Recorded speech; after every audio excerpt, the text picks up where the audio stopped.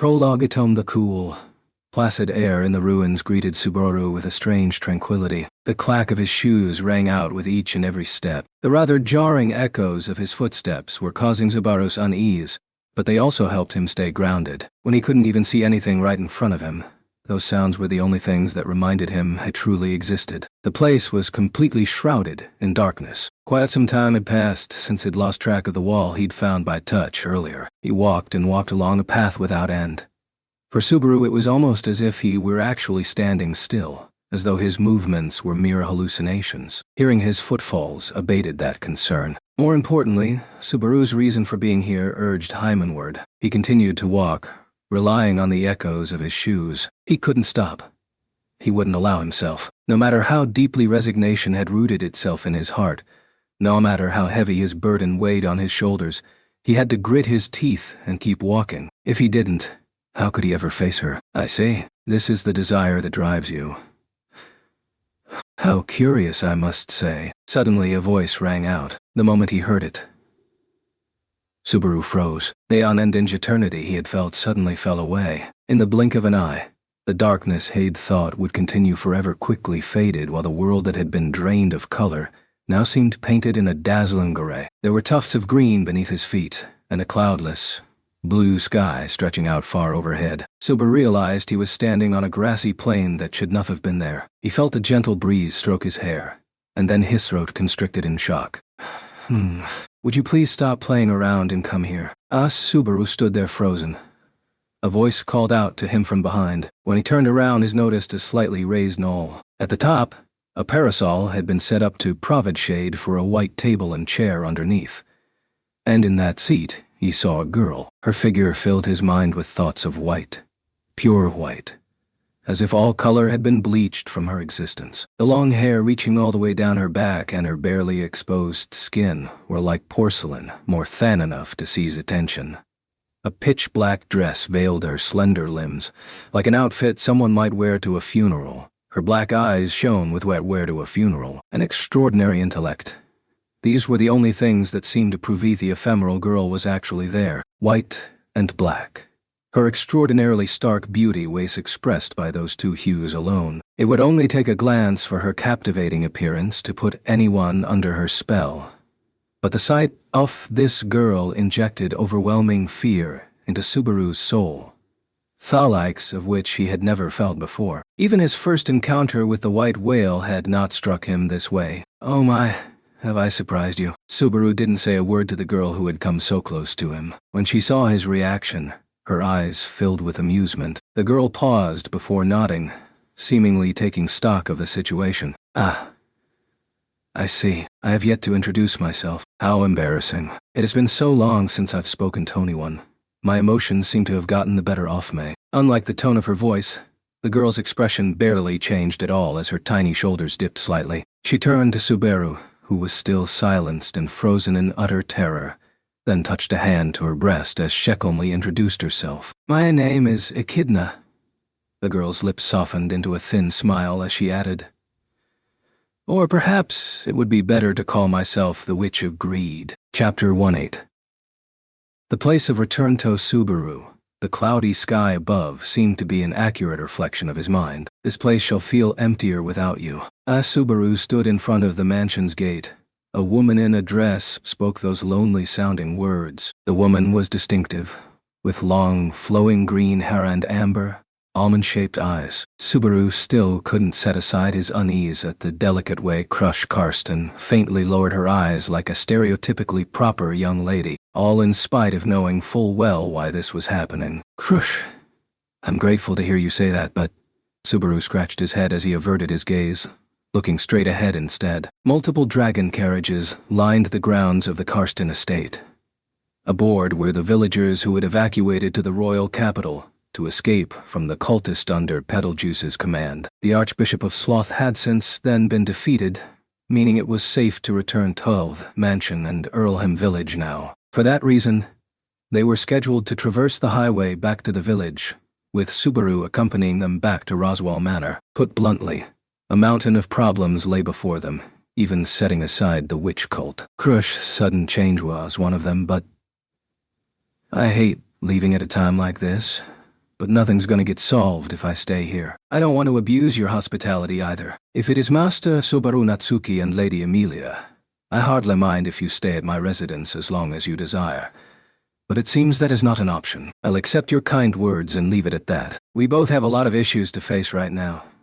Yeah, especially you, since there's that greedy merchant's crew to deal with. If you don't handle it well, they'll steal all the credit for the white whale and sloth right out from under you. Shaking his head at Crush's request, Subaru urged her to be wary of Anastasia's followers. It would be most accurate to call the victory over the white whale and the Archbishop of Sloth a joint operation be the forces of 3 royal candidates. However, at the moment, Anastasia was the only one to have emerged as a clear victor. The Crush faction had established supremacy over enemies who had gone undefeated for over 4 centuries.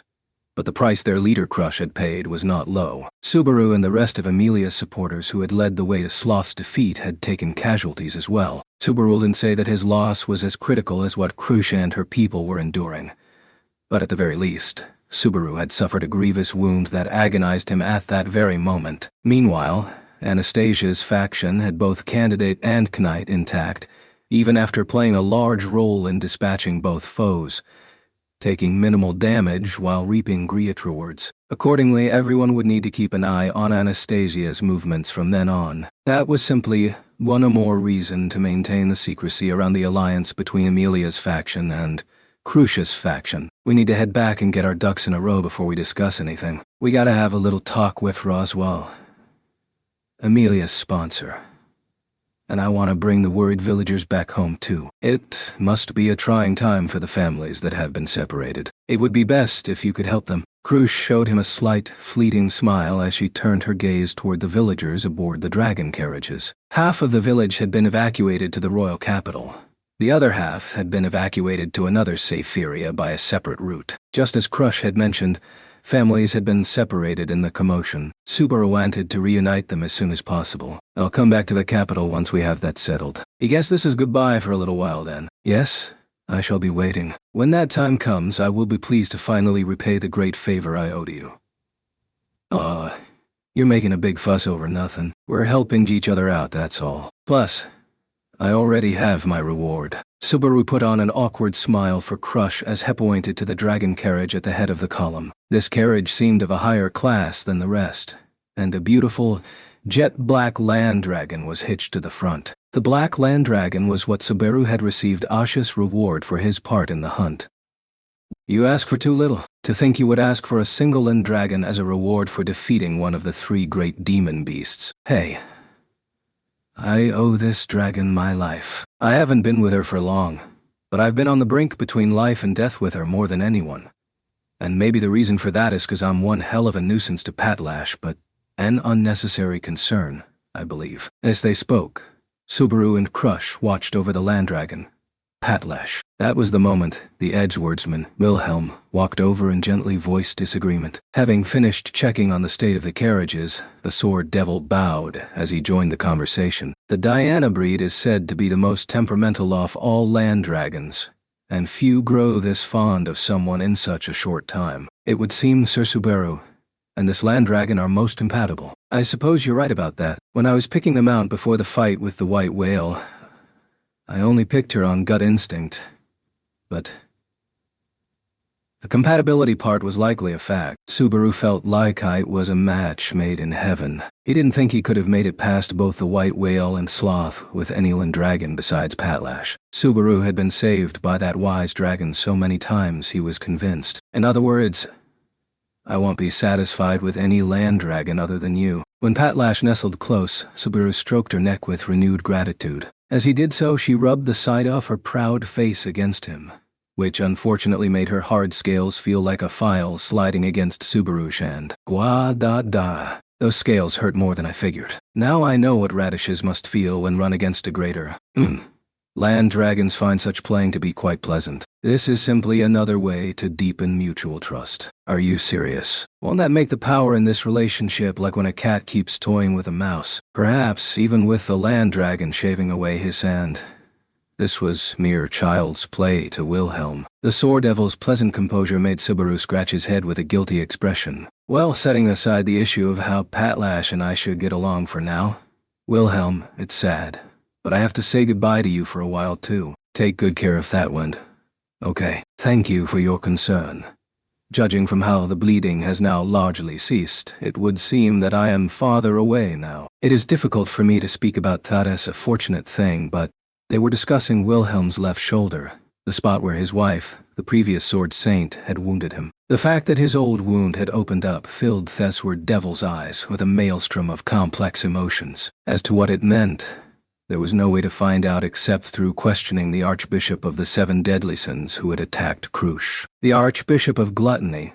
If something other than the white whale had been responsible for the death of Thesward Devil's wife, that Archbishop was the prime suspect. And considering the doctrine of the witch cult, Subaru and his friends were sure to clash with them again someday. The cultists were the true enemy of their alliance. They had to defeat the witch cult and take back what had been lost. Crush's memories and more. Subaru, I've secured Rem to the bed. Come see for yourself. His thoughts interrupted by the calling of his name. Subaru turned toward the speaker. It was Crush's Knight Ferris, his iconic flaxen-colored kitty ears visible as Helen out of a dragon carriage. Obeying his beckoning hand, Subaru walked over and peered into the interior. Upon examination, he realized that seats had been removed from within the wide carriage and replaced by a simple bed. A lone girl slept in it. Seeing her made Subaru's heart ache. Instead of her usual maid attire, the blue-haired girl's body was wrapped in a thin, watercolored blanket. She had been left unconscious by a slumber from which she would never awaken, her very existence forgotten by people around her. Rem isn't going to fall out the back or anything while we're moving on the road, right? I'm telling you that I made preventing that a priority already. Believe it or not, Fairy is a genuine healer, so I'm kind to all my patients. Though I'm not sure if calling Reem a patient is accurate. He gazed at the girl's face as she seemingly slept in peace, and Ferris' shoulders sank. Though his tone of voice was light-hearted, Ferris' face bore deep, unconcealable grief and disappointment with himself. Subaru wasn't the only one who resented being powerless. Here was another who felt great pain at not being able to do anything to help. Ferris still regretted his inability to protect his master when it mattered most. You're really returning to the mansion? Yeah. It's not like Rem's going to be cured by staying in a place like this. I didn't mean that to sound rude. It's okay, Subaru. I get it. You're just that terrible of Aberson, meow. Ferris forced a smile when Subaru tried to explain his poor choice of words. After that, his eyes immediately grew more serious as he thrust a finger at Subaru. More importantly, it's not just Rem who needs rest. You do, too, Subaru. I do, yes. Did you forget why you came to the royal capital in the first place? This time, all the commotion with sloth that made you abuse your gait. Does your body feel sluggish at all? No, not especially, but when Ferris posed the question, Subaru stretched his neck and shoulders as he replied that there were no apparent problems. His external wounds had already been treated, meaning his body felt fine. As for Ferris's concern about his gait, in the first place, I didn't rely on magic for day-to-day life, so I'm not really gonna miss it. Something only a non-magic user would say. Speaking for myself, I think using magic is a good thing, including for emergencies. Well, if you're not concerned about it, that's fine. Ferris sighed with a look of resignation at Subaru's indifference and his lack of a sense of danger. But I will say that nothing has changed. You must not abuse your gate by using magic. Mark my words. The poison inside the gate has been cleanly drawn out, but that doesn't mean it's healed. Let's see. You should rest your gate for 2 months. 2 months, huh? Pretty low hurdle for a human being who's lived for 17 years of his life without any magic. That was when Subaru remembered that technically not even 2 months had passed since he'd been summoned to this new world. Though he'd personally experienced something like 4 months' worth of time, chronologically speaking, it was right around 2. When he reflected on all that had happened during those months, he wasn't sure whether 2 months of rest was a low hurdle or a high one. Well, there's no way incidents like that will just keep on happening. Wait, was that an event flag just now? Unfortunately, healing the inside of your head is outside of Fairy's specialization, meow. While Ferris was verbally laying into him, Subaru shuddered. His physical reaction made Subaru realize that they needed to bring the chit-chat to an end. He reached out a hand toward Ferris. Meow. Deep. You have been a big help. I don't think I've ever addressed that properly. You healed my wounds, and my gait. But more than that, I never would have made it past the white whale and sloth without you. Thanks for too. You probably didn't mean that in a mean or sarcastic way, but that's what it sounds like, Meow. The moment I said it, I thought it totally came off that way too. But he genuinely felt grateful. Certainly, Subaru had his differences with Ferris, and each had posed an existential threat to the other at some points. But when Subaru added it all up, his gratitude to Ferris far outweighed any hard feelings. For a while, Ferris remained silent, looking down at the hand Subaru had offered. Then, your fingers are thin, your hands super small. Guess he can't say, oh, your fingers are the only manly thing about you. Fairy is adorable. So why would you be hung up on something like that? After a moment's hesitation, they shared a handshake that left Subaru surprised by the feel of Ferris's hand, while Ferris wore a suspiciously charming smile. It was adorable. When you added in his slender limbs and light skin, Ferris seemed like the ideal beautiful maiden. But you're still a guy, damn it. Hey, it's Lady Crush who wanted Fairy to wear this. She said the outfit suits me and makes me shine the brightest. Besides, it reflects my entire body and spirit. But that's, Subaru had been about to say, not something this Crush knows, but he stopped himself midway. Ferris knew that without Subaru's having to say it, it wasn't something for which mere words sufficed. Subaru flapping his lips and acting as if he understood would only upset Ferris. Regardless of what happens with the royal selection, I will protect Lady Crush no matter what. The unexpected cold words that rang in Subaru's ears drove him into silence. It was a quiet whisper, echoing emotions that had frozen over. Even though he had been talking with Ferris right up until that very moment, it took a moment for Subaru to fully realize who had spoken those words. Ferris's head was lowered.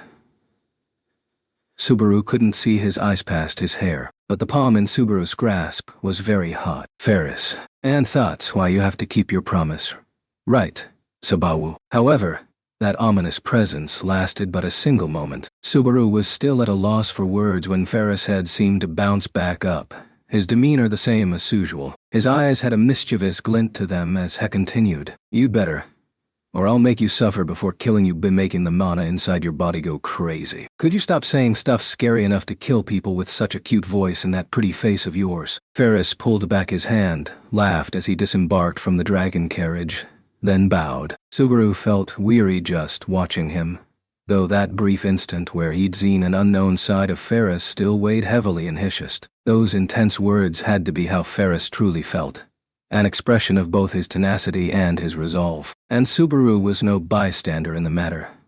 That was what both believed. Ah, Subaru, is Rem's bed all ready? It was just after Ferris hopped out of the dragon carriage that Amelia appeared at the front gate. When the dragon carriages were ready to depart, Amelia came over. Her silver hair was bundled into a triple braid. Does everything seem fine? Will it hold up until we make it back to the mansion? No problemo. To are you and Patlash and I are pumped up and ready for some stunt driving. I'll pop a wheelie. I don't really understand why, but I have a really bad feeling about this wheelie, so I forbid it. That's too bad. And I was planning to use summer sky driving to set Amelia Tan's heart aflutter with the suspension bridge effect. Replying with typical jokes like he usually would, Subaru gave the dragon carriage a tap to knock on wood. His reply made Amelia's violet eyes slightly worried, but she didn't say anything. Yep.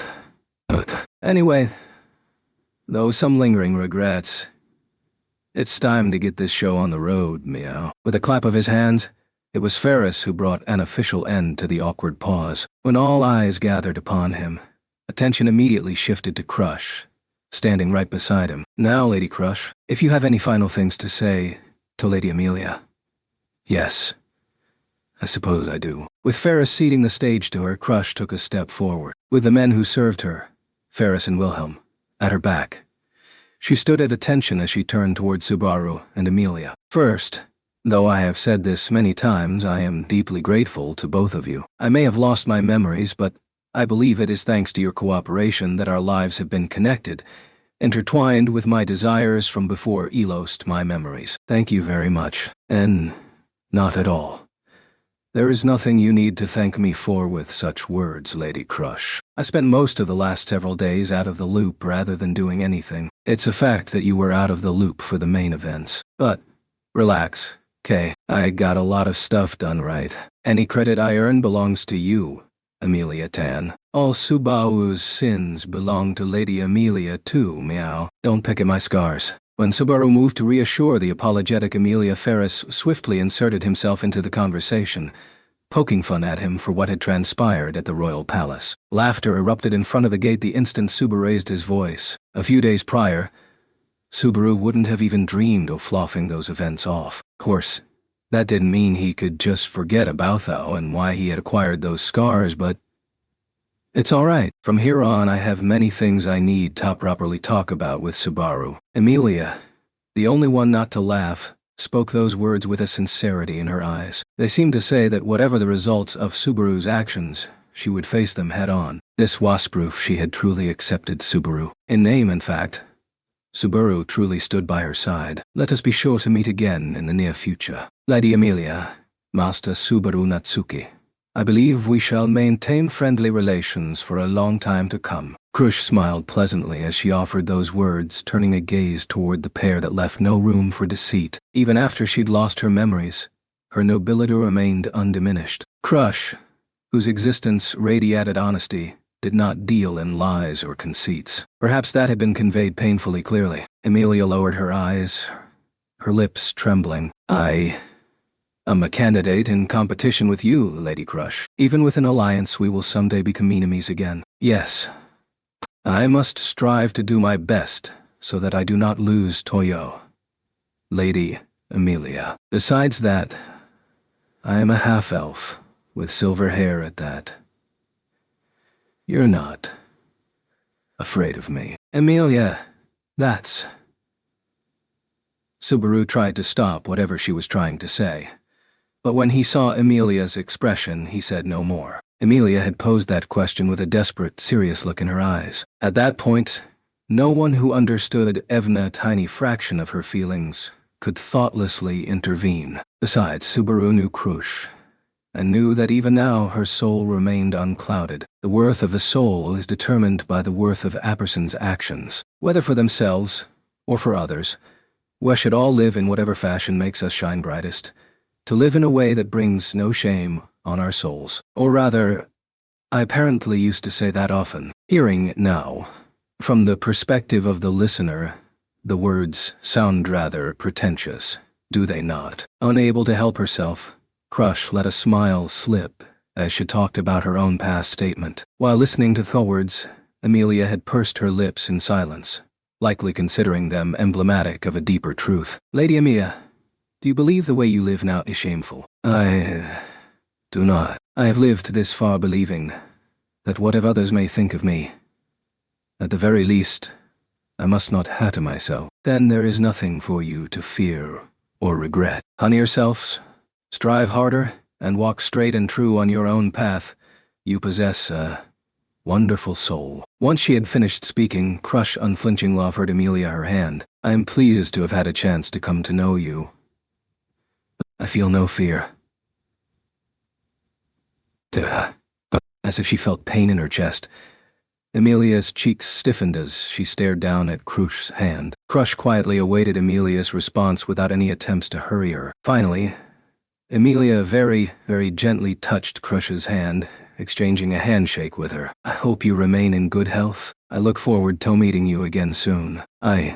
No, I do as well. Most likely, I will be able to stand firm before you when that time comes, Lady Crush. Until then, please be well. The two royal candidates swore to do their best, exchanging promises to meet again. As he watched them share those oaths off to the side, Subaru's chest was filled with a sense of accomplishment. Subaru had suffered, struggled, and endured much agony. This was the moment they had finally gained something tangible for it. He hadn't been able to manage a perfect finish, but I don't want to regret anything I've done, or forget what I've accomplished, and make you feel like it's somehow your fault. Subaru glanced back at the dragon carriage before he closed his eyes, imagining the sleeping M. This was a place for celebration. He couldn't use Rema-san excuse to feel sorry for himself. She wouldn't want something like that, either.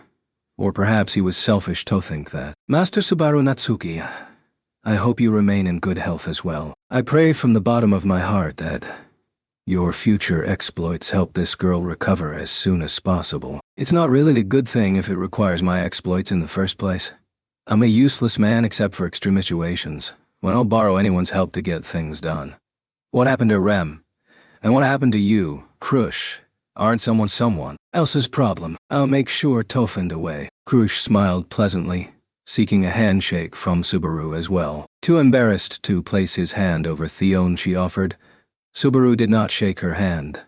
Instead, he briefly met her palm with his. A small, dry sound rang out, and with that, the touch between Subaru and Krush was over. Let us certainly meet again. These words spoken, Lady Krush and retainers bowed, seeing Subaru and company off on their way. A delicate, stifling atmosphere filled the dragon carriage on its way back to the mansion. Krush had added the large dragon carriage to Patlash as part of his reward from her. Wide enough to seat 10 passengers, it was total overkill, with plenty of room to spare. At present, the only occupants were Subaru, Emilia, Andrim, who slept on the simple bed, with Subaru sitting beside the sleeping princess and Emilia sitting a short distance removed in silent consideration for the unconscious AM. A rather awkward air had spread throughout the carriage. Feels like it was a mistake to put the brats on a different carriage, huh? The village children who had ridden in the dragon carriage with them on their way to the capital were in a different one for the return trip. He'd arranged it out of consideration for the villagers, thinking they wouldn't want to hear talk related to the royal selection, but this had backfired on him. There certainly was a lot they needed to talk about. Buddha Trigger was nary to be, by any chance, is the absence of a topic put Ingio in a bind. This oppressive silence, this heavy atmosphere, I simply cannot bear it. Why are you butting in all of a sudden? Wait, you were here. I was indeed. Of course, I have been here the whole while. In the first place, how do you think I ended up cooperating with you and getting abused by the witch cult, Mr. Natsuki? A personal hobby of yours. Not even a cat has enough lives for that kind of hobby. Peering in through the intervening window from the driver's seat and letting a grandiose amount of spittle fly was a young man, the merchant Otto Suan, who had cooperated in the final battle against the witch cult. Subaru smiled mischievously at Otto, who'd volunteered to accompany them as their coachman for the return trip. I'm kidding. Your objective is to talk with Roswell and have him buy up all your cargo. I didn't forget. I'm truly counting on you. Truly, my very life depends on it. Otto was all worked up for a big showdown, but Subaru could see no future for him save Roswell leading Heim around by the nose. Having been aided by him, Subaru wanted to lend a hand, but I can't speak for the man himself. But your odds are pretty slim. I can hear you, you know. You meant to hide it, didn't you? When Otto, eyes bulging, overheard Subaru speaking to himself, Subaru's shoulders sank. When she witnessed this exchange between the pair, Emilia's big eyes went wide. As she spoke, I'm so surprised. Somehow, you two really get along with each other. I don't get along with him at all. He's just someone who saved my life. That's all. You can't deny it, so don't explain it away. When Otto had been captured by the witch cult and was on the verge of becoming a human sacrifice, Subaru was the main person behind his rescue. Strictly speaking, it was the Iron Fangs who had saved Otto's life, but that was something of a tangent. Either way, thanks to Otto, the awkward atmosphere inside the carriage had greatly abated, and while I thank you for the current mood, it is time to bid you farewell for a while. Hey, wait you keep treating me like a pest at the drop of a hat. Subaru closed the shutter, cutting off Otto mid-shout. With, well, that job's done on his face, Subaru looked back. Emilia wore a surprised look as their eyes met, and then, oh, ha ha ha. Unable to take any more, the two abruptly broke up in laughter. For a while thereafter, the pair's laughing voices echoed inside the dragon carriage. When their laughter finally died down, Subaru said, reading the awkward atmosphere and keeping quiet, "That's really not like me."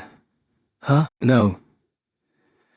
It really isn't like you, Subaru. The Subaru I know is more A boy always full of energy and doing reckless things, stirring up trouble with almost no regard for my feelings at all. I feel like that translates to a braggart who can't read the mood to save his life. In point of fact, this was without doubt an assessment heckled, not refute. Laughing awkwardly as he scratched his face, Subaru slowly sat down beside Amelia. She narrowed her eyes toward him. Subaru, you sit next to me.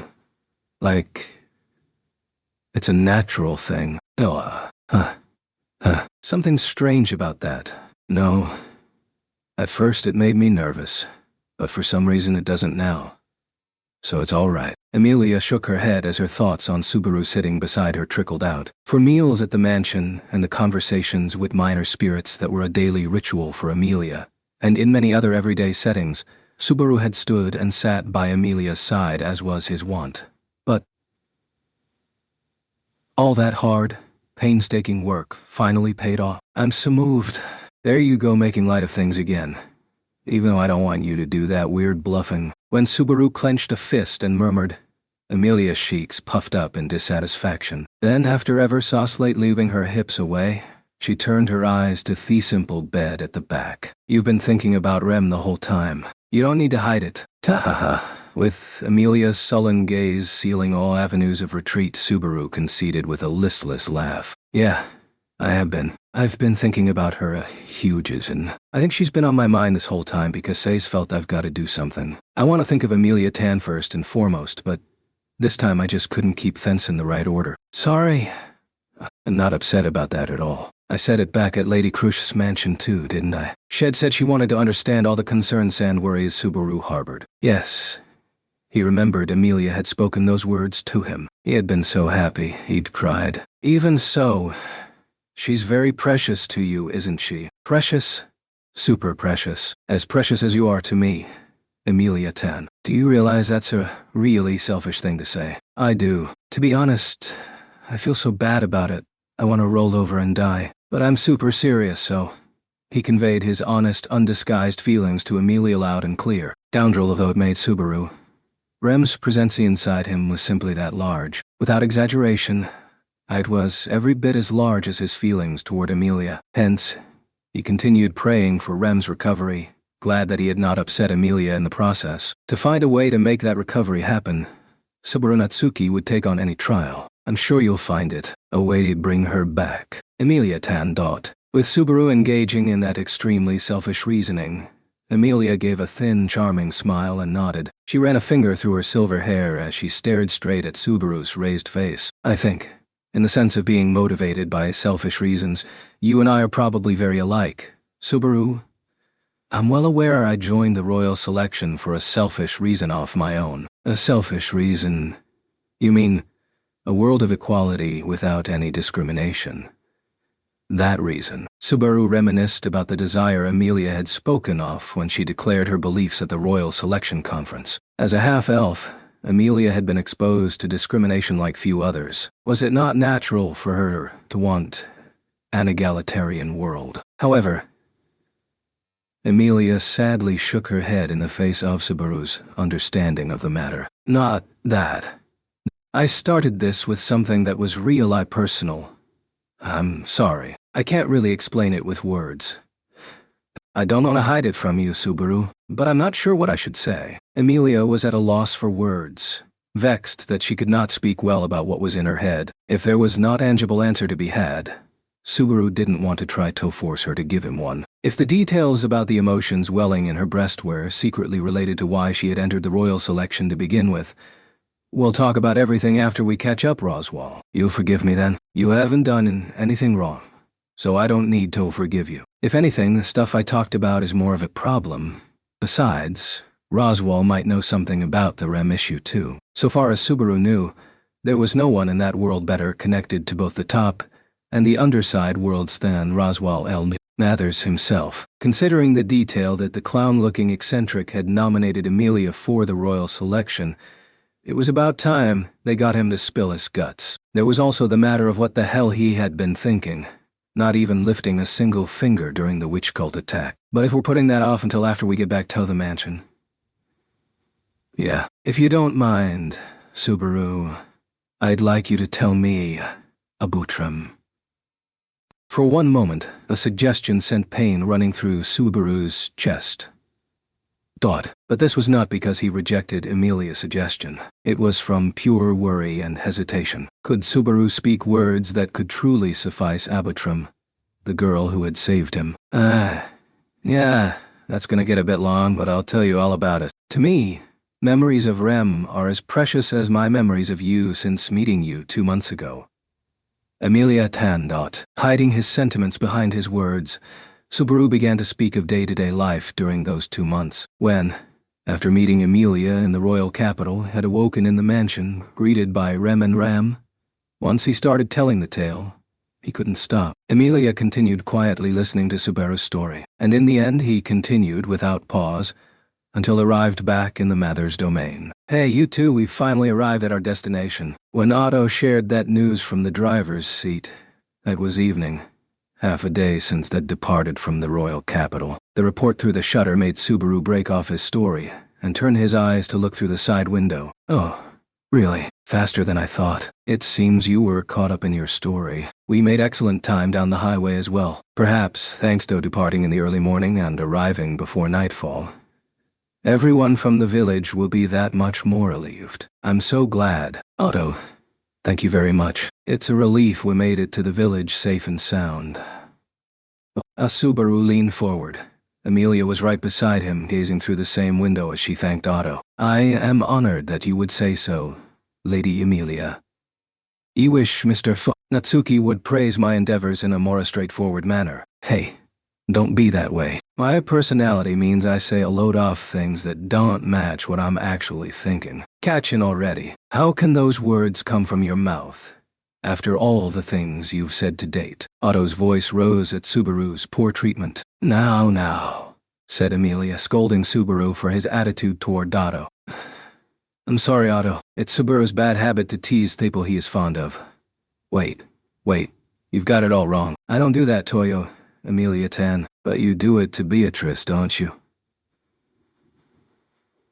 Considering how much of a lowlie that girl is, that statement's all kinds of wrong. In terms of experiencing Subaru's teasing, Beatrice and Otto certainly had something in common, but how he felt about either of them wasn't related in any way to his beingness. It was simply an issue of the company he kept. Mr. Natsuki, Lady Emilia. What? Right now I'm busy clearing up Emilia Tan's grievous misunderstanding.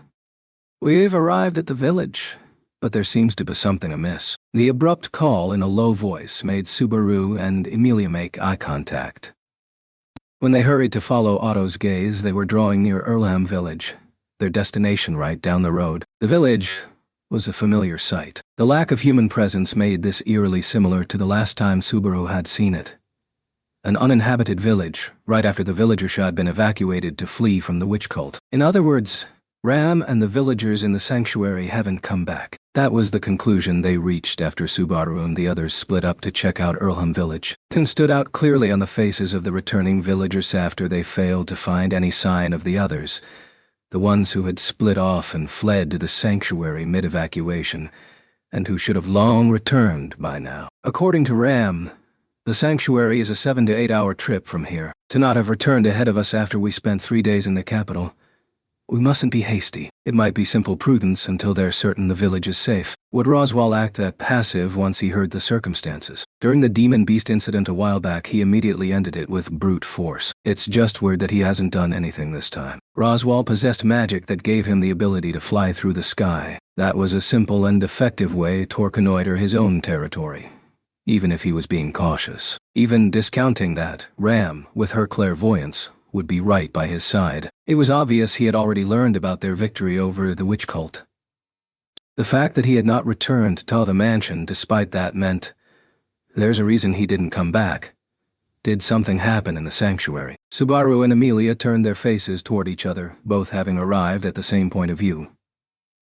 The pair's concerns were shared by the remaining people of Earlham village. They had hoped to be reunited with the family members who had returned to the village ahead of them. Considering the villagers' mental state, they all had to find out what had happened as quickly as possible. They had to, but... So, Emilia Tan, do you know where the sanctuary is? Subaru, don't you know where it is? Amelia's surprise at Subaru's question raised a fundamental issue. It was simple and large. They didn't actually know where this sanctuary was actually located. It's kind of late to be asking this, but this sanctuary, what sort of place is it? I don't know. Roswell said it was kind of like a secret out. Besides. No. It's nothing. Sorry. I wish I'd asked him more properly at the time. When Amelia made that rather awkward-sounding apology, Subaru shook his head and reflected on his own sins. However much in a hurry they'd been to evacuate the villagers, it was Subaru's fault 1,000 times over for being careless. Worst case, they'd probably find some sort of clue about the location of the sanctuary inside the mansion, but for that, too, we'd better go to the mansion for now. I want to put Rem where she can have proper rest. Otto, you don't have a place to stay, do you? Come with us. T to the Marquis mansion. I would be more at ease sleeping in the dragon carriage. Oh, shut up and play along. Sorry, everyone. Just wait a little longer. Squishing Otto's tearful words flat, Subaru called out to the people of the village. His appeal to them could not wipe away all their anxiety, but they sent spirited voices back Subaru's way nonetheless. With the villagers watching them go, they had the dragon carriage gallop once more. And 10 minutes later, they saw Roswell Manor in all its familiar splendor. It is even larger than it appears to be when seen from afar. I feel even more out of place. Don't chicken out after coming this far. Even if you do, you'll never make it all the way back home. With Otto struck by the majesty of the mansion, Subaru offered those words of persuasion as they headed through the front gate onto the manor grounds. They proceeded to stop the dragon carriage outside the front door, inside which, in a sense, the mansion of old times awaited. It's supposed to be 3 days for me, same as Amelia Tan, but when Subaru looked up at the mansion, deeply moved, he murmured as he felt complex emotions in his chest. As a matter of fact, Subaru had returned last to the mansion 4 days prior, engaging in an elaborate act to get Amelia to flee. However, emotionally speaking, he didn't want to think of that as coming home. It was at this very instant that he felt he had finally returned. Well, that's what I think from the bottom of my heart, Mr. Natsuki. Setting aside whatever you may have thought, shall I put the dragon carriage in the stables? As for Miss Rem sleeping in the bed and back, I'll carry Rem. You don't need to do anything. Subaru closed his mouth, realizing he'd unconsciously let out a hard, barbed voice. Oh, who had no doubt his own suggestion had been a good one, appeared stern at the sharpness of Subaru's reply. Subaru couldn't help having an exaggerated reaction where EM was concerned, even though he knew that Otto and Amelia had shown plenty of consideration for her to that point on their journey. Sorry. Please put Patlash and the dragon carriage in back of the mansion. I'll get things ready on the inside. Understood. Think nothing of it, Mr. Natsuki. Otto accepted the apology, heading for the stable without any sign of offense. Subaru disembarked from the carriage with RM on his back, headed toward the mansion's front doorway along with Amelia. Come to think of it, I don't remember locking the door when we left. Could burglars get in? Not that. It's her job, but I don't think we need Tori with Beatrice here. I wonder if she'd come greet you at the door if we knock. Without touching on the exchange with Otto, Amelia voiced a very un-Amelia-like joke. It was rather difficult to picture that Beatrice greeting Subaru and Amelia at the door with a face full of joy, particularly considering the way she and Subaru had last parted. Even so, there was no harm in trying. Maybe she'll rush out to set eyes on Puck. It really would be odd of her, though. Half-jokingly, Amelia smiled as she made the door knocker resound. The sharp, hard sound reverberated inside the mansion. Naturally, there was neither master nor servant in the mansion to reply. Yes. Please, wait a moment. Subaru and Amelia were both dumbstruck by the reply that ought not to have existed. Then, before the pair could recover from being frozen stiff, the entry doors to the mansion slowly opened. Welcome back, Lady Amelia.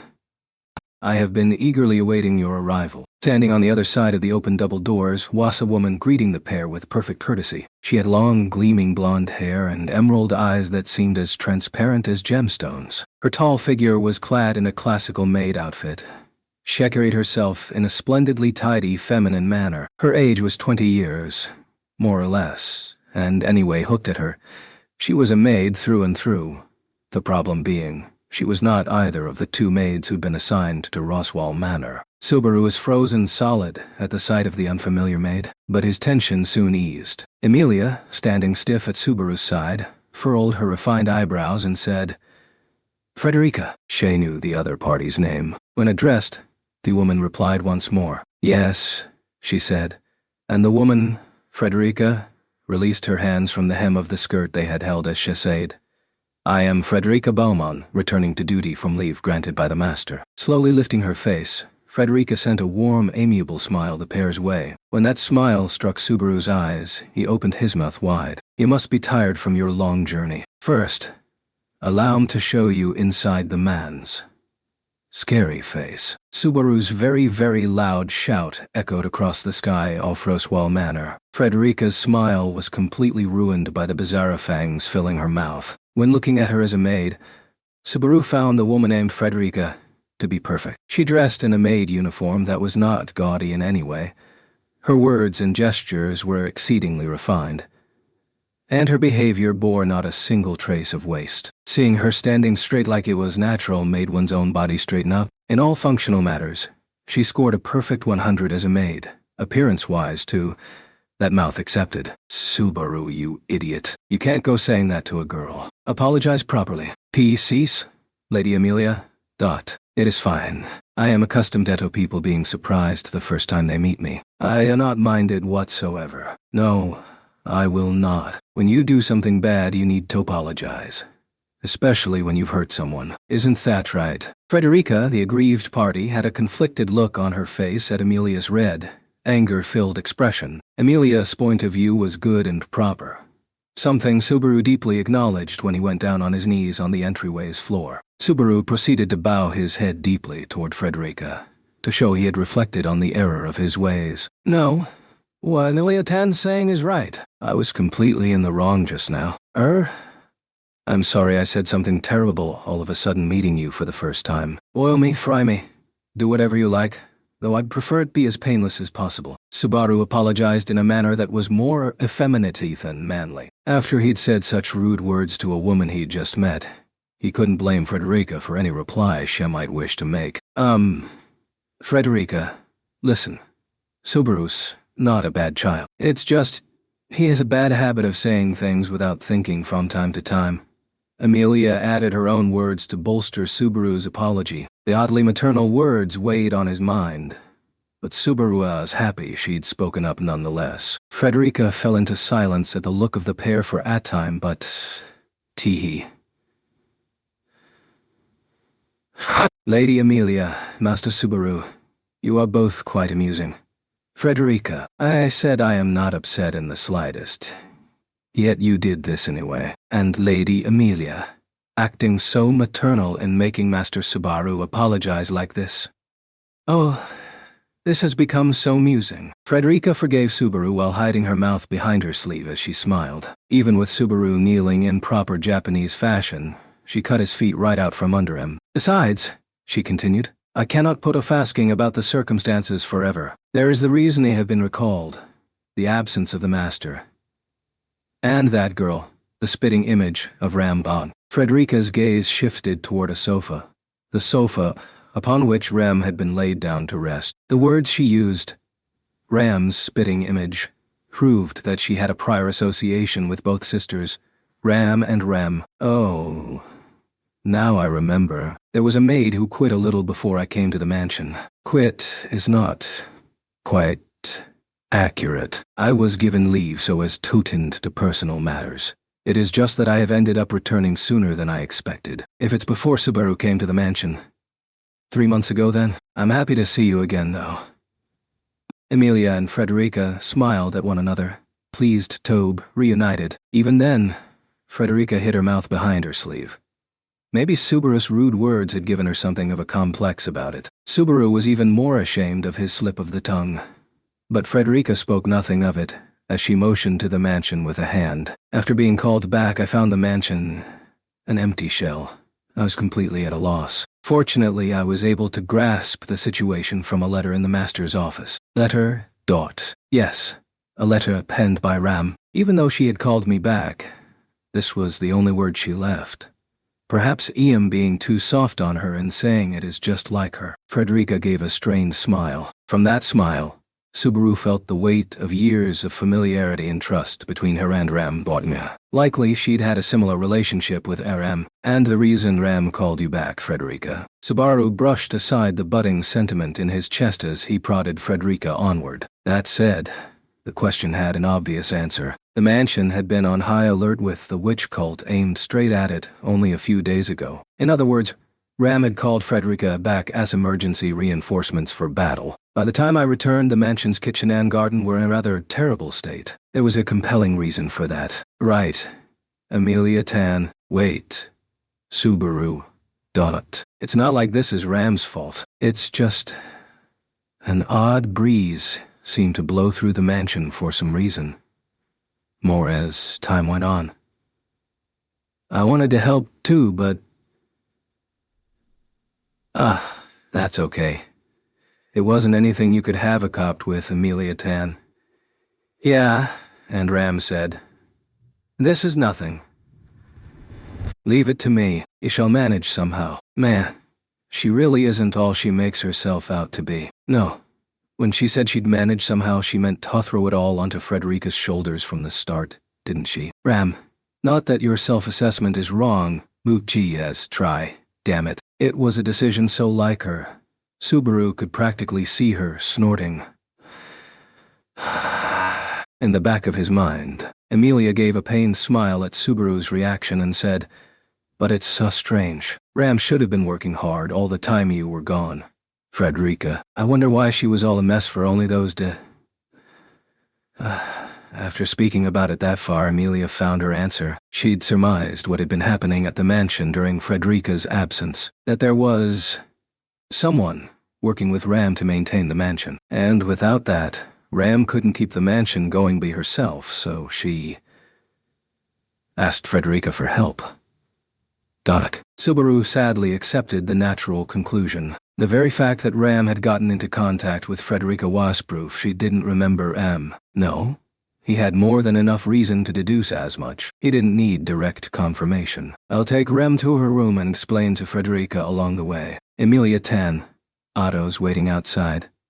Can I get you to go invite him in? Understood.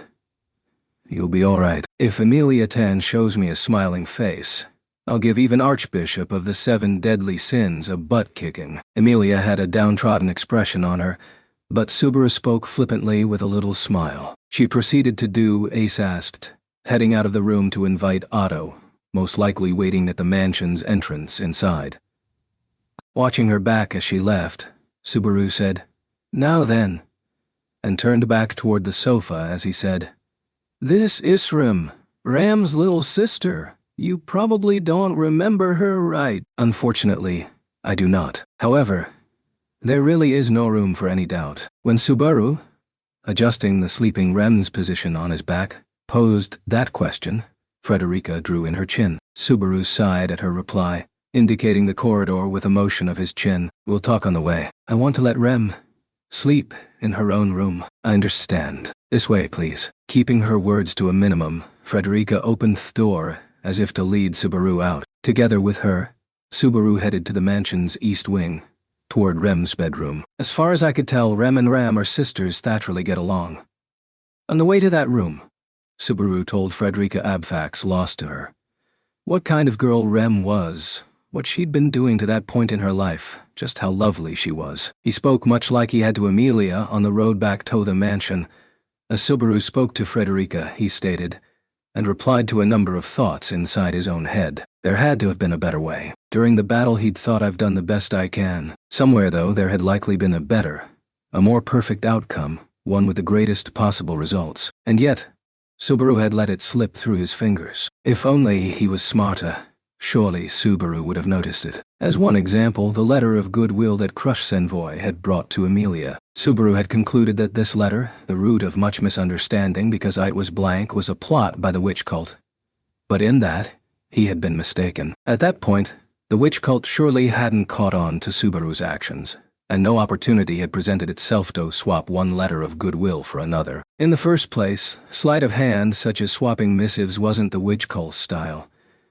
It favored more direct acts of violence, something Subaru knew better than anyone. In that case, there could only be a single truth behind the blank missive. The contents of the letter of goodwill were written by Rem. I'm the one who asked it to be sent, so if Crush handed it to the messenger, only the fact that it was handed over stayed the same, and only the contents were erased. That was the sloppy adjustment to the erasure of the memory of from the world. If only he'd noticed. If only he'd stopped to think more seriously about why the letter of goodwill was blank.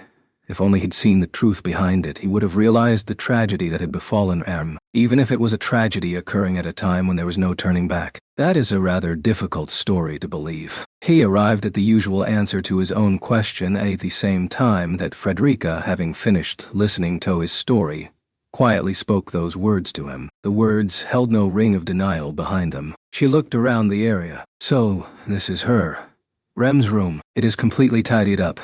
But when the two entered the room, Rem's bedroom, it looked like a guest room, with all personal possessions removed. It was the same sight Subaru had seen previously on the go-around, when he had returned powerless after the white whale had stolen Rem from him. That time, too, Rem's existence had been forgotten. Her bedroom had been just as clean and empty then as it had now become. Rem was probably dealing in her own way with the unnatural gap left by being erased. The faint hint of her breath and the warmth of her body were the only proof that she was alive.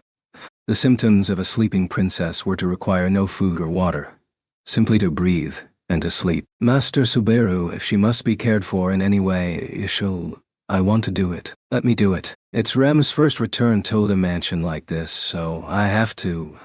No, I want to do it. Sorry to be so selfish. Subaru put on a brave face and tucked Rem in bed, determined to do whatever he could for her. Subaru's words made Frederica pull back the outstretched hand she had offered him, narrowing her eyes. No, it is not selfish in the least. If anything, it makes my chest get a little tighter. For someone with eyes like a murderer, you are very kind, aren't you? Hey, don't casually diss me like that.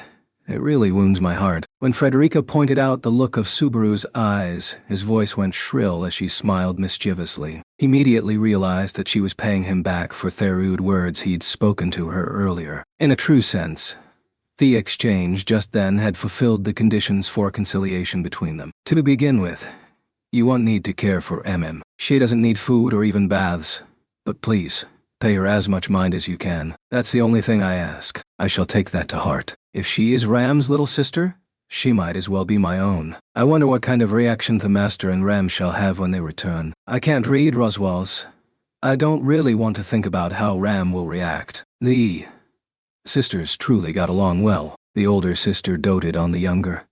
The younger revered the older. It was our relationship filled with love. He didn't want to see that scene fracture before his eyes, even if its fracturing was a fact from which there was ultimately no escape. I understand about the Master and Ram. As for their reason for their absence from the mansion, if it was the witch cult going on the move due to Lady Amelia's entry into the royal selection, it is the natural decision to make. Did you hear about the royal selection stuff before you stopped working? Lady Amelia came to the mansion about half a year ago. I was still here at the mansion at the time. My being given leave was related to it as well. While Subaru put things in order at Rem's bedside, Frederica continued preparing everything besides the bed. Subaru knit his brows, sensing that something was off about the conversation he was having with her. What do you mean by your stopping working and taking a leave of absence was related to the royal selection? My duty was essentially to tidy up the Master's personnel affairs for the royal selection. Personal affairs. It was clear that nominating Lady Amelia,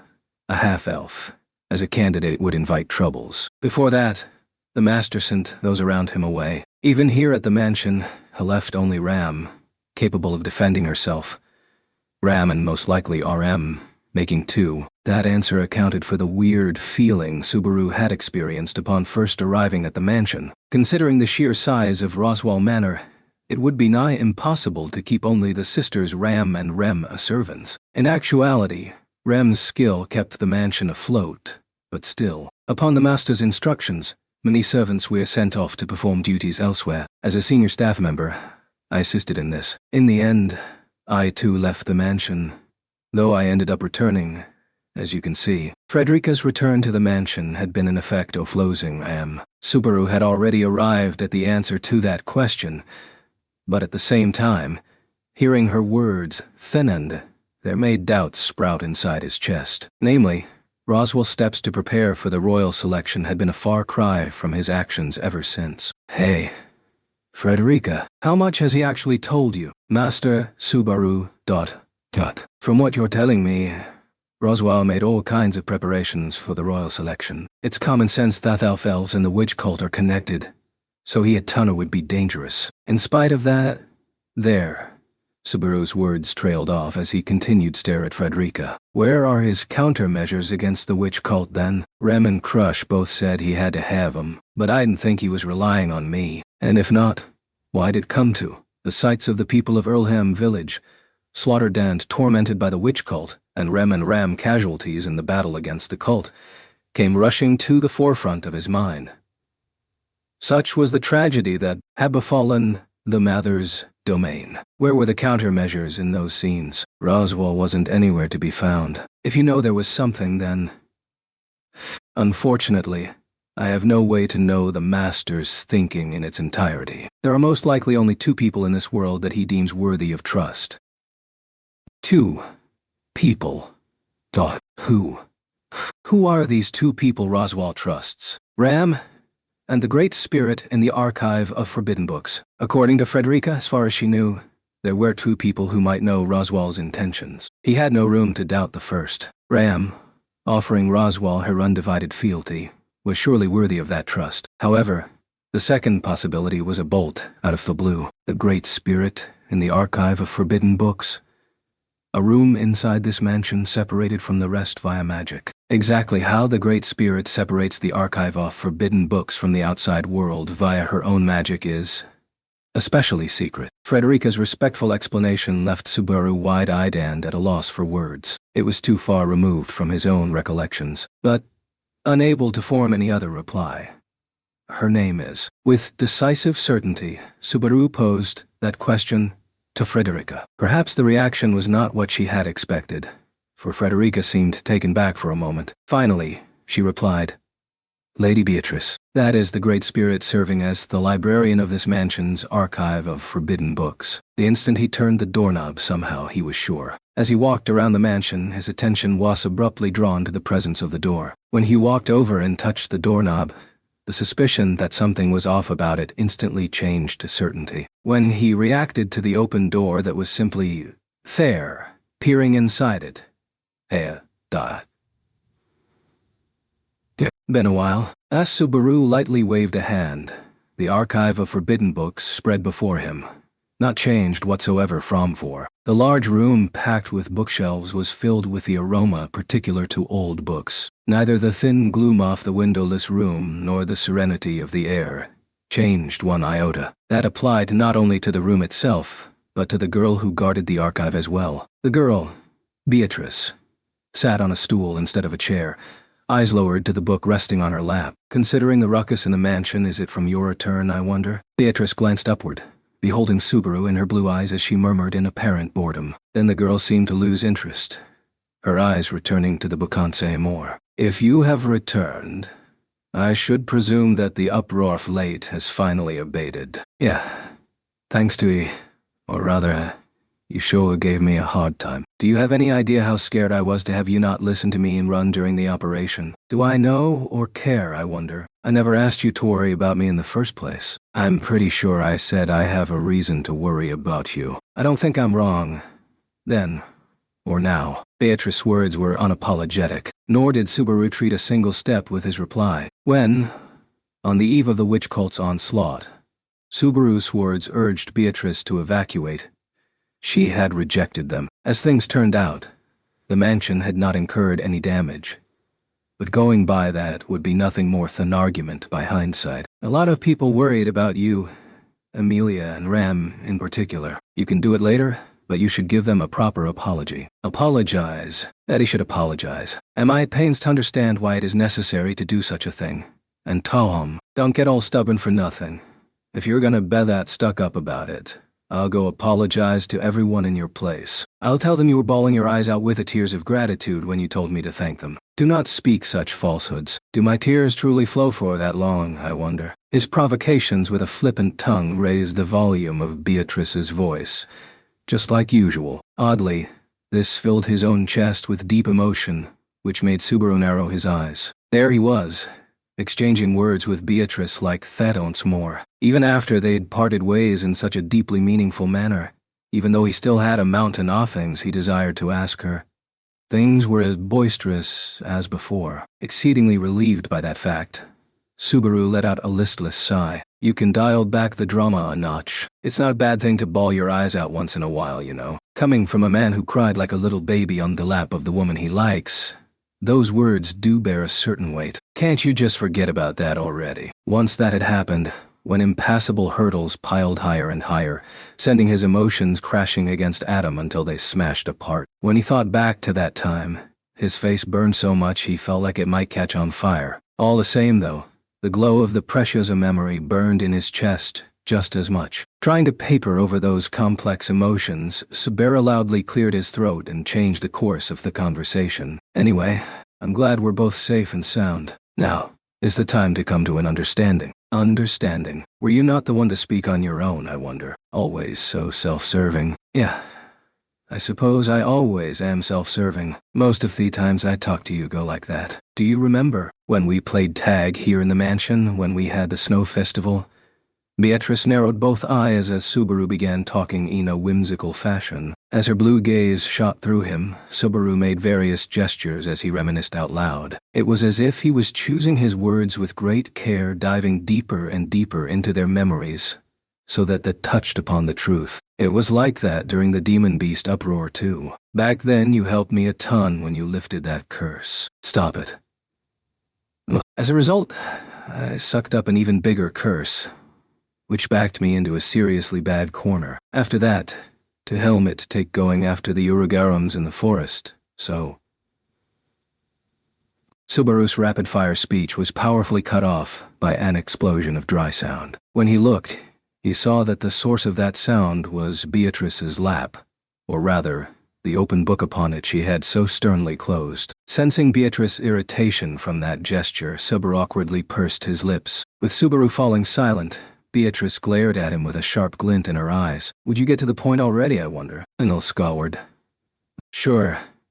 He couldn't summon a rebuke for the insult. That itself was proof the girl had judged him correctly. He'd used this trick and that to prolong the conversation, keeping it lukewarm while putting off the conclusion, for which Subaru could only blame his weak heart. He already had the words he ought to ask inside his chest. He required nothing more than the courage to put them on his tongue. He closed his eyes, took a deep breath, and took pains to listen to his beating heart. After that, he opened his mouth. How much do you and Roswell know about happened this time around? Upon receiving the question coming from Subaru's lips, Beatrice concealed her eyes under the edges of her long eyebrows. The resulting silence weighed heavily. When it felt very long, Subaru exhaled as if he were breathing hard. Beatrice, Shay, made no reply. Even as that fact burned him, Subaru realized his own hypocrisy. What exactly did he want Beatrice to say? Even within himself, no answer was forthcoming. Did he want her to be a mastermind with a grasp everything, an ignorant girl who knew nothing about it, someone who was neither of those things? Even he didn't know.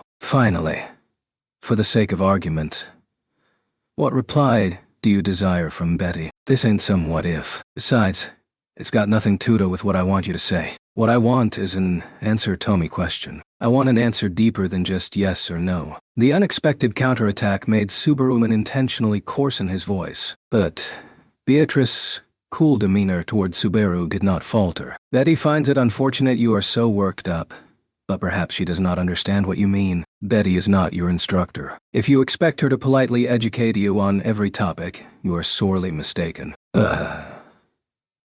Don't gloss this over. Someone told me that if I want to know what Roswell's thinking, I should ask you. Sorry, but seeing the attitude you're giving me, I agree. Who said such a... You saw the half-beast girl who recently returned. When Beatrice spoke the word half-beast, a word heckled not unhear, she made an adorable face as she clicked her tongue. The girl proceeded to close one eye, pointing a finger at Subaru. That girl's opinion might have some merit, I wonder. But though Betty and Roswell are certainly connected, thought this nothing to do with this latest affair. Might Betty know nothing of it at all, I wonder. But he left you in the mansion. Here, in this mansion, alone, without any plan to deal with it. He left Betty because she is at least capable of protecting herself. Is that unrelated to Roswell, I wonder? But Betty does not think that he did so without a single thought. Beatrice's reply made Subaru go over his memories once more. But when he thought back, he could not recall any countermeasures by Roswell whatsoever during the battle. Crush, Frederica, Beatrice. They all said there must be some, yet he couldn't find any. It's not just that you, me, and everyone thinks too much of Roswell. Everyone says a guy like that had to have a plan against the witch cult. Right, that's it. That instant, he remembered something as if the very heavens had spoken. In accordance with his revelation, Subaru rummaged through his pocket in great haste, presenting to Beatrice the other thing he wanted to ask her about. And that was, Beatrice, here, look at this, a black-bound book.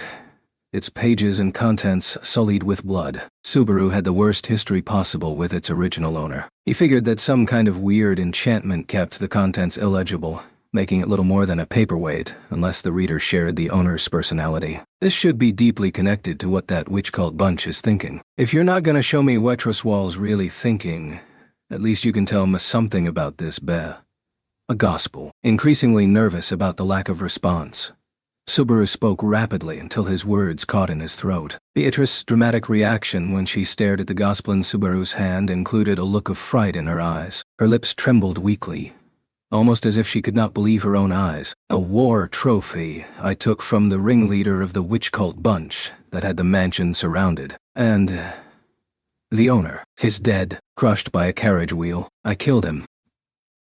When Beatrice posed that delicate question, Subaru spoke the truth firmly without averting his eyes. Strictly speaking, Betelgeuse Romane Conti had not been a person. He had been an evil spirit employing the bodies of others as hosts under his control. Accordingly, the cause of death Subaru gave might not have been precisely accurate, but it was Subaru who had dealt Betelgeuse the final blow, robbing him of life. Knowing in his soul that nothing short of that would defeat him, Subaru had calculatingly killed him. Betelgeuse Romane Conti was the first being Subaru had personally slain. Subaru wouldn't claim he'd never hesitated, or that he had no regrets about sullying his hands. He had not bluffed about it to anyone else because he couldn't lie to himself. The fact he had killed Betelgeuse and the fact he had been killed by Betelgeuse were engraved into his own heart, never to be forgotten. However, though Subaru had poured many thoughts into those brief words, Beatrice had given him no reaction. Still staring at the book in Subaru's hand, she seemed to whisper to it, instead of responding to his words. Cuse, have you also left Betty behind, I wonder? Who's that? No one at all. More importantly, if you killed him, what happened to the Archbishop of the Seven Deadly? Tosloth's witch factor. Witch factor. The words Beatrice mentioned meant it was Subaru's turn to show his incomprehension. He remembered having heard the term witch factor several times to date. However, the term had come from Betelgeuse's mouth each time. He'd never thought it would retain any meaning after the man's death. Subaru's bewilderment made Beatrice lower her face, confusion resting in her eyes once more. Hey, you can't just toss jargon onto a guy who doesn't understand the circumstances. What the heck is that witch factor stuff? Honestly, I have a feeling it's nothing good. You not know. Could you truly not? If that is so, for what purpose did you kill Sloth? Furthermore, what was Roswell doing? All I did was smother the embers someone tossed my way. As for Roswell, that bastard's in the sanctuary. What's he thinking? That's what I want to ask you, damn it. Subaru shouted, practically bellowing in impatience as they talked past each other. When his fierce emotion slammed into Beatrice, all emotion was instantly gone from her face. The resulting silence threw Subaru off. Her expression was shorn of ferocious anger and sadness, and perhaps confusion and everything else. The sight made Subaru's breath catch as if he were out of air. Beatrice gave a long, deep sigh. Are all the answers you seek in the sanctuary, I wonder? What? Roswell's scheme. The meaning of the gospel, even about the witch factor. If you desire answers to all these, go there. Will the half-beast girl show you the way, I wonder? Wait a sec. What's this all of a sudden? You were acting so high and mighty all that time. What made you decide to talk all of a sudden? Besides, even without going to the sanctuary, you could... Betty shall not speak of it. Betty has a right not to speak of it. The obstinate answer silenced Subaru. He remembered her adopting a stance of rejection like this previously. It was the exact same rejection she'd given him when she shook off the hand he offered when he wanted to lead her out of the mansion to safety. In other words, the result was exactly the same. Thought, you're planning to push me away again. Again, just like before. From behind, in the direction of the door to the archive, he felt a supernatural force twist the air to create wind pressure. The distortion became a wind that took Subaru into its grip, dragging his body toward the portal to shove him outside. It was an exceedingly compelling use of the magic power known as passage. The path to your answers has been made clear. Will Betty stop indulging you any further, I wonder? Your high-handed arrogance is truly irritating. Beatrice, he shouted, stretching out his hand. But, with rejection in her gaze and posture,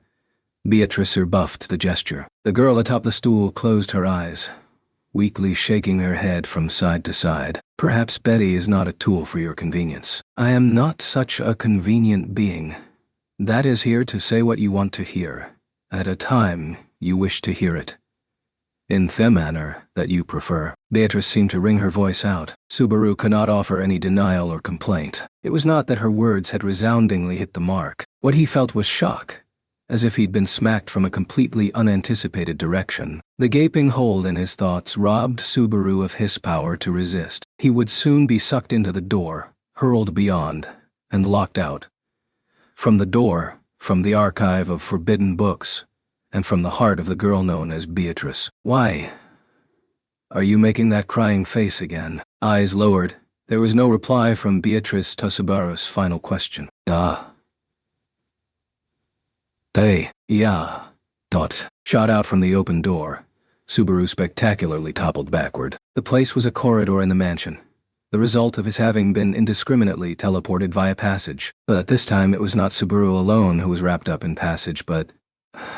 Mr. Natsuki, how did you come out of the washroom I just left? And how long do you intend to sit upon me? Could you please move? Otto pleaded with a pathetic expression on his face as he lay on the floor with Subaru's butt upon him. However, the only thing in Subaru's head that moment was the final instant with Beatrice. Why had she made such a sad face? Perhaps they'd answer too was, if I go to the sanctuary, will I find that out too? I do not know of what you speak, but I would truly like for you to move as soon as possible. When Subaru murmured thoughtfully, Otto raised his voice from below, bitter at Subaru's continuing to ignore him. But really, why did you tumble out of the washroom? Please do not tell me something frightening like there is a hidden door or a hidden passage connected to it. That's not it, you moron. It's a one-time miracle brought about by my wanting to do a two-man comedy routine with you. That's not an answer. Though for a reply that is not an answer, it is quite frightening. Having been reunited with Otto via passage, Subaru bit back his feelings of futility over the fruitless conversation with Beatrice, as he engaged in suitable conversation with Otto on their way to the guest room. Just as Beatrice had said, she had made his path to arrive at answers clear, though the forceful manner in which she had done so had only added to his worries and misgivings. Grim prospects, huh? What is with that sigh? Is that sigh suggestive of good fortune slipping from your grasp? Your prospects are just that grim. I'm sighing in your stead. Then it is my good fortune you have let slip. Could you not do such things behind my back? Unable to clear up the complexities inside his chest, Subaru's flippant tongue could still pull the wool over Otto's eyes just fine. At any rate, the pair arrived at the guest room over the course of such trivial conversation. Oh my. I see Master Subaru is with you. I shall immediately prepare tea. Frederica, who had thought Otto alone would bear returning, began pouring a fresh cup of tea when Shinada Subaru was with him. Subaru, making a sound with his nose at the warm aroma of the tea leaves, sat down beside Emilia on the sofa at the back of the room. He glanced sidelong toward her, just in time for their eyes to meet. Subaru, I see you were with Otto. You two really do get along. I keep having to say this, but you have it wrong. My relationship with him ends as soon as I fulfill my promise to buy up all his oil. So don't make anything more out of it. What You cannot remain forthright till the end. So you add an insult. What a futile performance. Otto was tired and dispirited at Subaru's averting his face and engaging in tsundere comedy. During that time, Emilia brought the tea that had been poured for her to her mouth, taking a sip and giving Subaru a little smile. Subaru, you must be really stubborn to act like this, Evan. Though you became friends with Julius after everything that happened. Boys should be stubborn.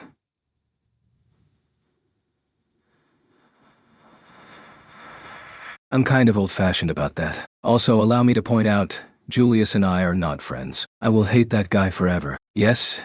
Yes. Subaru's lips tapered as a certain handsome young man arose in his mind's eye. But Emilia saw things differently. He grasped with a certain reluctance that the more he said about the matter, the deeper the misunderstanding became. Is it quaint to think that the more you argue, the closer you are? No one says quaint anymore.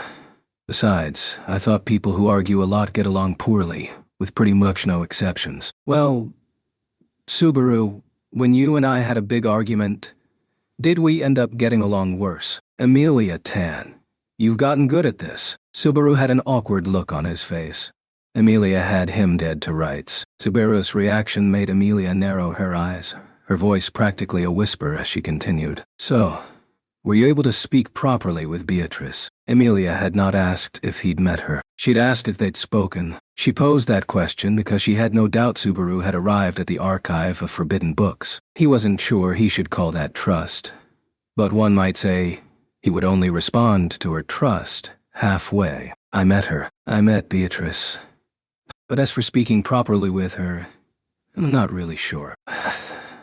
I see. But you were able to meet her, Subaru. In the time I've been at the mansion, Ram and I hadn't managed to go meet Beatrice even once. I'm just a little miffed at that. Emilia spoke it with the air of a pout, adorably sticking out her tongue. But the lack of strength in Subaru's voice had apparently conveyed something, because her violet eyes seemed hesitant about her continuing her words. In place of Emilia, a response came in the form of the faint sound of ceramics. So, you truly are able to enter Lady Beatrice's archive of forbidden books?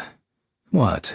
You doubted me. Subaru's shoulders sank as he acted just a little wounded at Frederica's deeply moved murmur. She shook her head. Considering the very few encounters I have had with Lady Beatrice during over 10 years of service under the Master, I could not but doubt. When you told me, I'm gonna go chit-chat with Biko for a bit, I'll be back soon, or the like, and rushed off, I had no way to confirm for myself. Can't really excuse myself for putting it that way, huh? To be honest, I thought it would take hours until you would be able to meet Lady Beatrice.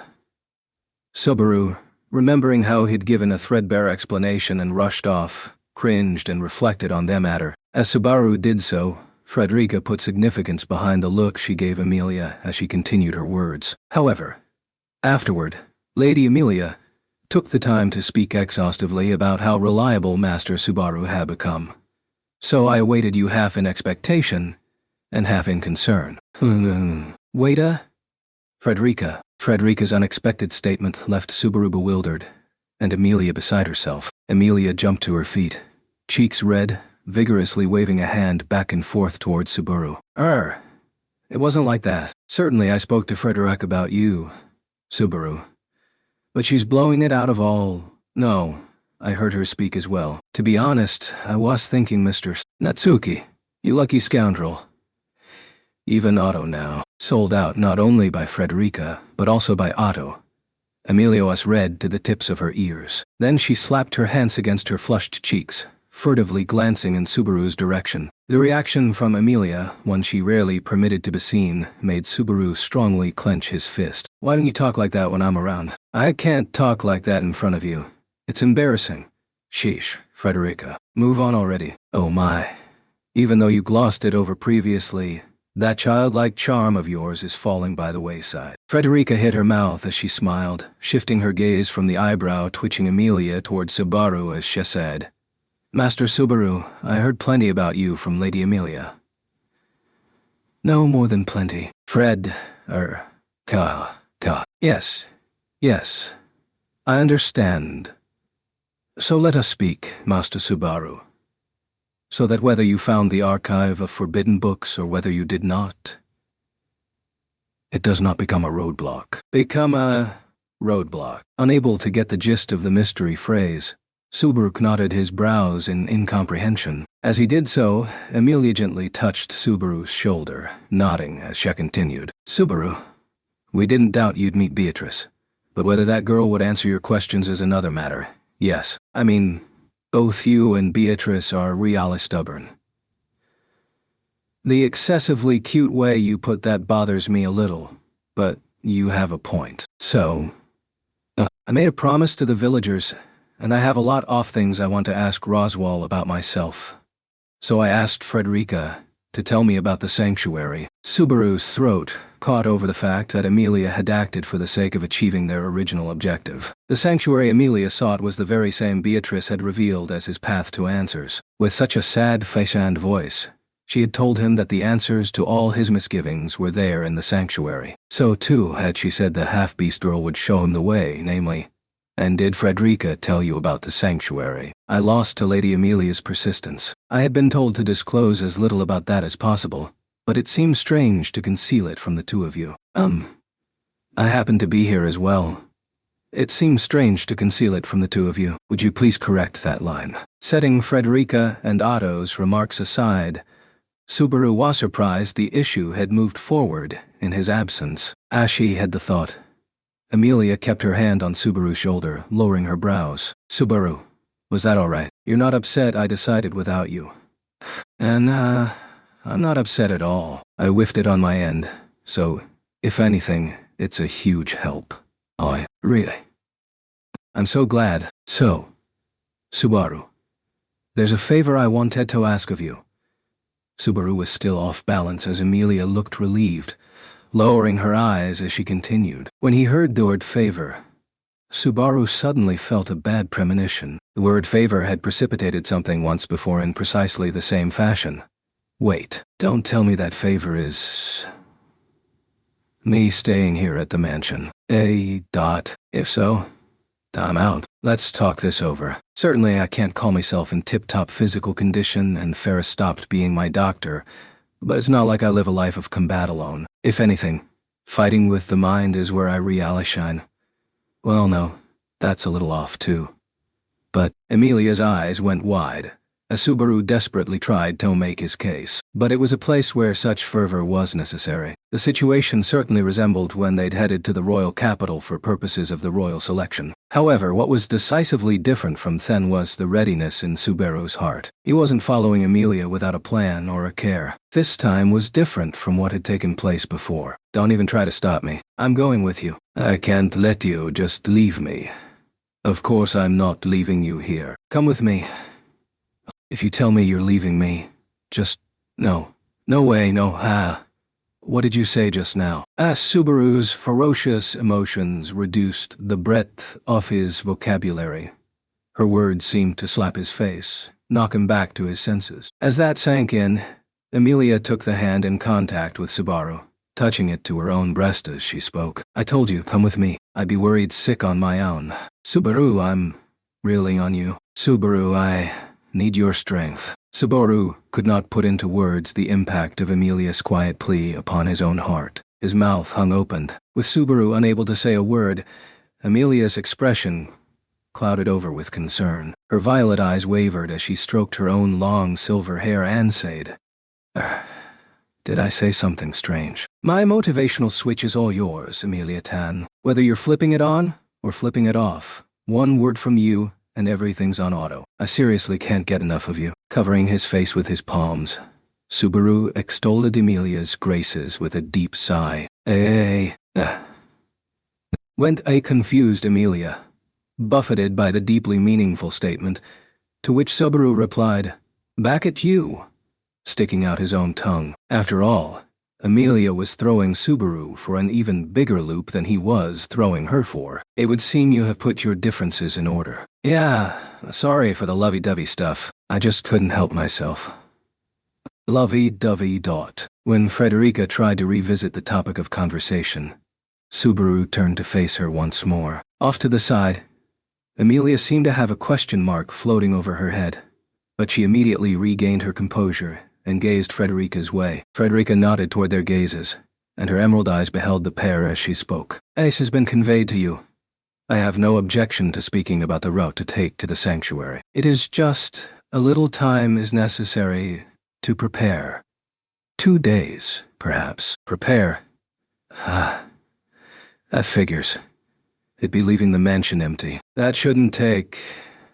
No, I shall be remaining here at the mansion. It is Lady Amelia and Master Subaru's duty to head toward the sanctuary. Managing the mansion is mine. Wait, you won't come with us? How were we supposed to get to the sanctuary, then? Subaru was taken aback, never having expected her Torfuse to go with them. Frederica's cooperation was limited to her telling them about the sanctuary, rather than actually leading them to it. Now he understood the source of Amelia's worry during the earlier exchange.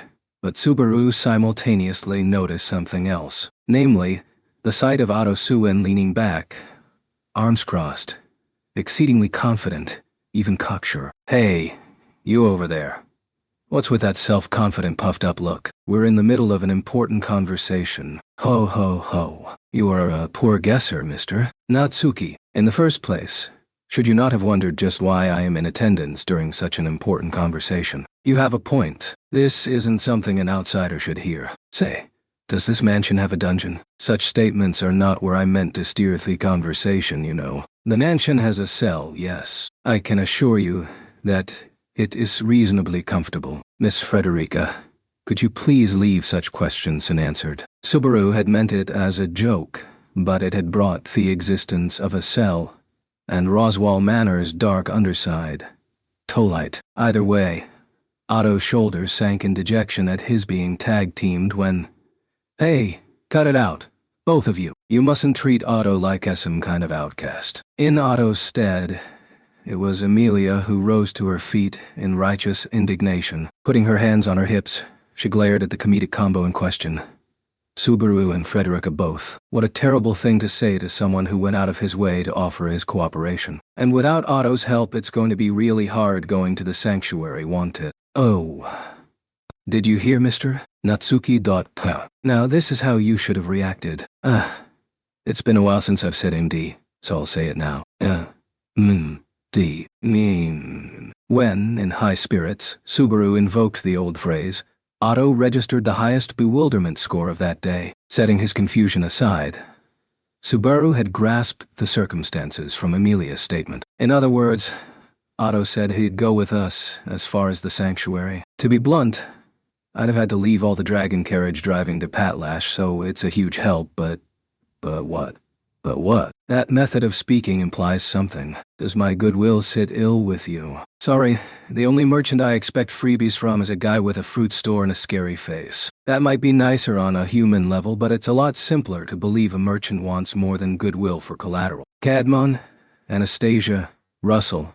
Names and faces of merchants he'd come into contact with in the capital Kamido mine. In terms of personality, Otto was the closest to Cadmon. But in terms of mercantile tendencies, he was closer to the last. I can read your ulterior motive. The gist is, be cooperative with Amelia to get as close to her as possible and make a good impression on her backer Roswell. Even more than getting your oil bought up, the point of coming with us is to get close to Roswell. Right. Having my deepest secrets brought out into the light is a little... Otto... Is that true? Lady Amelia's sincere eyes are painful. Painful. Painful. I am very sorry. It is for the most part exactly as he said. But believe me, I did not mean for any harm to come from it whatsoever. So please forgive me. Though Otto tried to be defiant, he did not quite manage it, confessing as he conceded defeat to her sincerity. Subaru wearily shook his head at Otto's demeanor. This time it was his turn to pat Amelia on the shoulder. Well, let's not be too hard on Otto. You make it look easy, Amelia-tan. But it's really hard for people to act on someone else's behalf out of goodwill from the heart alone. I don't think I'm really such a good person. But doesn't that go for you, Subaru? I exhaust all my efforts for Amelia-tan for my own personal reasons. If it's 100% impure, does that make it pure? You want other people to think well of you. When you boiled things down, that was the starting point for actions taken in the course of interpersonal relations. That said, Human life was not so dry that you could declare it an iron rule. It was merely a matter of degree. Human beings were simply too complex to express in a single sentence. Even with your ulterior motive plain to see, we actually think pretty well of you. So relax already. That does not sound very reassuring coming from you, Mr. Natsuki. But Subaru responded to the dejected Otto with a teasing smile before turning back toward Frederica. Ugh. Otto's helping, so the three of us get to hear you talk about the sanctuary. Understood. Incidentally, has the master spoken to either of you about the sanctuary? With Subaru and company, sitting side by side on the sofa, ready to listen to her speak, Frederica posed them that question. Upon receiving it, Subaru and Amelia glanced at each other's faces as she said, "To be blunt," he said almost nothing about it to me. "From the snippets I heard, it sounded like some kind of secret base several hours away. The fact that it was the first suggestion for evacuating people makes me think I wasn't wrong. Once, Roswell told me that it was a place that would someday be necessary for me. Necessary for you someday." The unexpected statement left Subaru looking toward Amelia with surprise in his eyes. That gaze sent Amelia apologetically lowering her own eyes. But before Subaru could ask a follow-up question, "It sounds like something the master would say." Frederica closed her eyes, her tone sounding faintly amused. Then she grasped the hem of her skirt, curtsying deeply. "And then, I shall now speak of how to enter the place called the Sanctuary of Clemelty. You must not speak a word of this to anyone else. Also, upon going to the sanctuary, there is one name you must not forget. Garfield. You must pay heed to the individual by that name. In the sanctuary, that individual is the one you and Lady Amelia must approach only with the greatest of caution." Complex emotions resided in Frederica's open emerald eyes as she put that name upon her lips. Chapter 2: Road to the Sanctuarius. A result of the conversation with Frederica, they set off for the sanctuary in the morning 2 days after. To be honest, I'm getting restless just waiting around, but... Arms crossed, Subaru made a sound in his throat, the impatience in his heart unavoidable. But, according to Frederica, 2 days of preparation were necessary to get to the sanctuary. Subaru could not dismiss her opinion. The sanctuary is protected by a special barrier, the Lost Woods of Clemelty. The barrier keeps outside presences away by leading them astray. Hence why it is called the Lost Woods. 2 days of preparation are required to nullify that barrier. Thus had Frederica explained, intuitively calming Subaru so that he was not tempted to let haste make waste. Though at first Subaru found the talk of the barrier rather fishy, Frederica's explanation after the fact made him accept that it was the case. "It's a place with a history of accepting demi-humans." When he voiced the special way it had been expressed to him, Subaru vigorously scratched his own head. It was something of an iron rule in fantasy worlds, that there was friction between human and demi-human races. This world apparently was no exception. In the kingdom of Lagunica, too, scorn against demi-humans was customary with many people. Subaru's experiences to date had led him to form a particular conclusion. The prejudice and scorn toward demi-humans was likely an extension of the deep-rooted enmity toward half-elves. Even so, perhaps due to some kind of conciliatory policy in the capital, he'd seen quite a few demi-humans in Themerchant's district and in the slums. However, he'd seen none in the nobles' district. From what I read in a history book, they had this civil war called the Demi-Human War, in just the last century too. Come to think of it, I heard a song related to that from Liliana too, didn't I? Liliana was a bard who had stopped by at Roswell Manor during one of her journeys. He was certain that one of the songs she had sung during her stay at the mansion touched on that historical event. Kind of late to realize it, but the Ballad of the Sword Devil sounds a lot like Wilhelm's nickname. Maybe that song's why he came to be called the Sword Devil in the first place. Subaru gave a satisfied nod as the manly sight of these wordsmen he imagined melded with the heroic tale inside his head. As a matter of fact, Wilhelm was indeed the main character of the Ballad of the Sword Devil. But Subaru, petty man that he was, dismissed out of hand the idea that the personally knew a man whose name was recorded in the annals of history. Master Subaru. So you were indeed here. Subaru was thrown off his train of thought when the door quietly opened and a voice spoke to him through it. When he looked back, he met the eyes of the girl peering in through the gap of the door. The girl with reddish-brown hair and a ribbon on her head entered with an adorable smile as she addressed him. "It's time to leave, so I thought if you weren't in your room, you might be here." Servant lifestyle got me used to waking up bright and early. Wait, properly speaking, I still am a servant, so I'd better stop talking like that. But I think Believe's odd clothes suit you better than a servant's uniform. Master Subaru, you're paying attention to your words, but you need a little more practice choosing them, I guess. The girl gave a pained smile as she quickly corrected her own words as Subaru rose from his chair and gave his back a stretch. The young girl in the servant's outfit, Petrelli tight, gazed at Subaru with her round eyes. Petra was one of the children living in Earlham Village. Ode long befriended Subaru. There was a reason she was dressed in a maid outfit that very moment. Gotta say, it's only 2 days since asking for maid applicants in the village, and only one since you've actually been in the mansion. I'm impressed you were able to find me without getting lost. That's almost too good for a girl your age away from your parents like this. I'm already 12 years old, plenty old enough to be a working an adult. Master Subaru, please treat me like a proper adult. I'll think about it when you master polite speech and get Frederica's stamp of approval. Until then, you're an apprentice maid in on-the-job training.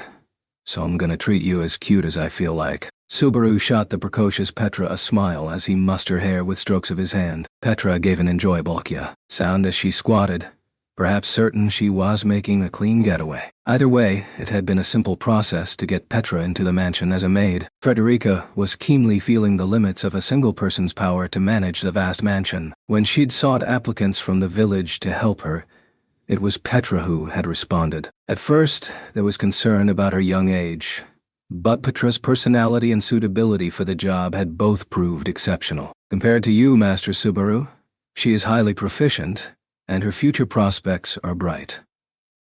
She stands out among all the girls I have taught to date. Ah, Master Subaru, please sit down and relax. That was the assessment Frederica had given after instructing Petra over those last 2 days. As a matter of fact, it was difficult to recruit someone like Petra who could grasp the details of the mansion and its environs in such a short time. It was enough for her to understand exactly where Subaru had unconsciously let his feet take him.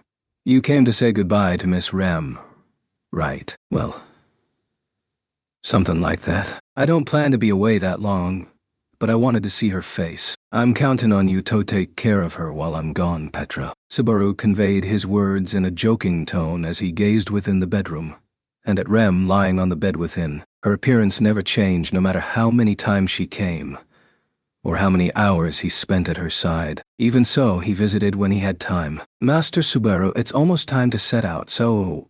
After Subaru fell silent, Petra tugged at his sleeve, indicating that it was time for him and Petra to part ways. Indulging in her generosity, Subaru said only one final thing. Well, I'm off then. Be a good girl and wait, Kay.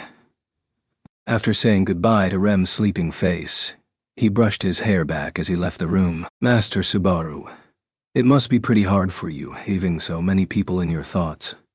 I feel that's like what people say to describe a playboy.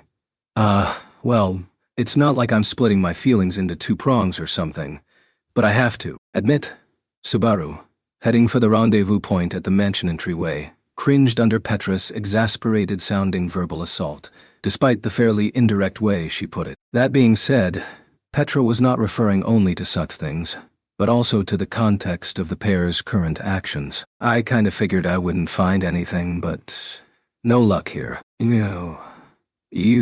I checked every room too.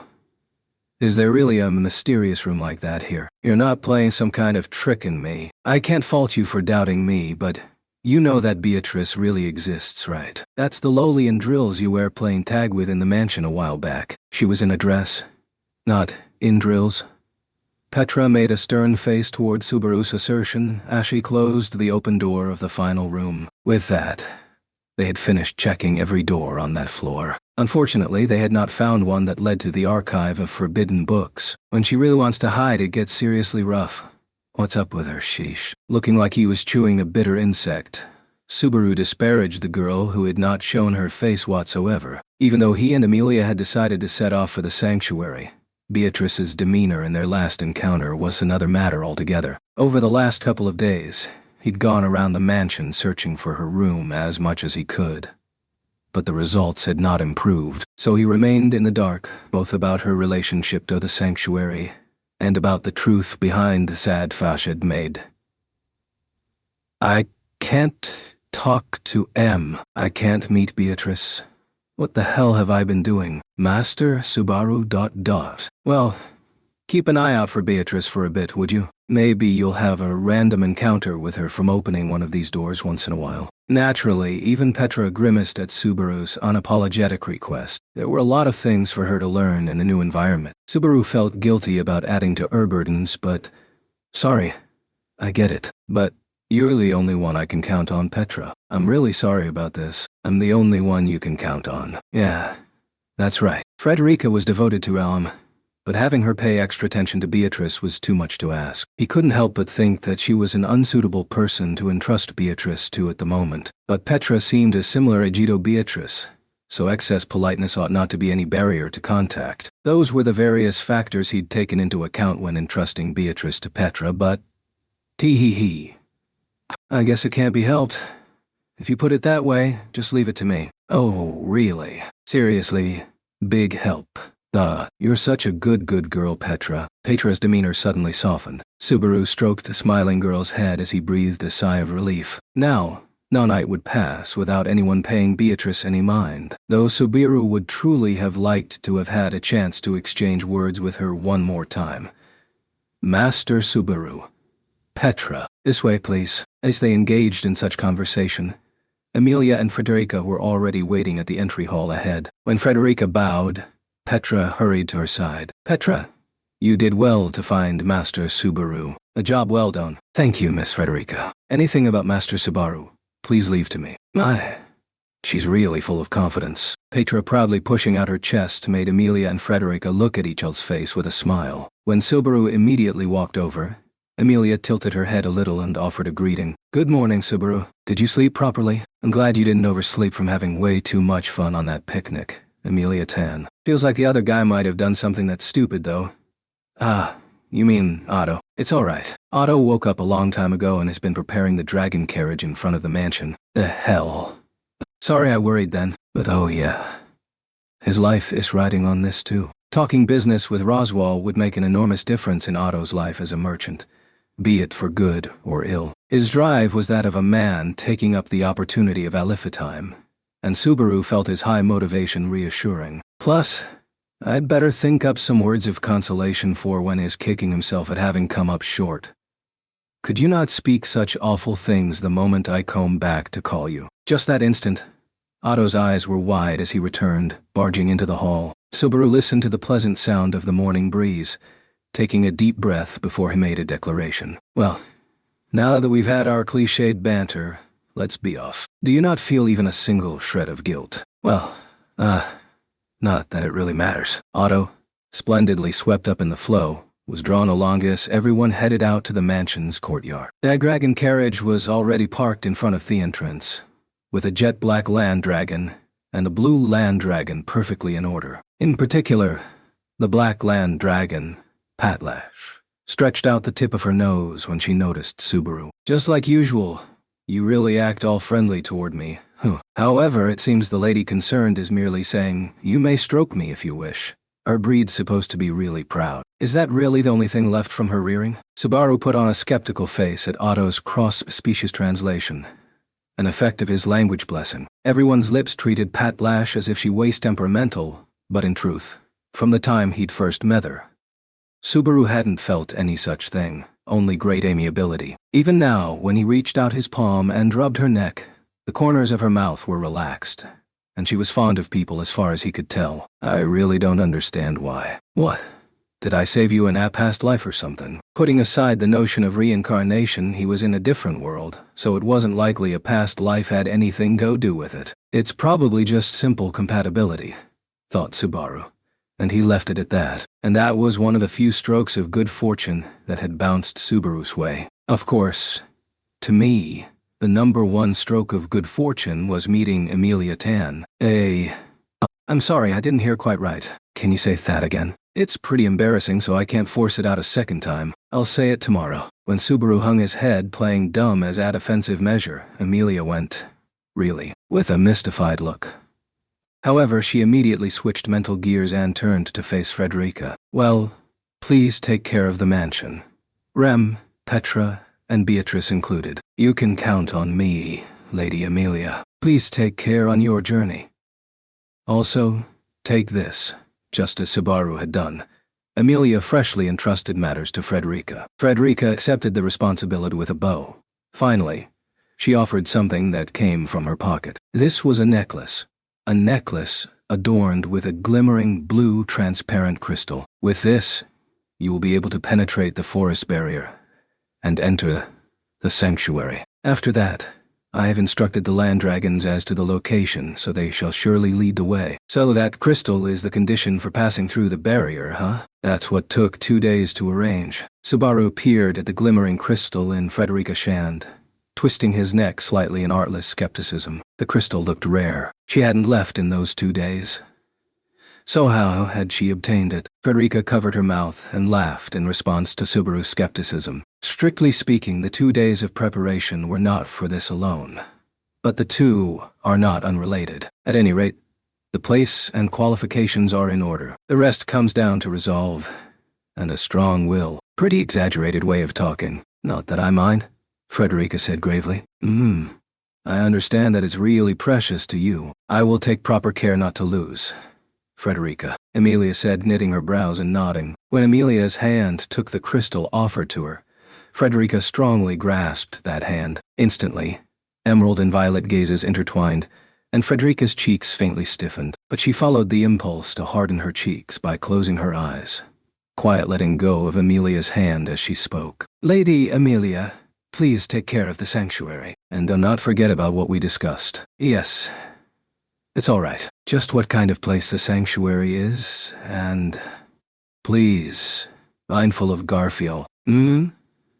I get it. I'll give Garfield my attention. Count on it." Amelia gravely accepted the repeated warnings as she stuffed the crystal handed to her into a pocket. Subaru was watching the exchange to its conclusion, at which point they were just about ready to head out.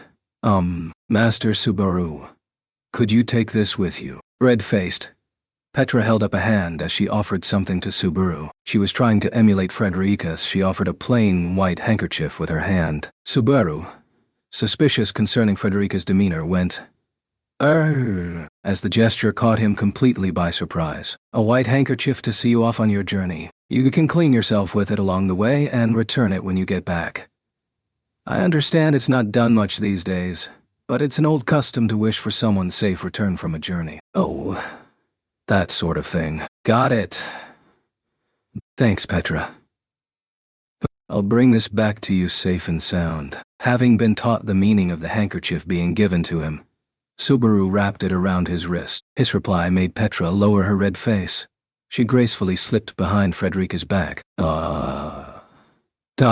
What's with that reaction all of a sudden? That difficult age stuff's leaving me out on a limb here. From the looks of it, Lady Amelia, Master Subaru has no right to criticize you. Nay, did I say something strange? Frederica sighed deeply as both Subaru and Amelia twisted their necks, wondering what was amiss. In the end, they went without an answer to that question as Frederica stuffed the pair into the dragon carriage, all preparation stowed apart, complete. Yes, both of you hurry along now. The lost Woodsoft Clemeldy that the sanctuary is in becomes a dangerous place when night falls. We get it. Geez. On your end, take care of the villagers. Okay. Also, make sure to dispose of the mayonnaise in storage before it goes bad. I really have to wonder about lining up those two issues in the same sentence.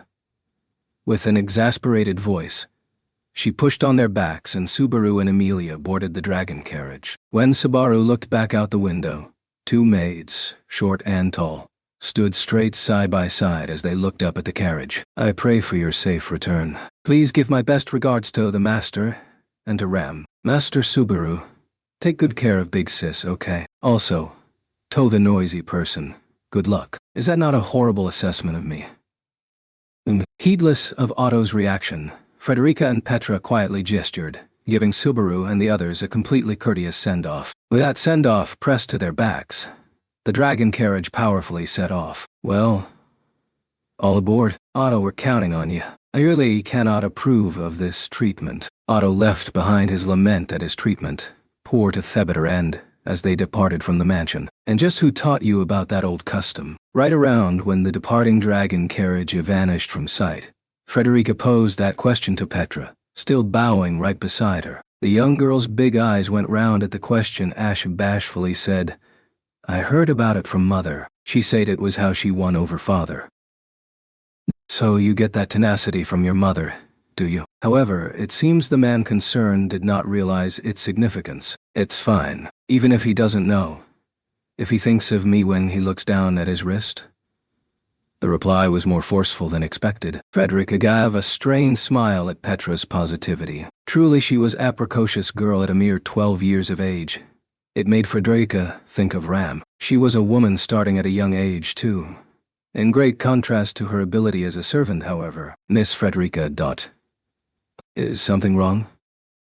Not at all. I was simply thinking of your senior. She should be at the sanctuary right now, dealing with a particular problem child. Thinking back to the girl who accompanied her liege, offering her life to him, Frederica exhaled in melancholy fashion. Her hand reflexively touched the breast pocket of her servant's uniform. Now then, even if Lady Amelia and others are absent, there is still Lady Beatrice here at the mansion. I will have you learn all the basics within a week's time. Yes, ready and willing. What a wonderful reply this girl gives.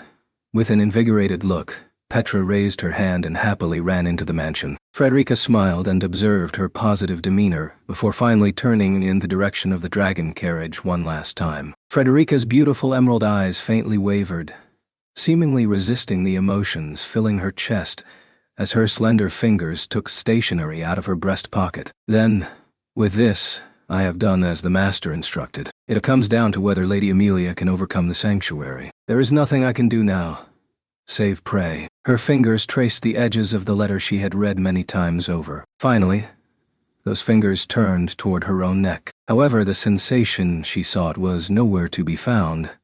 Please, Lady Amelia, be heedful of Garf. So that Puck guy really hasn't shown his face all this time. Yeah, that's right. I've called out to him over and over, and I can feel the link of the pact. But I'm really worried. It's not often he doesn't show his face for a long time like this. The interior of the dragon carriage racing toward the sanctuary in good order echoed with Subaru and Amelia's conversation. Thanks to the intervention of the wind repel blessing, neither loud sounds nor shaking were conveyed to the carriage interior. In that quiet atmosphere, they were not trading words about their enthusiasm at approaching the sanctuary. Rather, they were discussing an anomaly that had occurred during the last several days.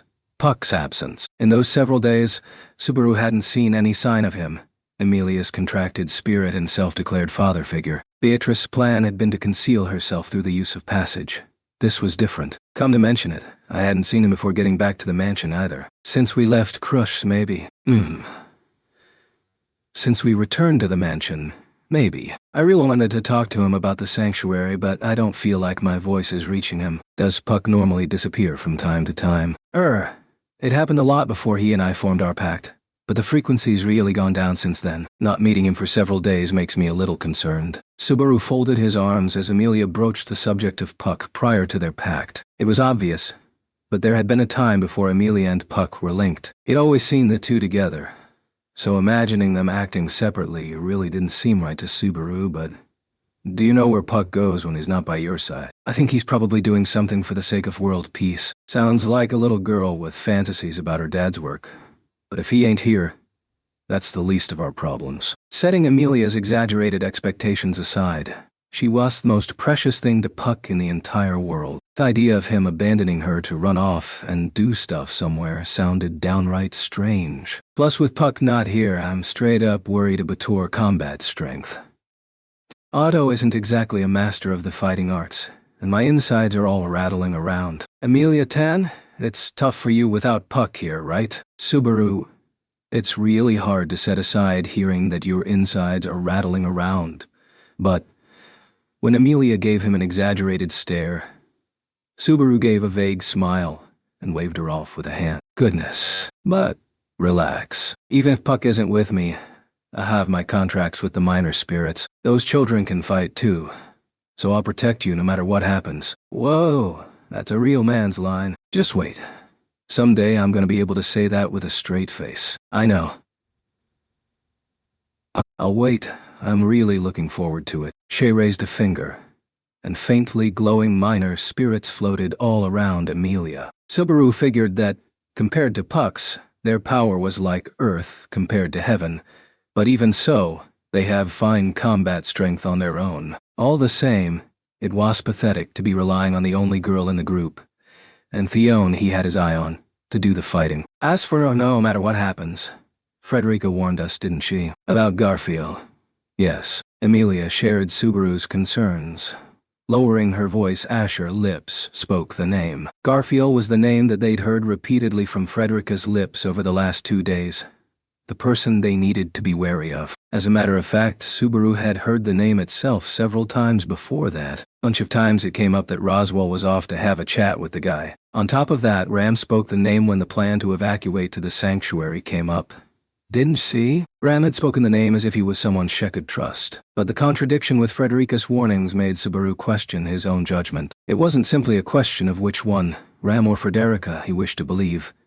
I've been around Ram a lot longer, but her usual attitude makes me want to shove that aside. I wish Frederica had told us about it in more detail, but she said she was constrained by a vow not to speak about the sanctuary, so it couldn't be helped. All the same, I sure have been hearing a lot about vows and stuff.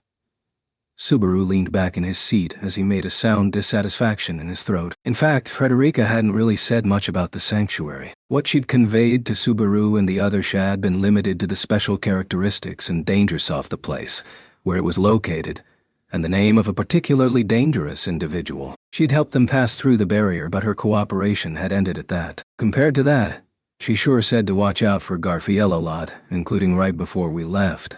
Do people at the mansion have some sort of quota for cryptic statements? I don't think there's any such thing. But that was Frederica doing all she could. We should be grateful she warned us as much as she did without breaking her vow. I'd be even more grateful if she wasn't bound by that vow, though. Don't sulk. A vow is a holy, inviolate pledge. Not something one should breach for any reason. Vows, pacts, and covenants may bear different weight, but they should all be treated with equal respect. Amelia wagged a finger left and right as she spoke those words, seemingly for Subaru's benefit. It went without saying that Amelia was obstinate when it came to oaths of any kind. To Subaru, vows, pacts, and covenants were simple wordplay. The two appreciated their importance in very divergent ways. I'm not saying you should break pledges every which way, but there's a time and a place for everything, right? Absolutely not. Oaths, promises are very important. Properly speaking, there's nothing forcing you to uphold a promise. But people uphold their promises anyway. They work hard to uphold them, don't they? Even if no one's watching. Even if no one notices, they do it.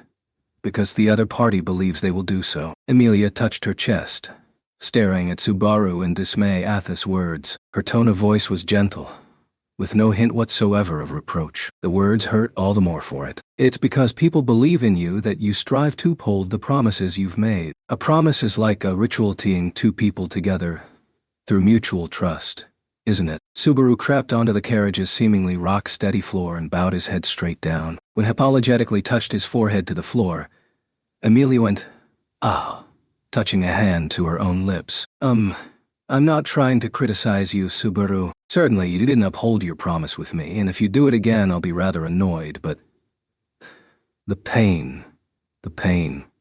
My ears hurt. Also, I've reflected on being too emotional about it. I needed to make up with you right away, Subaru. But I was being stubborn. Sorry. The pain. My chest hurts. Hey, I am a spirit mage. So oaths hit really close to home with me. To a spirit mage, pacts with spirits are extremely important. So, yes, promises are really important. Subaru, you should reflect on that more after all. The pain. My heart hurts. As Amelia began to sulk, perhaps from the deep melancholy of the time coming back, Subaru lay prostrate before her. At that moment, he could truly appreciate why Amelia had flown into such a rage in the waiting room at the royal palace.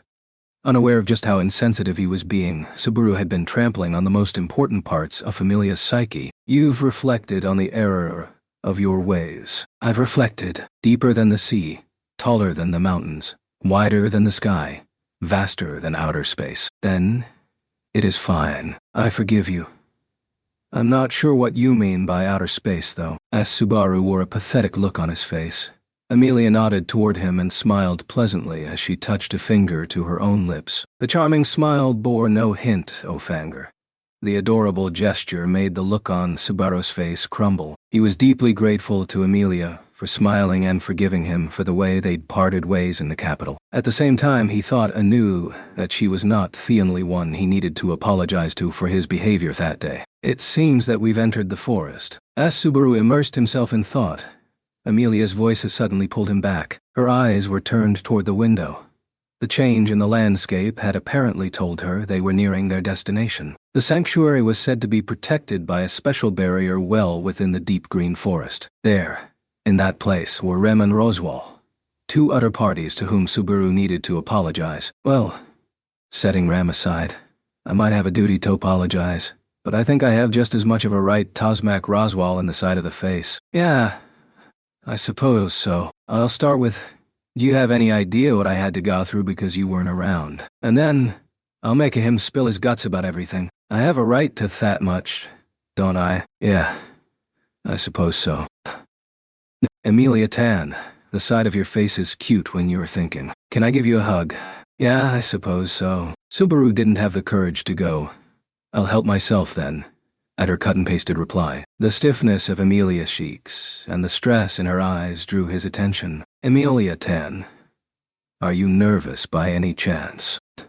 That's amazing. How could you tell? I'd love to say I can tell everything about you, but I think anyone could in this case. Amelia's look of surprise brought a strained smile out of Subaru as he prodded his own cheek with a finger. Amelia followed suit by touching her own cheek, whereupon she realized just how tense her own expression was. Sorry to worry you.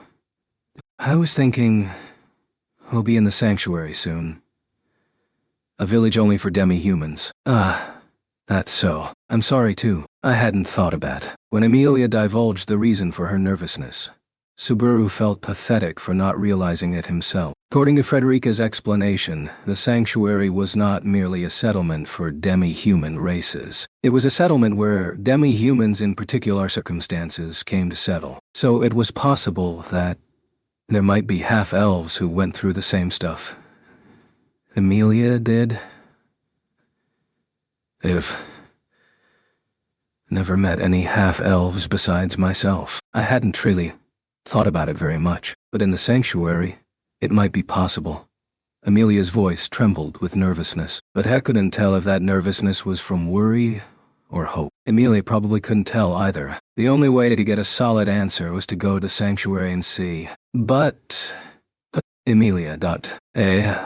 What's this? The next moment, Subaru and Amelia simultaneously raised their voices at the strange occurrence inside the carriage. The source of the occurrence was none other than Amelia, herself quite nervous. A blue radiance was welling up from inside her chest, instantly tinting the interior of the dragon carriage with a bluish glow. Startled by the light, Amelia thrust a hand into her pocket and pulled out the shining blue crystal emitting that light. Crystals shining. Subaru, the hell? I have a really bad feeling about this. Amelia, I'm borrowing that. Thinking that the ferociously shining blue crystal looked much like a magic crystal on the verge of exploding, Subaru instantly snatched the crystal away from Amelia. Then he rushed to the dragon carriage's window. If it's nothing, we'll pick it up later. For now, I'll toss ituts. Wait. What? Just as he was about to throw the dangerous object away, the faint moan made Subaru look back. Aghast. Amelia. When he looked back, his gaze was met by the sight of Amelia listlessly collapsed onto the dragon carriage's floor. Amelia was prone, limbs spread out, and unconscious. It had happened suddenly without any forewarning. No, the forewarning was this. Shit, Amelia. Are you alright? For an instant, Subaru hesitated in deciding whether to prioritize Emilia or the crystal. Prioritizing Emilia's safety, he was attempting to rush to her side when… hey. The instant he stepped forward, the blue shining crystal emitted an even stronger light that enveloped Subaru's entire body. He had no time to regret his choice of priorities. The next instant, the world vanished. Emilia stretched out a hand and shouted. However, neither his voice nor his arm reached the fallen girl before the air connecting him to her wassivered. It was over in an instant. Feeling the shine of the light, Subaru swiveled his head, but he couldn't see a thing. The world had been erased. No, rather, it had been temporarily blotted out by being bathed in a light too strong for his sense of sight. Blinking repeatedly, he finally realized that contours were gradually forming within his indistinct vision. But regaining his sense of vision did not put his confusion to rest. After all, where is this? He was not in the dragon carriage's interior where he should have been. Rather, Subaru was standing in an unfamiliar forest, alone. Not the time to say that. Where's Emilia? Setting aside his momentary daze, Subaru surveyed the area, desperately striving to grasp the situation. Trees suggestive of being deep in a forest stood left, right, and center around him. Moss and grasses stretched unhindered at his feet, without the faintest trace of human passage. Cheek. Ow. It hurts when I pinch. Meaning this isn't a dream. Ruling out the choice of avoiding reality, Subaru largely grasped just what had happened to him. It was the shining crystal in his hand. The powerful light that had shone until just prior had already vanished. But there was no way it was unrelated to his circumstance. It was probably the blue, shining crystal that was the cause to begin with. Teleportation. Kinda like Beatrice's passage.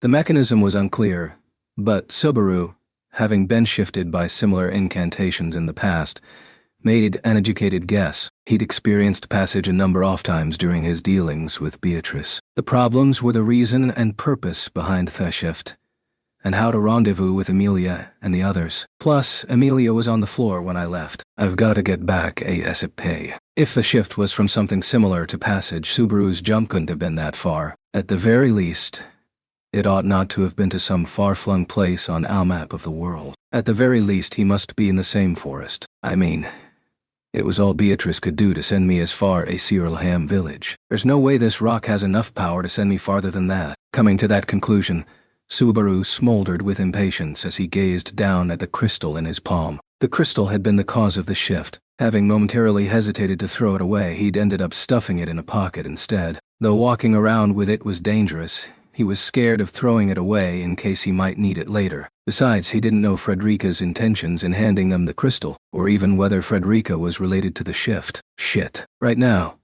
gotta save the thinking for later. If I can at least figure out direction from the location of the sun. Brushing excessive thoughts aside, Subaru racked his brain to raise his chances of a rendezvous by any extent he could manage. Then, when he was about to begin walking in search of any clearing in the forest, the next moment, Subaru lifted his head, coming eye to eye with the figure appearing right before him. The unexpected jolt of meeting the unemotional eyes brought Subaru's thought process to a complete halt. If the other party had intended him harm, the opening would have proved fatal. But, fortunately, the opponent made no reaction. Saffir backing away slowly. Subaru was the same. And you are. When Subaru took a step back, the other person's entire body entered his field of vision, and he comprehended this was a girl. The young girl had long rose-colored hair and looked like she was in her early teens. Her visage had almond-shaped eyes and a long, refined nose. Her skin had a pale, fleeting look, as if it would break apart the moment you touched it. In height, she did not even reach halfway up Subaru's chest. Her small body was clothed only in a white, poncho-like garment. A doll. That was the impression he received. Not from her beautiful appearance, but from the air hovering all about her. She had emotionless eyes, an emotionless, unchanging face, with a muted presence and so little apparent willpower that it felt insufficient for a person. But she had one feature that strongly tugged at his attention, namely, those long ears. Are you an elf? When Subaru asked the question, the girl's doll-like expression remained intact as she said nothing. However, the tapered ears, longer than those of a normal human poking out of her rose-colored hair, told Subaru that the answer to his question was, without doubt, a yes. Subaru had been speaking to Amelia about the possibility of encountering half-elves besides her just moments before. Subaru's thoughts were exceedingly thrown off by the surprise of encountering an elf in the flesh so very quickly. Furthermore, W8.E. Where do you think you're going? Moving like an apparition, the girl turned her back on Subaru and ran off. It was so sudden that Subaru reacted late and began pursuing the girl in great haste as she widened the distance. Wait, please wait. Are you someone from the sanctuary? The agile girl practically flew as she raced into the overgrown woods. Subaru, desperately pursuing her overbad and unfamiliar footing, felt pain rising as his breath rapidly grew louder. Shit. Damn it all. How was the forest related to the sanctuary? And to begin with, who was that girl? Knowing that asking would only deplete his endurance, Subaru gritted his teeth and focused his strength into his legs. For several minutes, Subaru proceeded to chase the girl's fleeting back as if his life depended on it. Then his field of vision suddenly widened. I got through the woods. But where the heck is this? Coming to a stop in the clearing, Subaru bent his knees as he breathed raggedly over and over. He wiped off the sweat coursing down his brow. When he raised his agonized, grimacing face, Subaru found a strange structure ahead of him. The structure, constructed from stones piled onto one another, was a ruin of particularly primitive architecture. Most of the outer facing was covered in green moss and vines.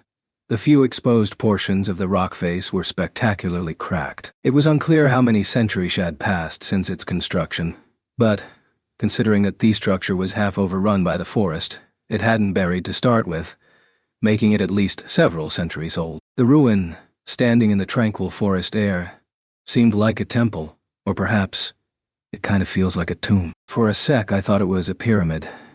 Hey. Wait a. Thrusting his admiration for the ruin aside, Subaru hastily looked for any sign of the girl he was pursuing. He derived by following the girl there. She was the real priority. But however much he surveyed the area, the girl ought to have been there was nowhere to be found. Her presence, her lingering scent, and even her footsteps were absent. It was clear as day that he'd lost track of her. This is the worst. After I get teleported, I let my only lead get away. Roughly scratching his head, Subaru despaired from the bottom of his heart at his own ineptitude, but he had no time to be down in the dumps. Even if the girl, his one lead, had vanished, maybe I can hope for something from this ruin. It kind of feels like a temple, so I can't call it unrelated to some place called the sanctuary.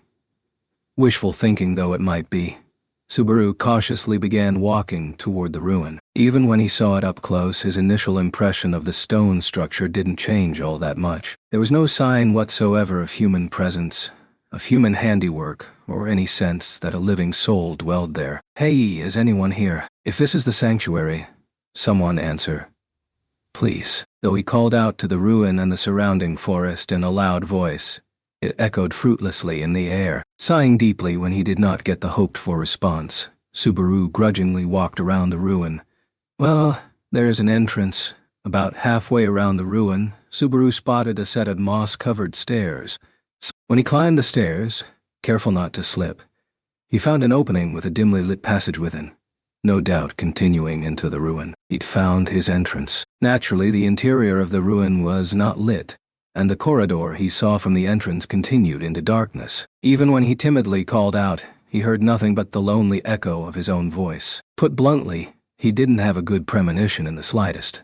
But it is said that one can only get a tiger cub by going into a tiger's den. Not that I really want a tiger cub, but if it's the girl who brought me here earlier, turning back now would be giving up the store. Having come that far, Subaru did not doubt that the girl and the ruin were related. If the teleportation via the crystal was related to the girl as well, the ruin had to be related to the sanctuary. In the first place, it should have been Amelia, the one possessing the crystal, who was teleported. Then it being me instead of Amelia wasn't part of the plan.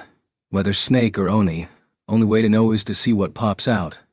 The very fact that he'd been teleported had already limited their options. With no clear way to rendezvous with Amelia, Subaru decided it was best to accept the invitation and play along for the moment. Breathing deep, Subaru clenched his teeth and stepped into the ruin. He employed the trick of keeping his right hand constantly against a wall to never lose his way in the dark. The sensation against his hand was less of a stone wall than of the slender, delicate vines covering it. The vines had overgrown the passage so thickly that it was hard to tell where the original wall stood, and it felt more like the artery of a living entity. The bizarre atmosphere of the ruin itself made him feel like he was entering the body of some giant creature. The only things he could hear in the darkness were his own breathing, his loudly beating heart, and his shoes. He had lost his sense of sight due to lack of light, and the cold, serene air robbed him of all use of his nose. His sense of hearing loomed large in his mind, but at some point he'd lost track of the wall that he'd been touching. The feeling on his tongue was that of air mixed with sand and dust. Tasting nothing despite the sensation, Subaru relied more and more on his sense of hearing. The sounds of his shoes, his heartbeats, and his breathing were the only things he could depend on. These things proved to him that he was connected to Thorold, not adrift for all eternity. His sweating increased, his heart quickened, and his soul raged, pleading for release. Where he was, what he was doing, whom he sought, these things grew vague, but he was seized by a powerful drive not to stand still.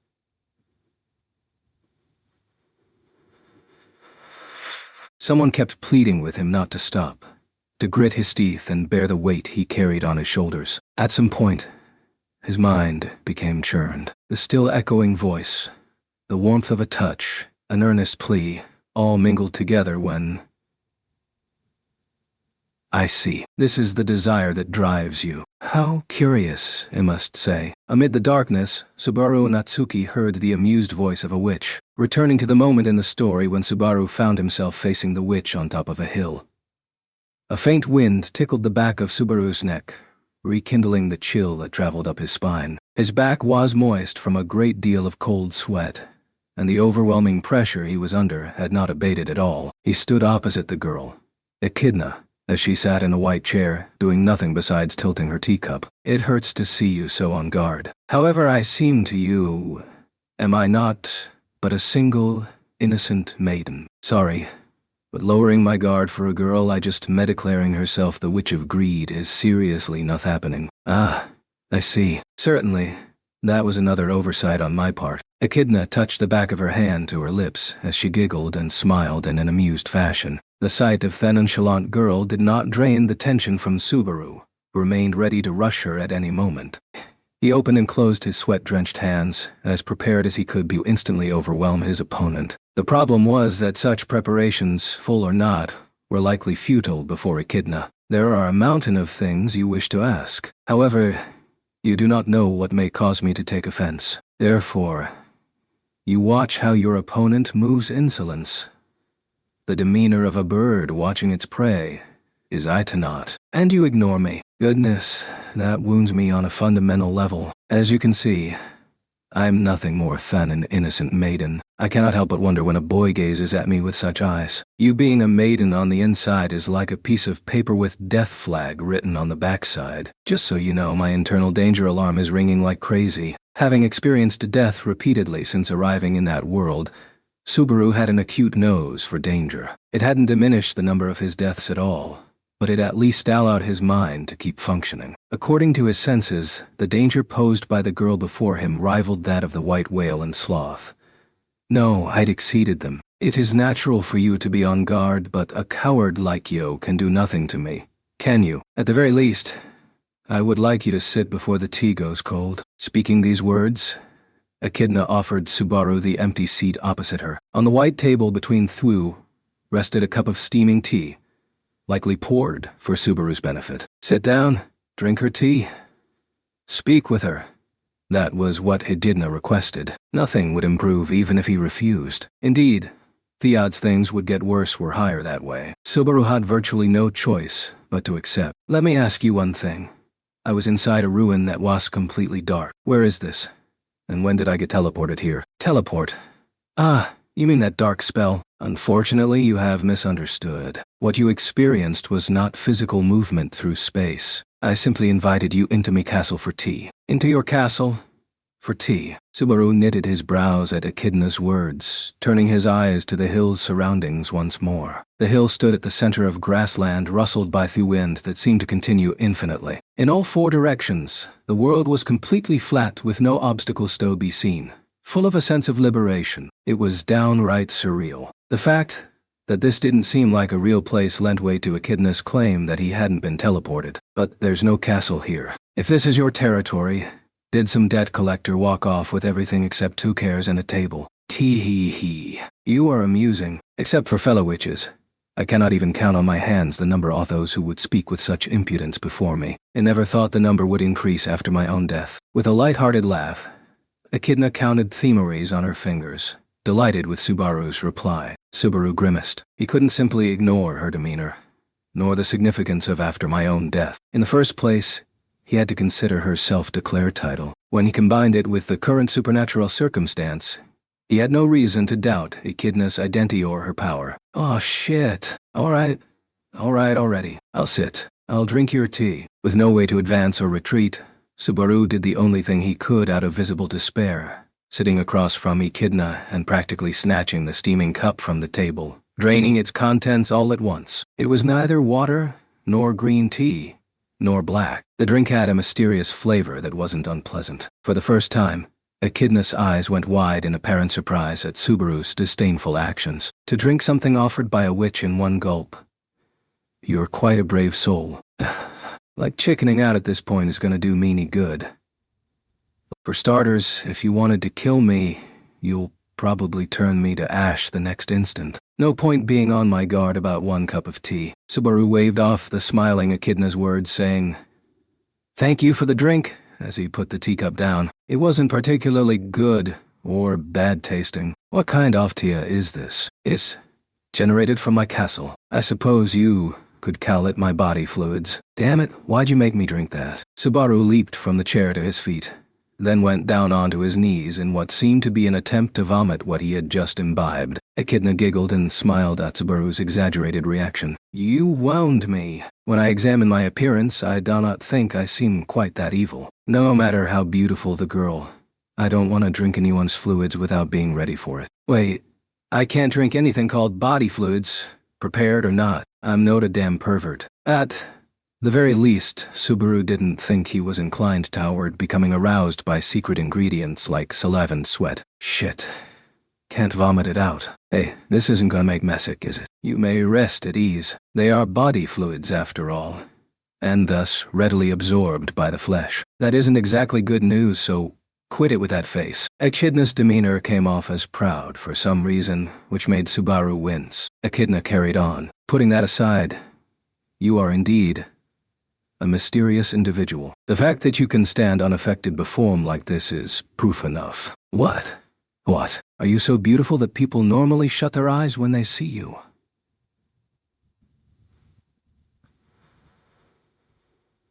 Just to make it clear, my eyes are fed a steady diet of the most beautiful girl around as far as I'm concerned. When I look at you, I can only go, wow.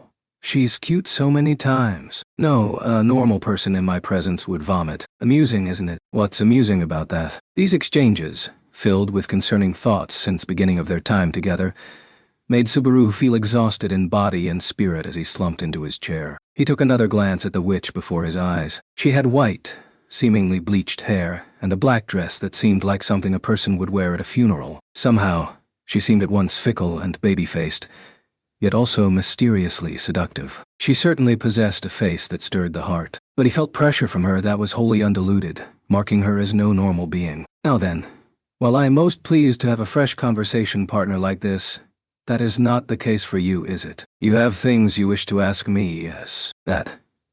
That's right. I got swallowed up by the mood. But that's right. No.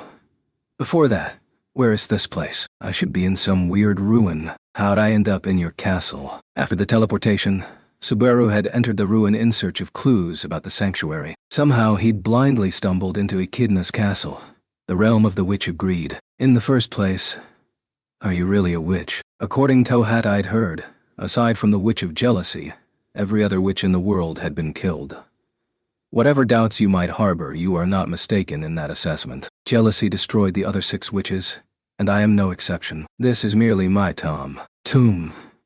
You mean I'm inside your grave? Agnes' collected reply made Subaru recall the sense he'd had before entering the ruin, that the solemn atmosphere was suggestive of a temple or a tomb. His gut feeling had been right. The ruin was, properly speaking, a tomb, but it was the tomb of a witch. After my death, my soul became a captive of this place, the witch's tomb. It is not my body, but my spirit that has invited you into my castle. Put one way, you are inside my dream. Just the spirit.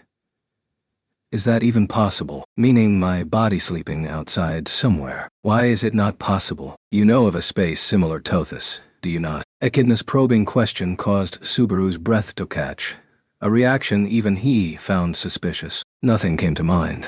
Yet why was there a strange hesitance in his heart? I don't know what you're referring to, but what you're saying isn't wrong. Echidna's words were not lies. However, nor was Subaru's answer any kind of deceit. When told that he was inside a dream, Subaru was both surprised and quick to accept, as if his heart alone instantly understood the impression that world gave off. As to why he thought so, he could not find the reason anywhere within his memories, but I get that this is inside a dream and inside of your tomb. So how do I get out of here? The method of awakening from a dream is simple. You must either strongly will yourself to awaken or be awoken from the outside, though it must be said, mine is a special dream. You might not be able to awaken unless I will it to so.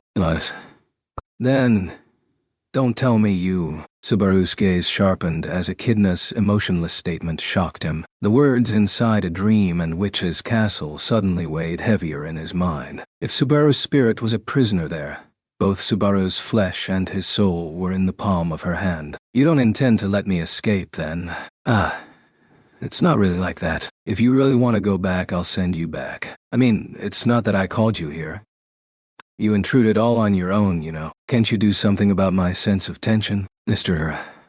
Sirius can't breathe like this, okay? That is because, unlike you, Mr. Sirius is not standing before me. Perhaps he is vomiting behind a tree. Mentally exhausted from Echidna smoothly spewing poison, Subaru was completely thrown off his stride. Enfiend, he still wondered just why Echidna had made contact with him. Or was it really nothing more than the witch responding to the arrival of a guest?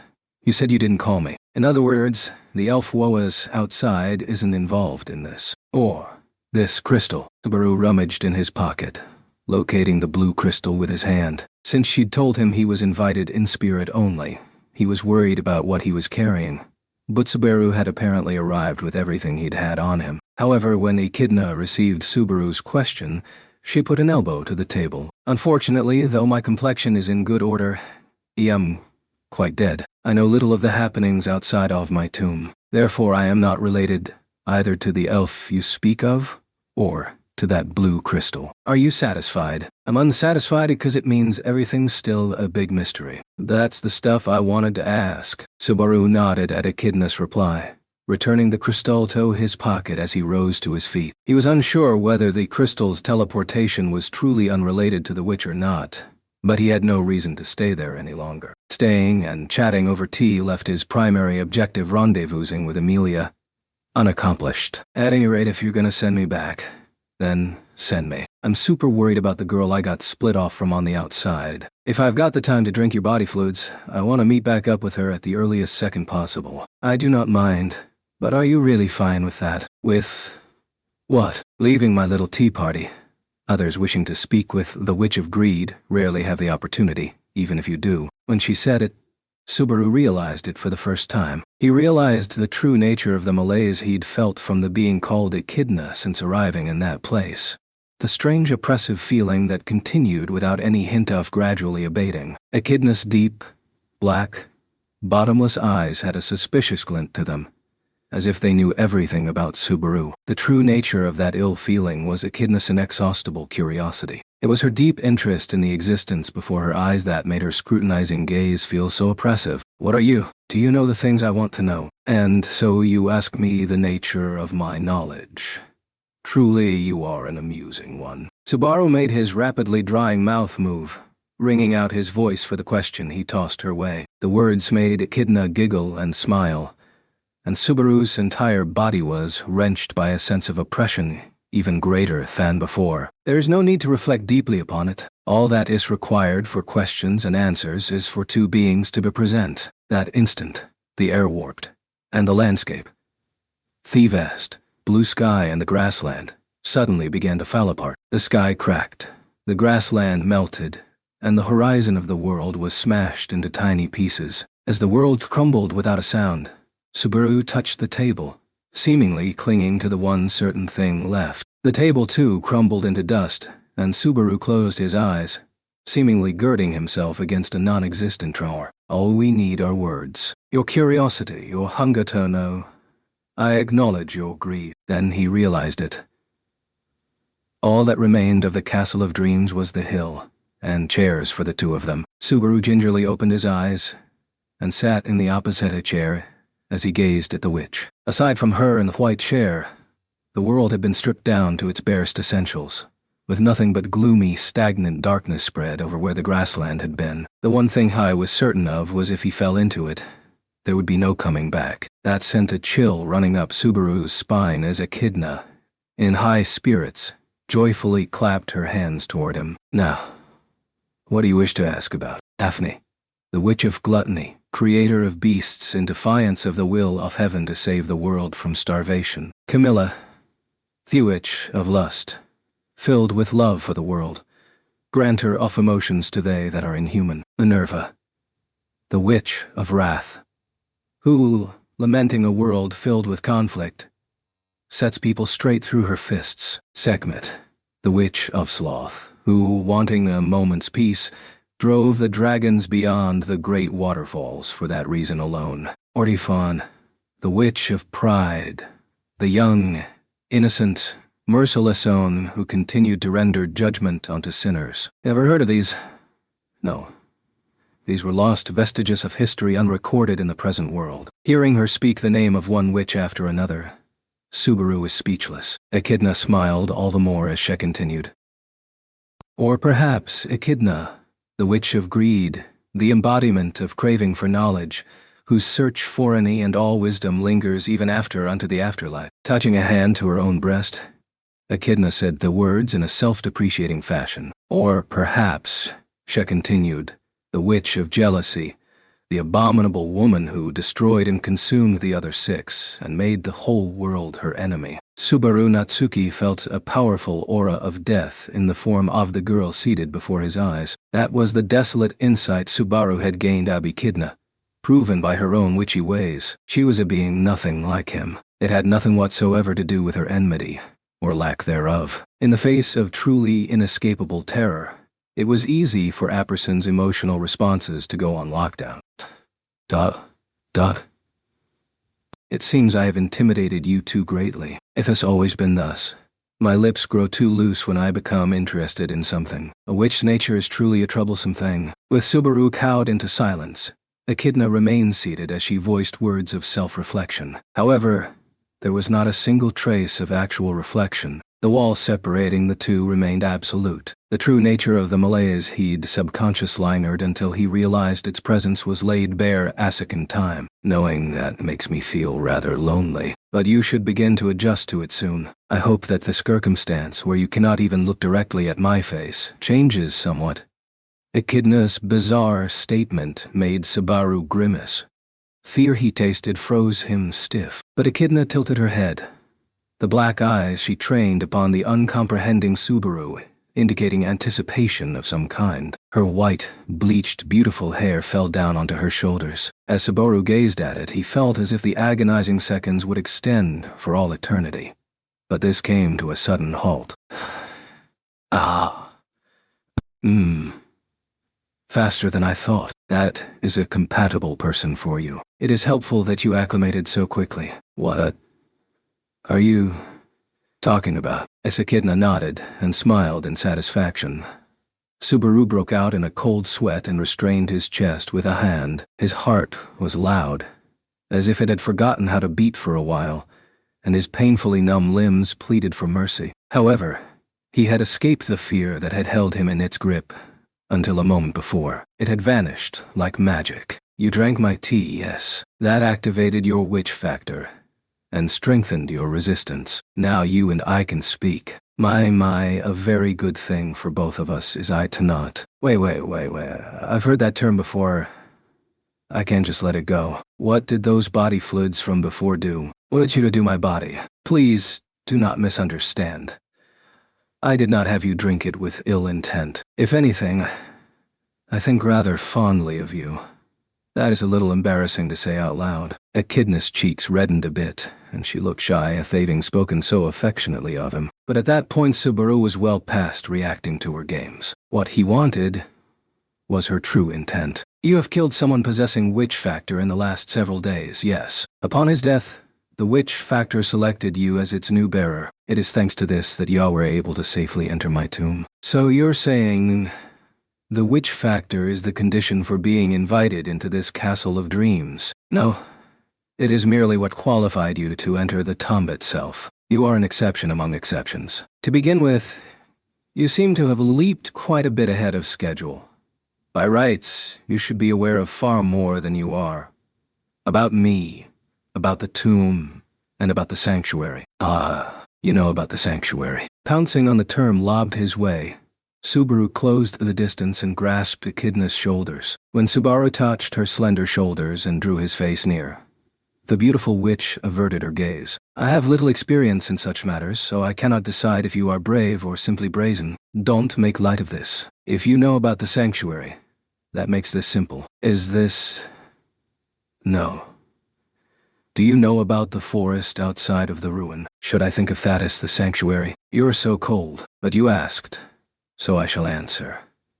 It is so. As you hoped, the area outside the ruin is the sanctuary. Properly speaking, the sanctuary is the name given to the place that protects this tomb. Then, if he got out of the Castle of Dreams, raced out of Theruin, and cut through the forest, he could rendezvous with Amelia and the others. Even if he didn't meet Amelia, ought to be able to meet those dwelling in the sanctuary and get out of his predicament. All that meant the elf who'd led him there was indeed a resident of the sanctuary. All of a sudden, I want to go outside even more. You said you'd send me there, right? I guarantee it. I guarantee it. But I would be very lonely if you simply rushed off like that. Is there nothing else you wish to ask me? Sorry, but Amelia should be outside. I want to link up with her more than I want to talk with you. Besides, Echidna furrowed her brows in dismay, her words causing Subaru to scratch the tip of his nose as he carried on. You don't know about things on the outside, right? It's tough saying this after all that sound and fury, but to be honest, there's not really anything I want to ask you. You're kidding, right? That cannot be. I mean, I'm the witch of greed, you know. People all over the world seek me to grasp at my knowledge.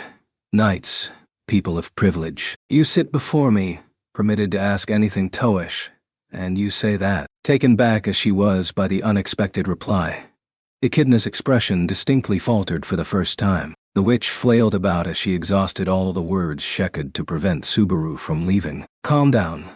Let us speak. Certainly, I am ill-versed regarding the present era, but in turn, I possess vast knowledge about the older era. To the point I can boast there is nothing I do not know about it. I possess historical truth no one remembers, undiminished after 4 centuries. And you possess an opportunity to gain that knowledge. But I'm not all that interested in witches. Even if we talk about them, they're all dead. And there's a lot of other things besides that I need to think about. As he made his farewells in earnest, the unsatisfied Echidna's eyes grew tearful. Their positions had been completely reversed, with Subaru shrugging off the witch who had felt so oppressive before. The image of the witch of greed had thus been ruined. Without malice, it seemed she was just an ordinary girl. Certainly there was no lack of information he wanted to know. He'd like to know about the witch factor she'd spoken of, or the sanctuary there to protect her tomb. Or perhaps, for example, that. Do you know details about the witch cult's archbishops of the 7 deadly sins? Archbishops of the 7 deadly sins? Unfortunately, I do not know the term. Could you tell me about them in more detail? Or positions really are reversed? Sheesh. Well, If you don't know, that's fine. A smile came over Subaru at the sight of Echidna being thrown off. It hid the pain in his chest. Yeah, it's fine.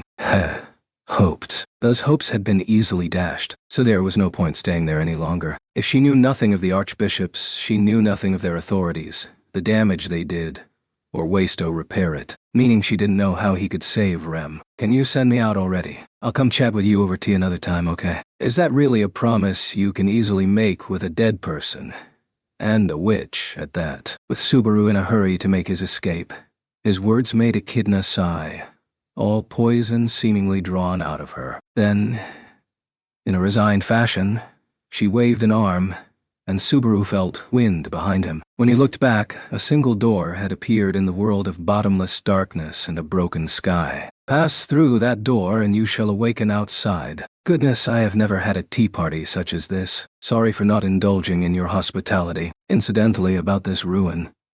Can I ask, when I leave the tomb, where should I go to head toward the residence of the sanctuary? I told you before, I know little about the outside. Quite naturally, I do not know the location of the settlement either. Man, for a calm, collected know-it-all character, you really come up short. He meant to needle her, but Subaru's shoulders sank. Atho Echidna amply puffed out her quite average breasts. After that, he raised a hand toward her in lieu of words of departure, thus announcing he was taking his leave. Though he had been fiercely on guard at the beginning, it was a surprisingly gentle way to end a tea party with a wit. Now then, since you are heading back from a tea party with a witch, it is about time I take the compensation due. Most improperly, it was a demand tossed toward him at the very, very end. Subaru, feeling horror as the echo of her words terribled at his spirit, turned his head alone toward her. Echidna, the witch, said not in malice, but with nothing more than a quiet, gentle smile. It bears mentioning that I am a pauper up there with the best of 'em. A witch's compensation is not paid in coin. What I seek from you is a pact. My terms are that you are forbidden from speaking to others about what took place at this tea party. You are bound by a similar pact, so it is a simple matter for you, is it not? A similar pact. What Echidna described, facts known to him that he was forbidden to divulge to others. It was almost as if she was talking about return by death. The invitation to the tea party, the witch factor taking root. Considering my good fortune in getting to know someone deeply interesting such as yourself, I, too, have gained greatly. That's right. I shall grant you one final souvenir. Stroking her white hair, Echidna stood up and stretched a pale finger toward Subaru's chest. For some reason, Subaru found himself gazing at her slow movement, unable to budge an inch. To a bizarre extent, he could neither reject nor rebuff the finger that seemed to glide toward him. I grant thee the qualification to challenge the trial of this sanctuary. The trial of the sanctuary. Even if you do not understand now, you will realize the value this place holds. I wonder what emotions you will bear toward me when that time comes. I very much look forward to finding out. Pulling back the finger touching his chest, Echidna gently licked its tip. The gesture was seductive enough to give Subaru a chill, reconfirming in his mind her witchy nature. However amiable her behavior toward him, however teenage her smiling face, what was before his eyes was, "You really are a witch." Huh. Yes, it is so. I'm a very bad magic user, you see. Along with those words, Echidna used that finger to give Subaru's forehead a very light nudge. Subaru seemed to fall back, tumbling downward. The next moment, the open door swallowed him whole. He fell into the darkness. Then, the darkness vanished within the light. Cast out of the dream, the being called Subaru Natsuki floated upward, and outside, his consciousness awakened. The instant Subaru awoke, the first thing he felt was a hard sensation against his cheek. Moo. Moaning with a half-asleep voice, Subaru became aware that he was lying prone. He blinked several times, and reality poured into his vision, awakening him over the course of several seconds. Pressing his arms to the ground, he slowly lifted himself up. This is her. He brushed off the dirt on his cheek with his fingers and squinted into the darkness. When he looked, Subaru saw he had fallen inside an old ruin.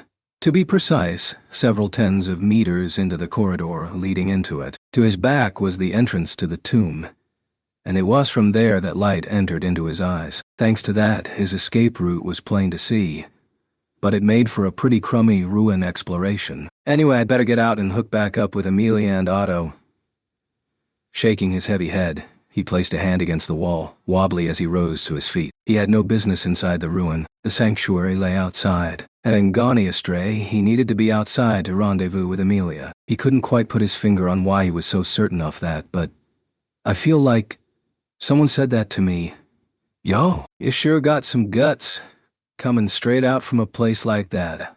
Outsider. As he exited the ruin with fragmented thoughts, a voice called out to him the instant his eyes narrowed from the light. His vision, accustomed to the dark, was hazy. As it gradually adjusted, Subaru found himself looking down at the surrounding landscape from the modestly elevated ruin. In front of the ruin was a single dragon carriage, and a young male driver with a most pitiable look on his face. Mr. Natsuki. Otto. What are you doing in a place like... No, before that, where's Amelia? Inside the dragon carriage. It has been most terrible since that moment. When Subaru raised his voice at the unexpected reunion, Otto shouted back even louder. But thanks to that, Subaru was able to confirm Amelia's presence, and this made his shoulders sink in relief. Otto was pleading about something, but that concern could wait. The immediate problem was, hey, forget the whiny guy. I come first here, damn it. The individual standing right beside the dragon carriage spoke to Subaru with a voice that issued seemingly through clenched teeth. Turning his face toward the speaker, Subaru shrugged. What a coincidence. I was just thinking the same thing. Tutos. That's ganglion before you think for you. Gangle. Yes, Subaru knotted his brows at the mystery phrase mixed in with the reply. The other party took a step forward, with a coarse manner of speech and a hostile glint in his eyes. The speaker's external appearance in no way betrayed Subaru's first ferocious impression of him. He had short, combed-back blonde hair and a highly visible white scar on his forehead. There was ferocity in his sharp green eyes, and he was dressed in crude clothing Subaru could only call that of a country bumpkin. For a man, he was fairly short, especially in a stooped posture, but the dense, ghastly aura coursing from his entire body made certain others would not underestimate him due to his small stature. More than any of those things, the individual had one external feature that set him apart, and that was... Hey, are you shaken? Well, your luck definitely ran out. Here you are in a place you shouldn't be, and now I caught you. As the man spoke, his eyes narrowed, and he laughed, with a mouth full of sharp, extremely distinctive fangs. Subaru had déjà vu. He'd seen a smiling face just like that extremely recently. Well, if you're gonna curse your bad luck, do like Bazoma swept away right and left. Wait. Hey, you.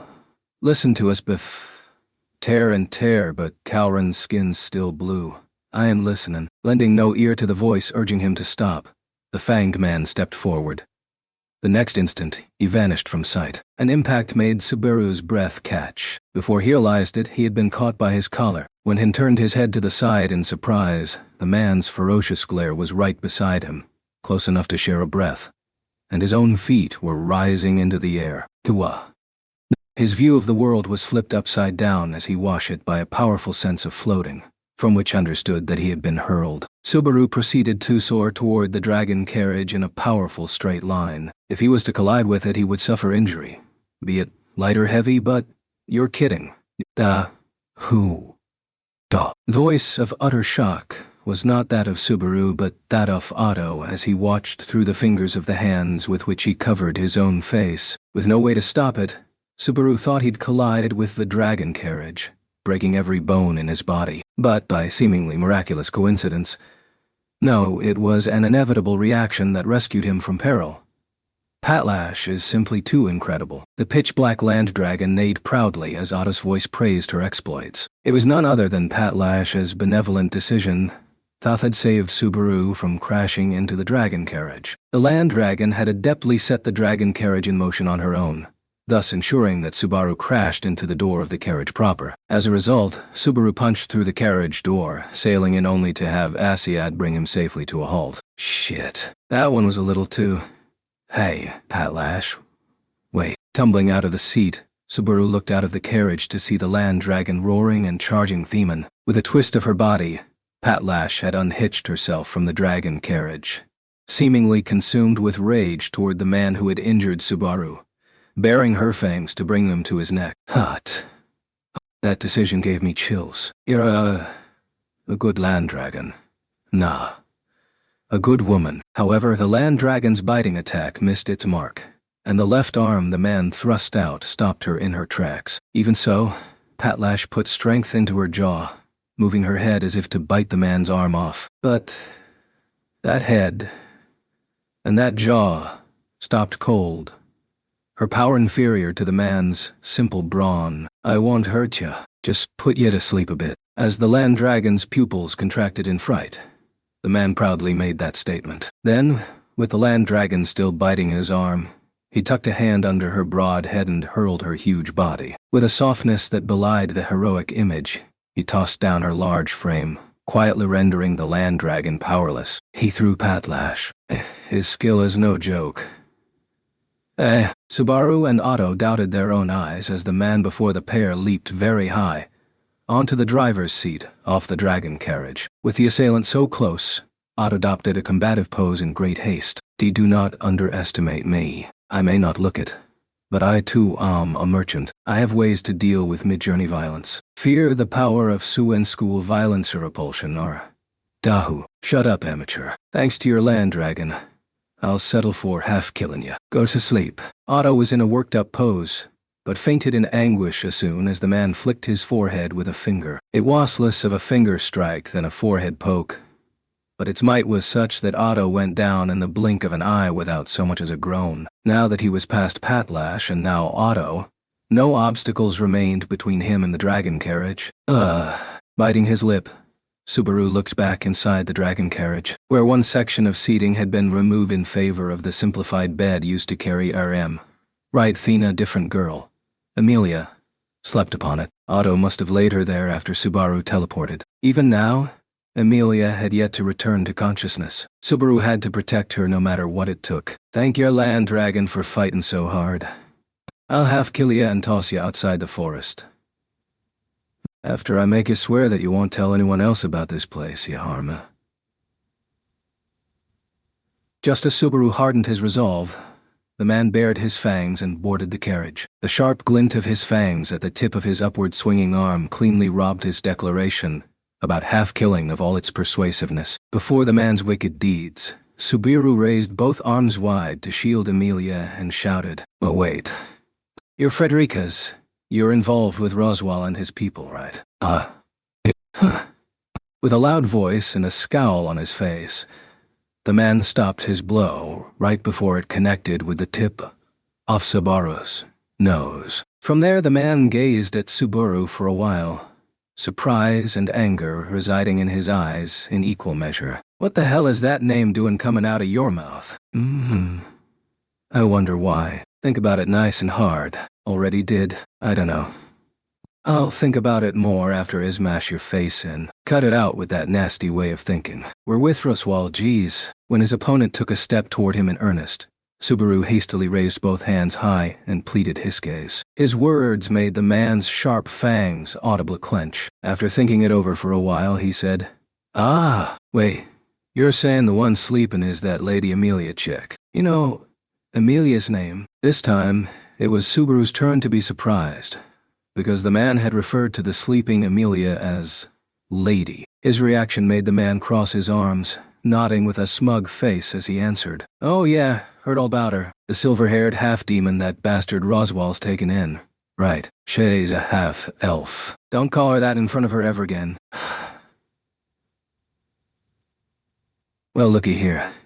Guess you can put some backbone into your voice. The man gave Subaru a sharp, scornful gaze before making a sound through his fangs and turning his back. Then, when he left the dragon carriage, Subaru suddenly rushed over, gripping the door and forcing it closed. The man's shoulders jumped at Subaru's violent action. He shrugged, looking back. Relax already. I ain't worked up no more. I don't want to have Ram yelling at me. I really relate to how you feel about that, but that doesn't answer my first question, you know?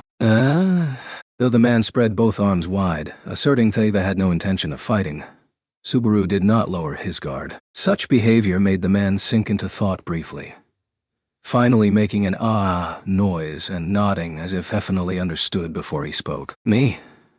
I'm Garfield. Haven't you heard of me? So, you're Garfield. Garfield was the name of the individual he'd been told over and over again to be wary of back at the mansion. Subaru's brow furrowed at the gobsmacking development of having encountered the man himself so soon. His reaction made Garfield click his tongue, then stare intently at Subaru. I've got something to ask you then. How'd you know I'm related to Frederica? You're seriously asking me that? When Subaru batted the question back, Garfield audibly bared his fangs in visible displeasure. Taking his silence as a yes, Subaru felt energy draining from him as he scratched his face and replied, anyone could tell just by looking at your face, sheesh. The shape of his fang-filled face was undoubtable proof that he was related to Frederica by blood. Chapter 3. A long-awaited reunion. I have been thoroughly molested. Where exactly should I direct my anger? Oh, shut up, coachman. It's just a little bump so hot to ever. I apologized. Right. When did you apologize? Surely you cannot mean your earlier statement of sorry for smacking you. I got ahead of myself. That was more abuse, not an apology. Am I wrong? With the dragon carriage resuming its trot, Otto stubbornly vented at Garfield from the driver's seat. Perhaps Otto's change in demeanor after having undergone such a painful experience so recently revealed he was surprisingly tough. Though Subaru was deeply impressed, Otto disregarded this as he gazed up at the heavens and lamented. There was a flash of light inside the dragon carriage, and Lady Amelia collapsed, with Mr. Natsuki nowhere to be found. Do you understand how terrible I felt when I was at the end of my wits, and then to be captured by a man dressed like a brigand? I'm really sorry about that. You were a huge help. Amelia's safe thanks to you. I'm really thankful, right? Well, if you feel properly thankful, all is well. Really? Super easy to please, wow. With Otto telling his tale of woe from right after they were separated, Subaru spoke respect infused with pure thankfulness. In point of fact, it wasn't hard at all to imagine Otto's panic at being attacked. That he had protected Amelia afterward, keeping her safe pending Subaru's meeting up with them again, had earned Subaru's thanks and enormous gratitude. Why, what's this brigand thing? You don't mean me, do ya? Whom else could I be referring to? You forced the dragon carriage to a stop, bullied me with your claws, and forced us to proceed with you until we reached Mr. Natsuki. Right. I was wondering about that. How the heck did you end up where I was? Considering how he had been teleported via the power of the crystal, Subaru had assumed it was difficult to discern where he was located. Subaru didn't remember sending up any smoke signals, so how had they met up with him at the ruin? Subaru's question made Garfield, riding in the dragon carriage with them, rub his own nose with a finger. I just caught the scent of an outsider. Didn't think he had snuck in all the way to the tomb, though. I'm telling you, I was pretty nervous. My scent.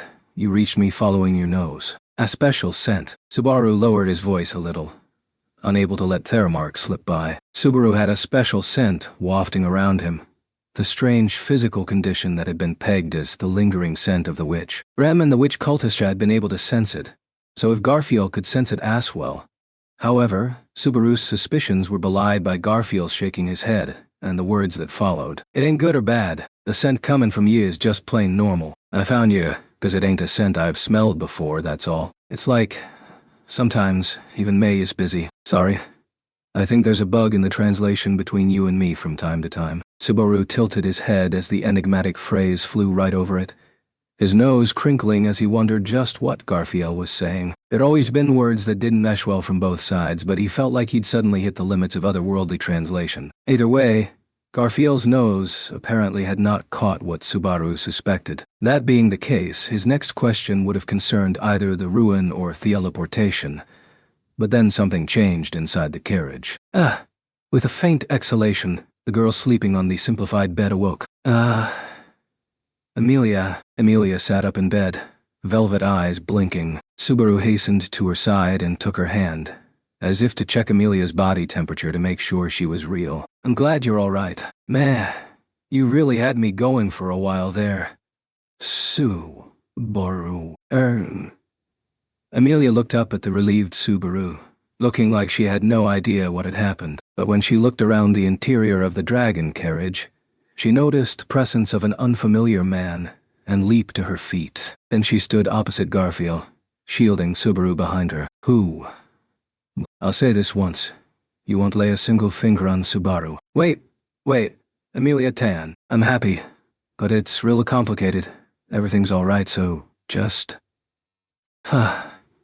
Quite some lip for someone who was sleeping all this time. Interesting. Hey, don't you get all worked up too. Calm down. Let's talk this through. Amelia, taking an unusually aggressive, worked-up stance, triggered Garfield's combative spirit in turn. Subaru edged himself between them, grasping Amelia's shoulders. Please, Amelia Tan, just relax. Some stuff happened while you were asleep, but it's been worked out already. He's Garfield. You get it now, right? Garfield. Wait, you mean the one Frederica talked about? Blinking several times over at the name, Amelia looked at Garfield. When she did so, he puffed out his chest, answered. Yeah, that's me. Garfield, the world's strongest man. Right, the world's strongest. Huh? What did you say just now? You said world's strongest, with a straight face. I said it, yeah. What's so strange about that? He meant it as an explanation to Amelia, but the unexpectedly grandiose statement surprised even Subaru. Garfield crinkled his nose, seemingly offended by their reactions. You heard my name, so you heard about all that Roswell, right? I heard your name with the nuance that you were a powerful person, but that didn't mean physical power, did it? If it meant martial might, the term powerful was being used in an unusual way. But, given the present circumstances, the chances of that seemed rather high, and they still had no certain proof he was an ally. Subaru had never thought Frederica's telling them to be wary of him would come to fruition like that. I'll ask this again, but you're Garfield who lives in the sanctuary. You've got a relationship to Roswell, and right now Ram and the people from Earlham Village are here too. We can believe you on that. You're free to doubt me, but either way you've crossed the barrier. It's not like you can turn back now, right? We crossed the barrier. Since when? Amelia's eyes widened in shock at the surreal fact. Incidentally, Subaru was just as surprised as she was. Hey, said Garfield toward them, and continued his words. Gimme a break. In the first place, didn't you fall asleep when you got close to the barrier? I slept because of the barrier. Now that you mention it, the crystal got bright. Then, too. The timing was the same, meaning they were both reactions to the barrier. Subaru snapped his fingers. The crystal's radiating light inside the dragon carriage matched up with the facts. Subaru got the crystal out of his pocket and rolled it on his palm. Amelia nodded deeply as well. Then,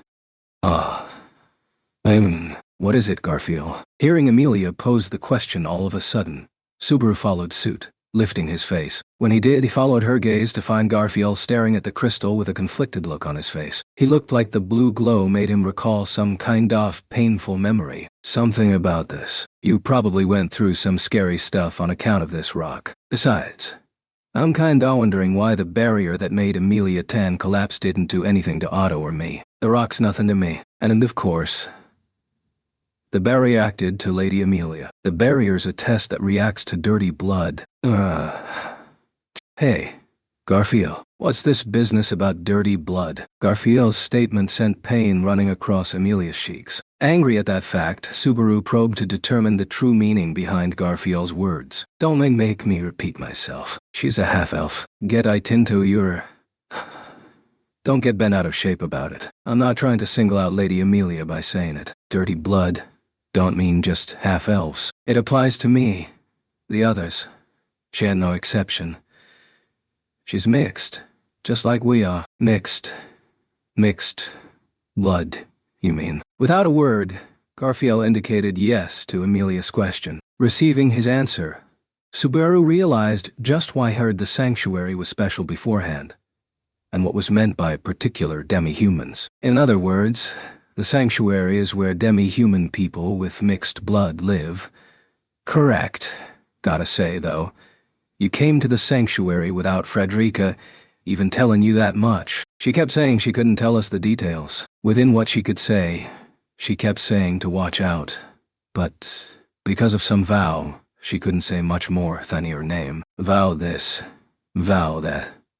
Huh. Huh.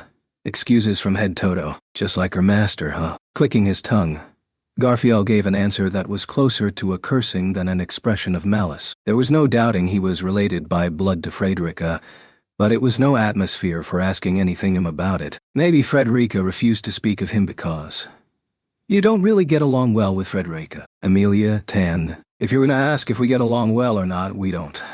We don't. Besides, everything from here on don't concern her. Everything from here is about us, and you people who came through the barrier.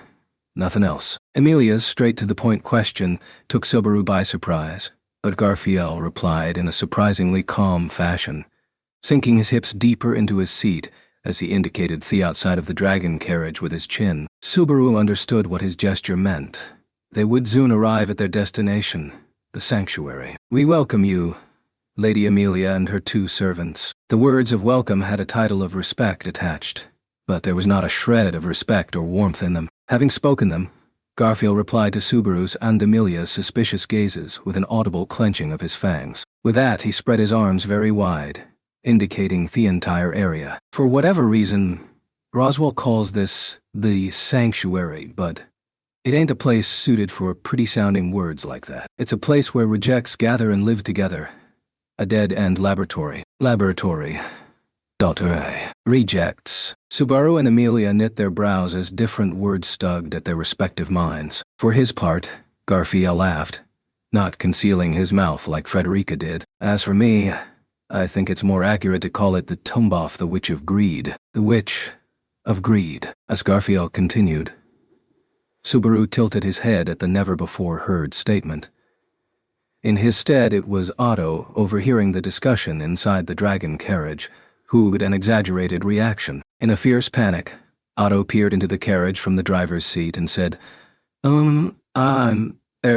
excuse me, you don't mean to say this is genuinely related to the Witch of Greed, yes? Wait, 'cause you got super surprised I'm reacting late. But what's the Witch of Greed to begin with? When people say witch, they mean the Witch of Jealousy, right? The Witch of Jealousy had plunged the world into the lowest depths of terror. Even in the present, she was feared as the most awful of calamities. Subaru knew only of the witch bearing the title of Jealousy. He'd never heard of any others. Despite that, the term beyond his expectations sailed overhead, bringing the worst of possibilities rushing to the forefront of his mind. Don't tell me the witch cult has 1 witch for each of them. 7 witches. So 7 archbishops in total. How do you think it was defeating even one of them? Subaru exclaimed. Having to defeat all of them would be an especially harrowing prospect, but there is fortunately no concern about that. It is just that for a witch besides jealousy to become an issue is a very, very great problem in itself. Subaru was relieved to have his worst imagination rebutted, but Otto's concern had not been wiped away. Subaru found himself suspicious when Amelia, sitting beside him, took up where Otto had left off. Well, you see, a really long time ago, and this would be 400 years ago, there were 6 witches other than the Witch of Jealousy, but the Witch of Jealousy killed them all, supposedly. Seems like she ate 'em. Matter of fact, there ain't much for records left of the witches the Witch of Jealousy killed, but there's exceptions to that.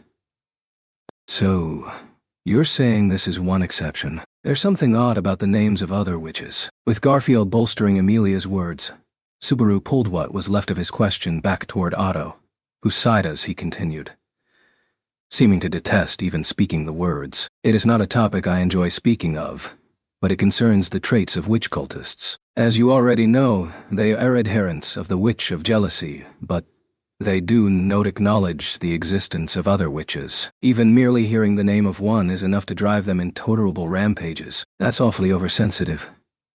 In the Wallachia Empire to the south, rumors spread off the name of a witch besides the Witch of Jealousy. A media supposedly related to the witch emerged, but there is no telling whether it was true or false. The empire to the south, and the witch cult, Those toolments coalesced in Subaru's memory. He remembered a story Julius had relayed to him while they were traveling together at the height of the campaign to subdue Betelgeuse. You mean the story that a single archbishop of the 7 deadly sins wiped out a city? That is the one. Perhaps the rumor of a meteor was fact.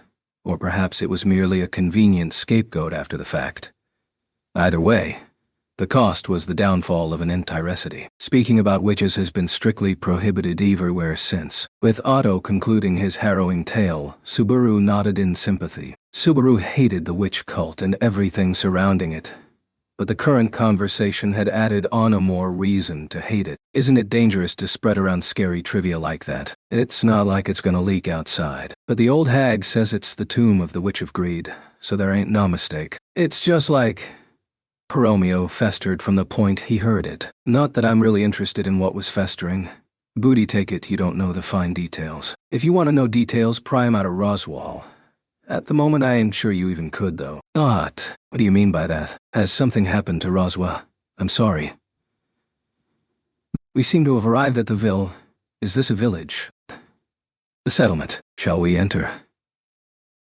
Amelia probed deeper to discern Garfiel's meaning. But before she could get anywhere, Otto announced from the driver's seat that they had arrived at their destination. His words made her look outside, whereupon she said, "So, this is the sanctuary."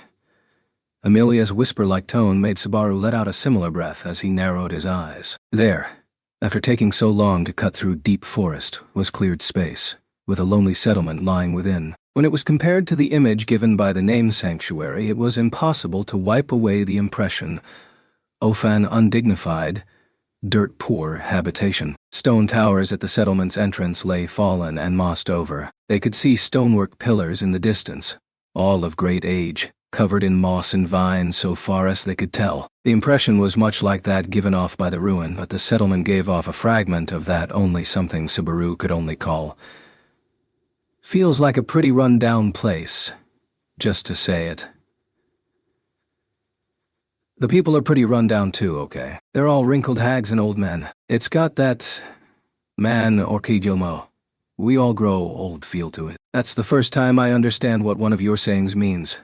But man, you aren't pulling any punches. Garfield's words about the settlement he himself lived in were absolutely merciless. Some people liked to talk poorly off their homelands out of modesty, but Subaru didn't sense a shred of that from his voice. It seemed to be a fact that he was alienated from this place, the sanctuary. Either way, let's keep going until we find a good spot to park the dragon carriage. I see you're back, Garf. You certainly took your sweet time. Yeah. Putting everyone's impressions of the sanctuary on the back burner, they made the dragon carriage run to the center of the settlement, where Subaru was surprised to hear a familiar voice. It was tossed their way from the center of the settlement, right along the route the dragon carriage was following. There, a lone girl revealed herself. Her demeanor cool as she stood tall. The sight of the girl made Garfield dash right out of the dragon carriage.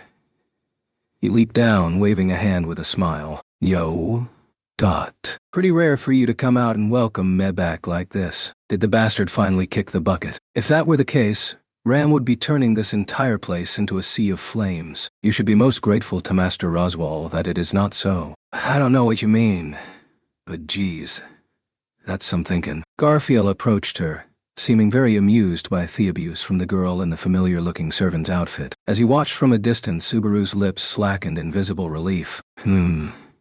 So that is the older sister of the girl whom Yaura is speaking of. I see. It is quite obvious. But she looks just like the sleeping Miss Ram, yes. Otto, laying eyes upon the girl for the first time, was deeply moved as he murmured. Just as he'd said, in appearance she and Ram were 2 peas in a pod, but the individuals on the inside were completely different. Subaru was reuniting with Ram, the non-working servant of Roswell Manor, after several days of separation. Ram noticed Subaru leaning out of the dragon carriage and waving toward her. Her pink eyes narrowed slightly, followed by an easy-to-understand sinking of her shoulders. I know not where you were, Barusu, but I am disappointed at your late arrival. If only you had noticed something was wrong and come running. I was a fool to expect such a thing. If you don't know where I've been, then follow that part of the end, damn it. Also, This goes mainly for Roswell. But it's hard to figure out what you people are up to. Also, I need to talk to the man himself face to face. When Subaru rebutted, Ram replied with a, "Huh?" That was the same as it had ever been. From there, her gaze turned toward Amelia, who was right at Subaru's side. "Lady Amelia, I bid you a warm welcome. As Master Roswell is awaiting you within, I shall escort you to him. Garf, please guide the dragon carriage and coachman to a suitable place." "Man, you're rough with people." "That's fine though. Hey, driver bastard, come with me, I'll show you in." "Do you mean me by that?"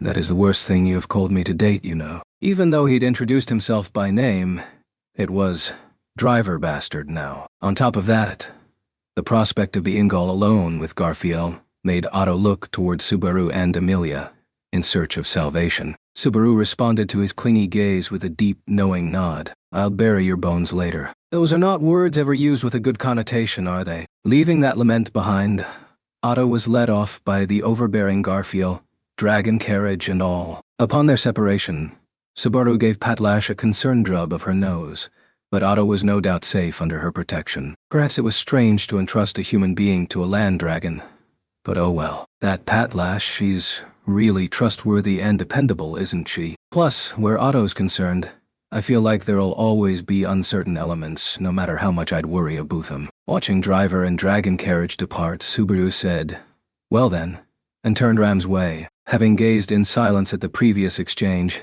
she turned her face away from Subaru's gaze with a neutral look and said, "What?" "Nothing.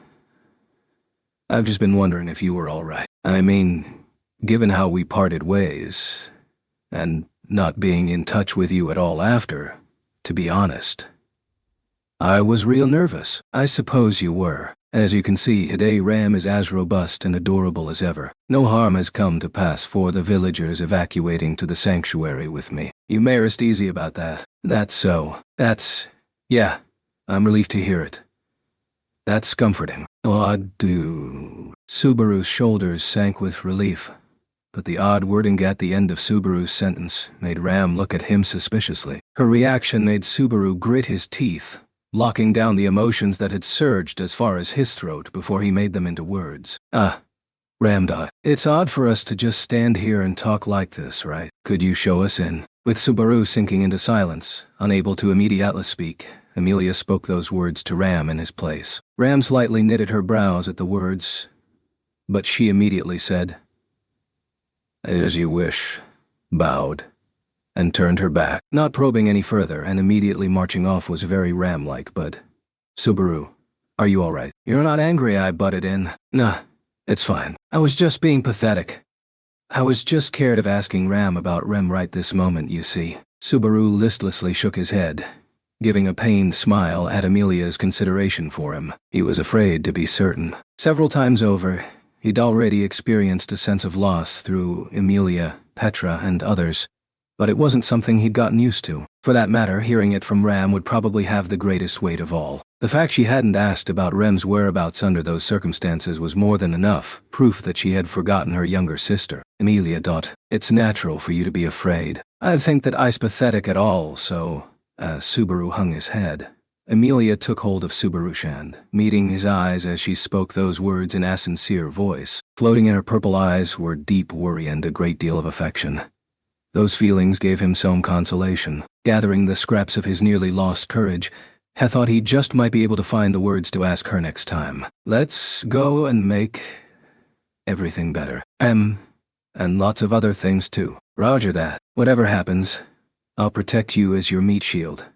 Amelia Tan." Subaru and Amelia were still holding hands as they walked behind Ram, going deeper into the sanctuary. Subaru did not realize that it was he alone who gained courage from it. The house was the most intact structure in the sanctuary. The residence, formed of stone material, was about the same size as an average stand-alone house from Subaru's world. The interior was divided into simple corridors and rooms, feeling like a reasonably comfortable place to live. Between Roswell Manor and the Nobles District in the capital, Subaru had seen extravagant structures, but one of this size felt much closer to home. But, ignoring Subaru's impressions, Lady Amelia and our good Subaru. It feels like it has been quite a long time since I have seen you. Roswell waved to the pair with a fishy smile. Something that felt out of place to the extreme. His eccentric clown makeup, his exaggerated words and gestures, and the very aura of his presence were sound befitting an ordinary person. It simply felt wrong for him to be inside an ordinary house such as that. However, now that they were before him, feelings of things being wrong or out of place were trifling affairs. First, it is good that you are safe and sound, Lady Amelia. I heard the circumstances from Ram, but it would be difficult to leave with myself if anything should have happened to you. If you really think so, you could cough up a more proper reaction to... No, more importantly, what the heck happened to you? Roswell expressed relief at Amelia's safety, but Subaru and Amelia were left as perplexed as before. As for why, Roswell was a painful sight while greeting the pair, lying in bed and wrapped in bandages stained with blood coming from his own body. His unclothed upper body lacked a single space unwrapped by bandages. He had multiple deep wounds and was in a grave condition. That the makeup on his face was unmarred felt like a sign less of robustness than of a bizarre level of obsession. But he did not give off the slightest hint of being injured, acting completely normal. My, you ask me that. I, too, am but a man. It truly pains me to be seen in such a shameful state. I suppose you are not so gentle as to refrain from asking why. As if I could, truly. Roswell, what happened to get hurt this badly? And on top of that, His flippant tone about something impossible to gloss over put the genuinely angry Amelia in a bind. Indeed, two wounds were so grave she hesitated to press the point. She wanted to ask, but she didn't want to force the issue. Roswell responded to the discord with Amelia by closing one of his differently colored eyes, specifically the blue one. I wonder where I should begin the tale. In regards to me wounds, perhaps I should call them a badge of honor, or the unavoidable consequences of my actions. Please, do not paper over things like that. I am asking a serious question. I want a serious answer from you. It would seem Lady Amelia is not in good humor either. Considering the place, I do not believe that can be helped. It felt wrong to Subaru that Amelia was taking an interrogatory tone, when Roswell, apparently agreeing with him, pointed out that very thing. Amelia exhaled with an air of resignation. Since I came in contact with the barrier, I think my chest has been astir. I can't calm down. What is this place? Even though it's called the Sanctuary, it doesn't feel like any such thing to me. If anything, it's the opposite. Perhaps you can accept that the tombs of witches have always been referred to thus. Amelia's breath caught strongly when Roswell invoked the other name of the sanctuary. Hearing the term from a mouth other than Garfield's lent it greater weight. However, since that only added to the information they needed to ask him about... Wait. Let's put what we want to ask about in proper order. I feel like we're just going to be running around in circles at this rate. We need to get to a conclusion. A most sound suggestion. It seems that our good Subaru's mental state has changed since last I saw him. That story's gonna get seriously long, so I'll brag properly about it later. One thing though. As Roswell prodded him, trying to make light of them adder. Subaru stared straight at him before continuing. I succeeded in forming an alliance with Crush, satisfied with the results of leaving me there now. I am most satisfied. Truly. You have acquired something difficult and long yearned for. That's so. The affirmation felt more sincere than Subaru had expected. While surprised, he accepted it in good grace. He'd expected as much for a while, but Roswell really had left Subaru in the royal capital with the expectation that he'd fight hard. Roswell's having used that to his own advantage wasn't amusing to Subaru. The fact that his countermeasures against the witch cult had been conspicuously inadequate amused him even less. Setting aside that dissatisfaction for the moment, Subaru ordered the more immediate questions in his mind before starting. First, the people of Earlham Village. Ram said they were safe and sound. But is that really true? Please rest at ease. The state of my body may make that difficult to believe, but I am a lord. After all, he negotiated earnestly upon their behalf, and had the cathedral opened to give them shelter. Cathedral, huh? I'll ask for more details about that later. Next, tell us what you meant by witch's tomb earlier. As Subaru moved ahead, Emilia intervened, choosing Fennec's topic for herself. It was one of the issues on Subaru's list, so he had no objection, but Subaru didn't think the hard voice and the way she asked felt very Emilia-like. Roswaal responded to the tense Emilia's question with a wry smile and closed one eye. It means exactly what it says. This is the final resting place of the witch named Echidna, once known as the Witch of Greed. And to me, these grounds are holy. The witch Echidna. The tone with which Roswaal replied to the question and put the name to his lips made Subaru's breath catch. His reply was quiet and gentle, yet filled with sharpness that clawed at the mind. There was no echo of his normal clownish demeanor. What filled his voice was emotion that pounded hard into Subaru's chest. The instant Roswaal invoked Echidna's name, Heist's expression looked softer for what might have been the very first time. Seeing the side of his face, Ram, attending at his bedside, gently lowered her eyes. Subaru did not notice her reaction. Rather, he touched a hand to his own chest. For some reason, the name Echidna, a name he shouldn't have known, strangely churned within him. Subaru, are you all right? Is something wrong? Nah, I'm fine. More importantly, we know this is the place a witch died. But, Roswaal, why are you safekeeping a place with a history like that? Do you have some kind of connection with this witch? The reason is simple. This land has been under the care of the Mathers family, passed down from generation to generation. It began under the lord of this house at the time, the Roswaal from which I inherit this name. In other words, it is from this Roswaal in history that this sanctuary has been passed down. When Subaru broached the issue of his relationship to the witch, Roswaal followed suit, filling in the blanks. The explanation left Emilia touching her own lips, knitting hair-refined eyebrows. In history, then the Mathers family has been involved with the Witch of Greed since long. Echidna.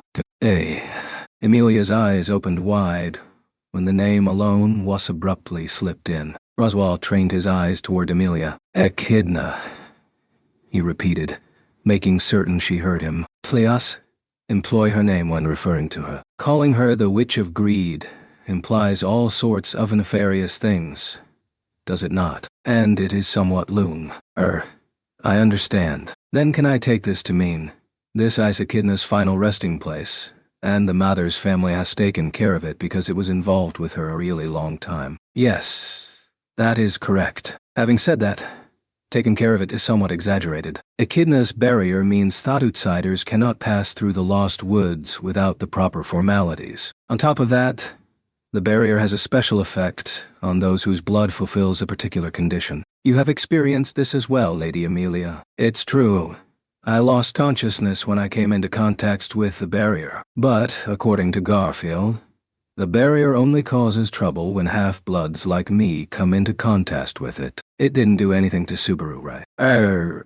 Actually, I can't really say it did nothing to me. What do you mean by that? When Subaru scratched his cheek and murmured, Emilia lifted her face in surprise. She didn't know that once the barrier had knocked her out, Subaru had been teleported while she slept. Along the way, Subaru hadn't found a good time to bring it up, but also he had hesitated greatly to do so. After all, he couldn't discuss it without discussing its connection to Frederica's crystal. If Frederica had conveyed that Garfield was a dangerous person, entrusted Emilia with the crystal, and on top of that, plotted to have that crystal teleport her, you wondered what objective Frederica had in doing so. Subaru, if something happened, tell me. We decided would discuss important things, didn't we? We did, but this is...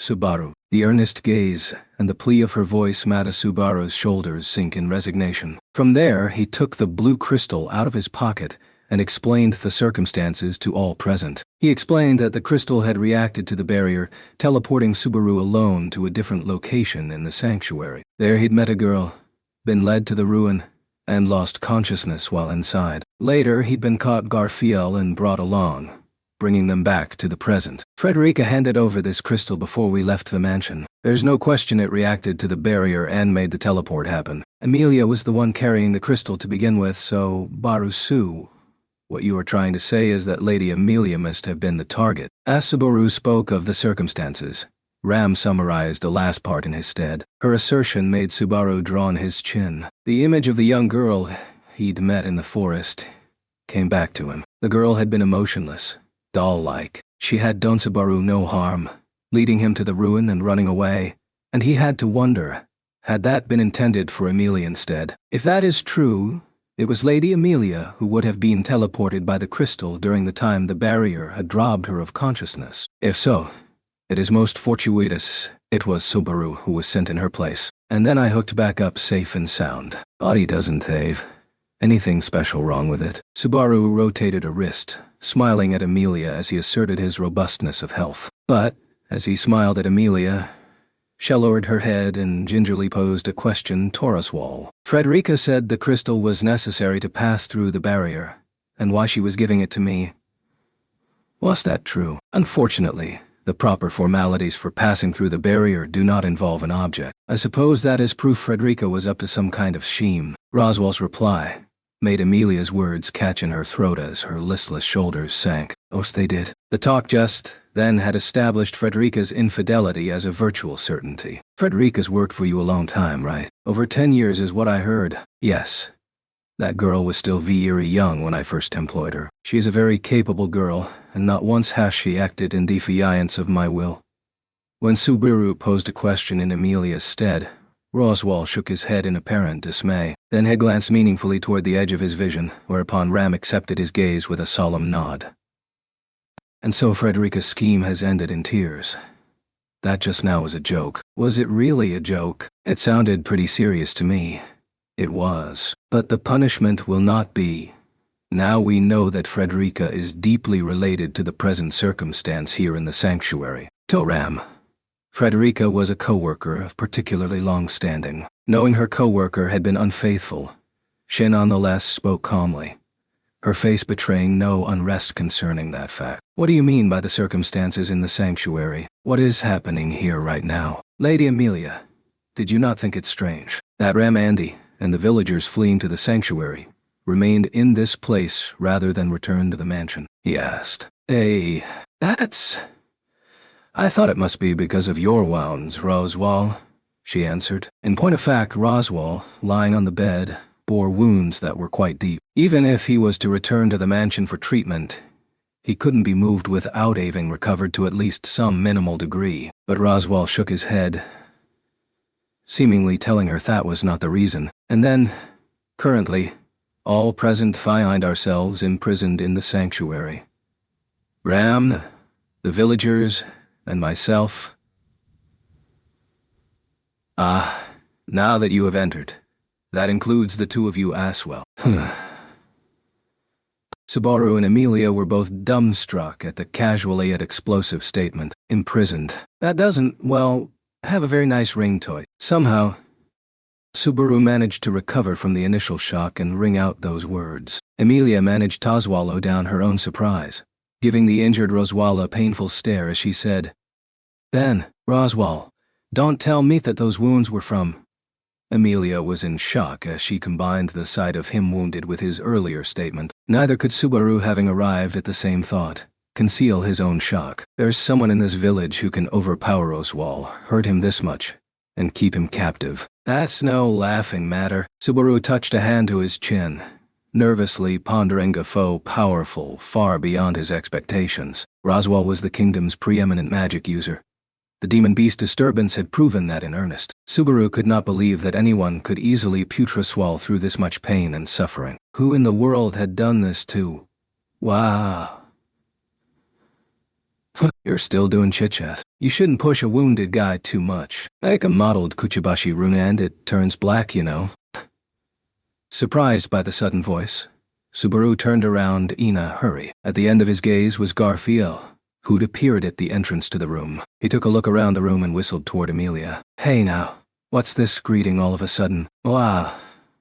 Are you that ticked off with me? I'm being on the safe side. since the earlier conversation made me think the most dangerous person here is you. Garfield audibly clenched his teeth in amusement. Emilia stood on guard with Subaru and Roswell at her back, seemingly to shield them from him. Being shielded by Emilia was a thing in itself, but Subaru blinked hard at a separate issue. Namely, "Hey, what'd you do with Otto? He was with you, right?"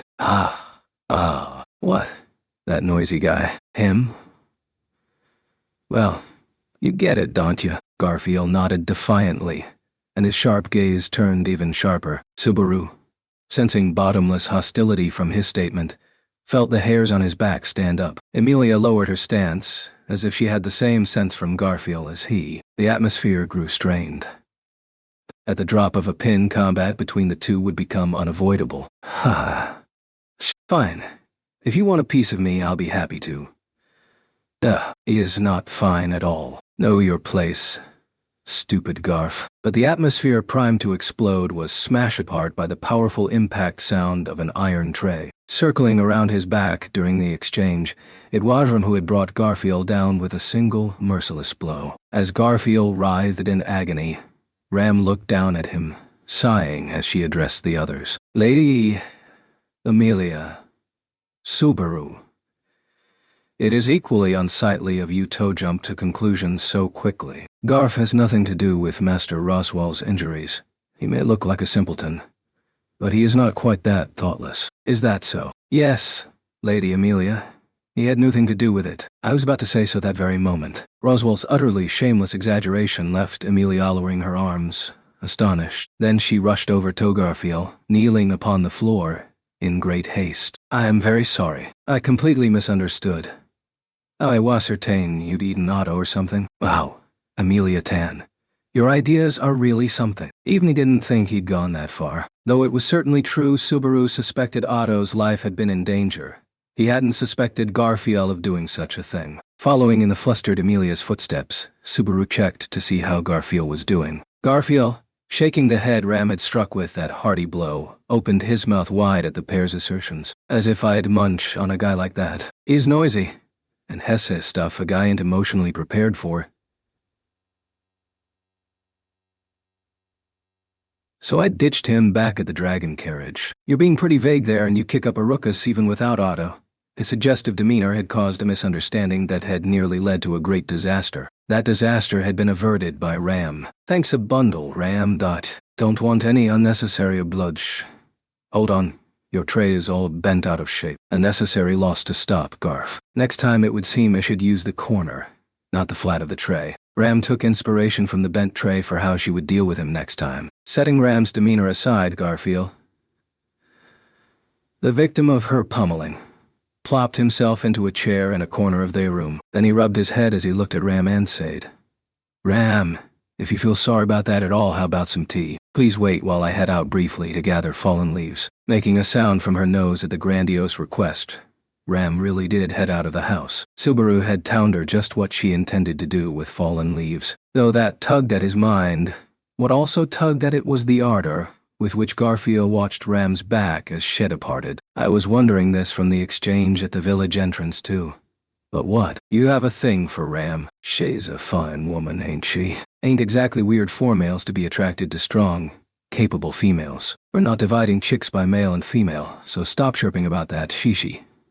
Garfield had replied openly to Subaru's question, but his road to romance was treacherous. Ram's affection for Oswald ran deep, hanging over his prospects almost like a curse. That was an unmistakable side of romance in any world, but, well, then, based on that reaction, you don't look like you talked about the important stuff yet. You're free to turn into pieces of garbage if you want, but you should talk about it to Lady Emilia, at least. To me. With Ram absent from the room, Garfield tapped his foot as he refocused the conversation. Emilia was surprised that her own name was in his statement, but Garfield paid her surprise no heed, sending his dangerous look stabbing right through Roswell. The fact she got past the barrier means she's wrapped up in our business. What the hell's with this peaceful, pleasant conversation? You people playing around Orsimathan. I'm not sure why you have a bee in your bonnet, but this business we're wrapped up in doesn't sound unrelated, this whole imprisoned business. Garfield, as snippy as ever, narrowed his eyes at Subaru's assertion, feeling as if he was facing off against a fierce, overbearing beast. Subaru put the conversation to that point in order in his head and said, "According to Roswell, this isn't imprisonment by brute force. Regardless of how you look and act, you can't be short-tempered and violent enough to..." For an instant, being hurled by Garfield re-emerged in his memories. To do that kind of thing. "Subaru, you seemed really unsure just now." Subaru, on the receiving end of a rare quip from Amelia, looked straight at Garfield. Receiving his gaze, Garfield said, "Go on," urging Subaru to continue. Listen, if you ain't the dirt stuck to a half-demon's foot, that is, half-elf, next time I'll get Roswell to light your butt on fire." Garfield lowered his head as Subaru shamelessly proclaimed he would borrow another's power for his retribution. At his reaction, Subaru lifted a finger, turning that finger to indicate the sanctuary outside. "I'll continue. Now that imprisonment by force has been crossed off the list, what other way can I think of? To be honest, I don't have much information to go on. But there's something that sticks out in my mind." "You mean the barrier?" "That's right. You're so smart, Amelia Tan." Coming up with the answer on her own, Amelia had sounded unsure in her answer, but her view was in line with Subaru's own. If neither Garfield's brawn nor Roswell's injuries was responsible for the imprisonment in the sanctuary, it left the barrier as the only possibility. The barrier with a special effect originally meant to protect the sanctuary. If it had been a simple barrier, Subaru might not have come to such a far-fetched idea. But at any rate, when she came in contact with the barrier, Amelia fainted. According to Garfield, that's not an effect limited to Amelia. It's like that for most of the people living in the sanctuary, he said. In other words, Subaru, you think that it's the barrier's effect that's keeping Roswell and the others in here, and preventing them from returning to the mansion. There you go again. Exactly. Wow. Amelia Tan and I are in perfect sync today. Elated that they were thinking along the same lines, Subaru went for a high five. But when Amelia tilted her head rather than play along, Subaru gently eased his hand down and looked at Garfield. "So that's what I was thinking, but am I right? Sorry, I've got to drop my assessment of ya. 3 steps down from a piece of mud. That assessment is pretty out there, but I'll aim to gradually raise it back up." Taking that as a roundabout way of saying yes, Subaru nodded and looked over to Roswell. As he did so, Roswell closed one eye at Subaru's and Amelia's thought processes, amusement resting in his yellow eye. My, there truly has been quite a change in the span of several days. The optimism in both Subaru and Lady Amelia is quite reassuring. It was well worth making me heart, that of an Oni, and letting matters be. I have a mountain of things to say to you later about letting matters be apart. Keep in mind, if you weren't wounded, the iron fist of my anger wouldn't be a soft thing. Me, how frightening. With Roswell in such high spirits, Subaru brandished a clenched fist. Whether he'd have seriously let Roswell have it was another matter, but his irritation at the previous statement was no act. He'd give the man a tongue-lashing later for his lack of countermeasures against the witch cull's attack during his absence. But right now, talking about the barrier comes first. Is that reaction the cause of the imprisonment? I cannot call it correct in the strictest sense. However, it is not far off from the truth. It is a fact that the cause of our being hindered here in the sanctuary is a circumstance involving the barrier. The barrier had the power to rob mixed people of their consciousness and make intruders get lost in the forest. But it did no harm to those of mixed blood already inside. It lacked the power to hinder Roswell and the others on its own. So the fact you've been stuck here anyway means that's 'cause the people under the barrier's effect are getting in their way. The answer to his question was bluntly revealed from the mouth of one of the people concerned. When he turned toward the speaker of that ferocious declaration, the sharp green eyes of the golden-haired man of mixed blood glared back at Subaru and the others. "Garfield, the way I see it, it's a simple story. As long as the barrier's up, we can't get out of the sanctuary. The barrier's got nothing to do with ya, but that ain't very fair, is it? Then because you want to get out but can't, you're holding Roswell and the others captive. Even to the point someone gets hurt like this." Subaru, feeling like the issue had just become very petty, felt anger toward the short-tempered act. However, when had pressed the issue, Garfield grimaced unpleasantly. "Say whatever you want about it, but it's not like it don't have anything to do with you. So, for the same reason, you don't intend to let us go either." No, it ain't that. It's way simpler. Your precious little princess can't get out of the sanctuary for the same reason me and the grannies can't. Damn it. Subaru gaped when Garfield laughed loudly and pointed at Amelia as he made the statement. Truly, he was fed up with himself for not having realized such an obvious possibility. It was exactly as Garfield had said. It was already proven beyond doubt the barrier's effect was active upon Amelia. She too was a prisoner of the sanctuary. Can't anything be done about that? Right, if the barrier knocks people out when they touch it, how about having them carried out by people not under its effect? Subaru. Amazing. We could use that method to get people an amusing suggestion, but 'tis best avoided, if you do not seek to leave us as soulless husks. At least, yet again, a third party intervened in Subaru's conversation that day. The intervention of an unfamiliar voice caused Subaru to turn toward the entrance. Just like Garfield had done earlier, a small figure was standing there, whereupon Subaru let out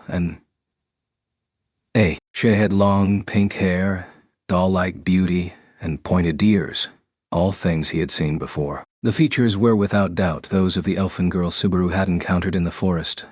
You're that. Hot. Here, Barusu. Tea. As requested. Subaru, surprised by their reunion, instantly began to speak, but the sudden feeling of a hot steaming drink pressed against his cheek made Subaru yell from the burning pain, tumbling onto the room's floor. The clumsy servant having returned, Ram gazed down at Subaru's state with a look of scorn. Such a big fuss. How unsightly for a man. That has nothing to do with being a man or not. You burned my cheek, you know. What were you thinking? Sitting up in the face of heartless, merciless abuse.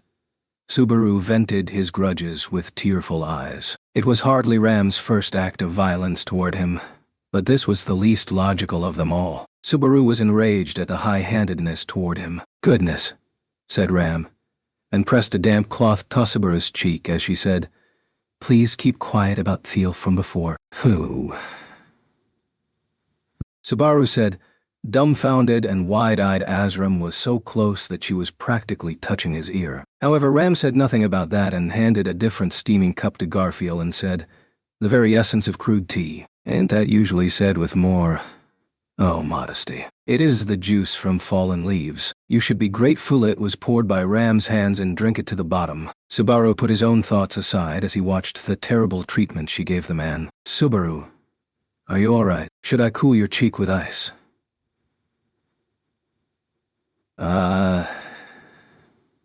It's okay. I'm alright. I'm used to Ram doing crazy stuff. It's like an everyday ritual. Is that so? When did things become like that while my back was turned? That prompted Subaru to reminisce about the tragedies of his life as a servant. But it was not that upon which Subaru's mind was focused.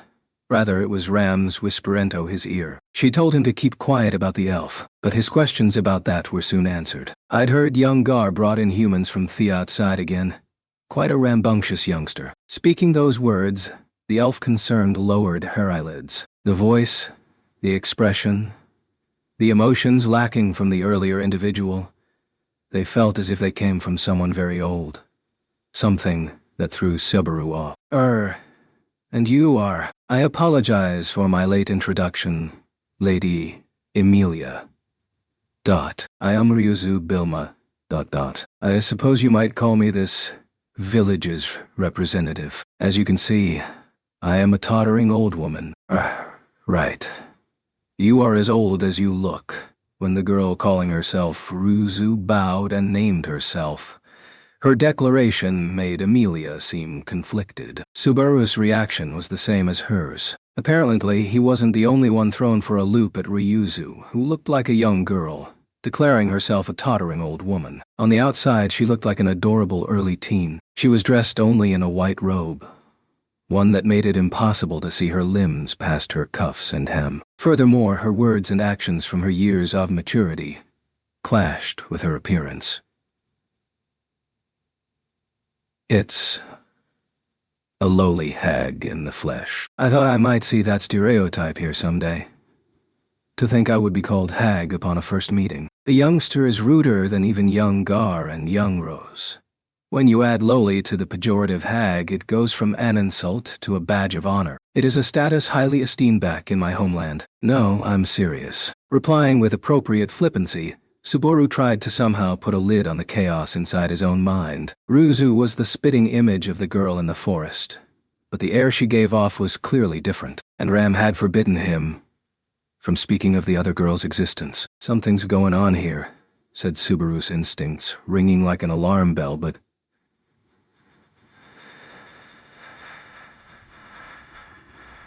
very well then. So, you must be Barusu. Young Su. In other words, paired with a young Gar thing, calling me that makes it sound like we'll start getting treated as brothers, but that's fine. Just please at least remember that my proper name is Subaru Natsuki. Subaru introduced himself to nip the mistaken name, obtained via RM, in the bud. His line caused Ryuzu to slap her hip, saying, I get it. I get it. In an elderly fashion before she said, Now, young Gar, would you be a sensible boy and yield your chair to me? You get ticked off when I treat you like a hag, but you turn into a tottering old woman when it's convenient, damn it. Did you say something? Nothing. Garfield clicked his tongue and yielded the chair in which he sat to Ryuzu. As he did, he brushed some dust off the chair and, in deeply devoted fashion, lent Ryuzu a hand so that she could sit in it more easily. Somehow you seem like some hick from the countryside whose rudeness is all mouth. Oh, shut up. Third rate. What are you comparing me to? Whoa, this tea's awful. It tastes like grass. Garfield grimaced spectacularly at the fallen leaf tea Ram had poured for him. Subaru took advantage of that interlude to get the topic back on track again as he said, So, now that Ryuzu is with us, let's get back to the earlier topic. What's your basis for saying my idea is bad? Earlier Miss Ryuzu said something really scary sounding, but Amelia glanced sidelong at Ryuzu. Subaru nodded at her words. She said, Soulless husks. Right. What did you mean by that? I meant exactly what I said. When the mixed come into contact with the barrier, they lose consciousness. But I cannot call that impression quite correct. The souls of the mixed are repelled by the barrier. It is more correct to say, the souls are repelled. Amelia didn't seem to quite get that explanation for the mechanism by which the barrier knocked people out. Subaru gawked at Ryuzu, somehow managing to digest her words. In other words, if the mixed force their way across the barrier, body and soul will be separated from each other, and that'll leave the soul inside the barrier without a body. That's how I should interpret Husk. Ho ho. The boy understands rather quickly. That is the long and short of it. When Subaru replied with his own interpretation, the impressed Ryuzu smiled. After she saw that smile, Amelia's eyes were still wide with surprise when she looked at Roswal. But how is that related to Roswal's injuries? If the barrier's power does not function for anyone except those of mixed blood, someone else inflicted those wounds on Roswal. And it wasn't Garfield, right? Amelia asked. Roswal's shoulders sank. As Ram said earlier, he is not quite thoughtless of a man, though I do not deny that Garfield is capable of inflicting such pain upon me. Serious. Subaru was aghast. He is serious. Ram's brief words affirmed they were true. It meant a great deal coming from Ram, both a realist and someone placing Roswal at the summit of her mental pyramid. Apparently, Garfield had the might to back up his claim to the title of world's strongest man. The exchange was another way of saying, there is no escaping this imprisonment by force. I feel like I should be kind of insulted by the way you're talking. That. Ram, don't make a scary face like that. Anyway, it wasn't me. He got hurt like that because the trial rejected him. Whether he knew the depth of their surprise or not, Garfield violently dragged the conversation forward. Subaru gaped and gulped, calming his mind down somewhat as he voiced his thoughts. First, the sanctuary has a barrier from a witch, and now there's a trial. Just gets better and better. New problems only added to the number of topics. When Subaru scowled at that fact, Roswal replied, I suppose is Sue, and stroked the bandages over his chest, as he continued. However, this is most likely the final piece of information to be added. Those who are qualified obtain the right to take the trial to lift the barrier. My wounds are proof of what happens when that precondition is disregarded the precondition for the trial. The precondition is to have blood affected by the barrier. In other words, to have mixed blood. If anyone else undertakes the trial, their flesh is repelled and shredded. Subaru and Amelia simultaneously gasped in surprise. So that was the cause of Roswell's own body being bandaged to such an extent. Were it not for the blood-stained bandages, Roswell's wounded body would be naked. Such was the cruel state he was in. Countless lacerations ran across his upper body, almost like a bomb had exploded inside him, with blood oozing out that very moment. It seemed like perhaps healing magic had little effect, or perhaps something was continuing to wound him afresh. So let me get straight to issuing our demands. Speaking those words, Garfield pointed straight toward the shocked Subaru. No, toward Amelia. He seemed to be saying that Amelia was needed to resolve the circumstance involving the sanctuary. With Amelia's breath catching as she gazed at that finger, Garfield continued, saying, lift the barrier around the sanctuary. To do that, take the trial. Until that's lifted, Noon leaves. Not that you personally can leave anyway. The instant Subaru stepped into the place called the cathedral, he felt a change in the air. It was not a bad change. Surprise registered where, until that moment, a quiet atmosphere without conversation had reigned, followed by a cascade of attention, and the rush of joy. Master Subaru. Oh, thank goodness you are safe. Everyone else all right. The ones welcoming Subaru. When he showed himself with the people lodging in the cathedral, the people of Elm village who had evacuated, fleeing from the witch cult to the sanctuary together with Ram, they looked happy to see Subaru.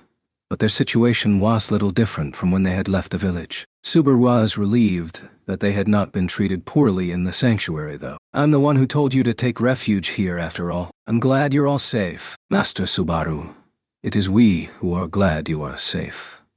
How is the village? And the others? Yeah.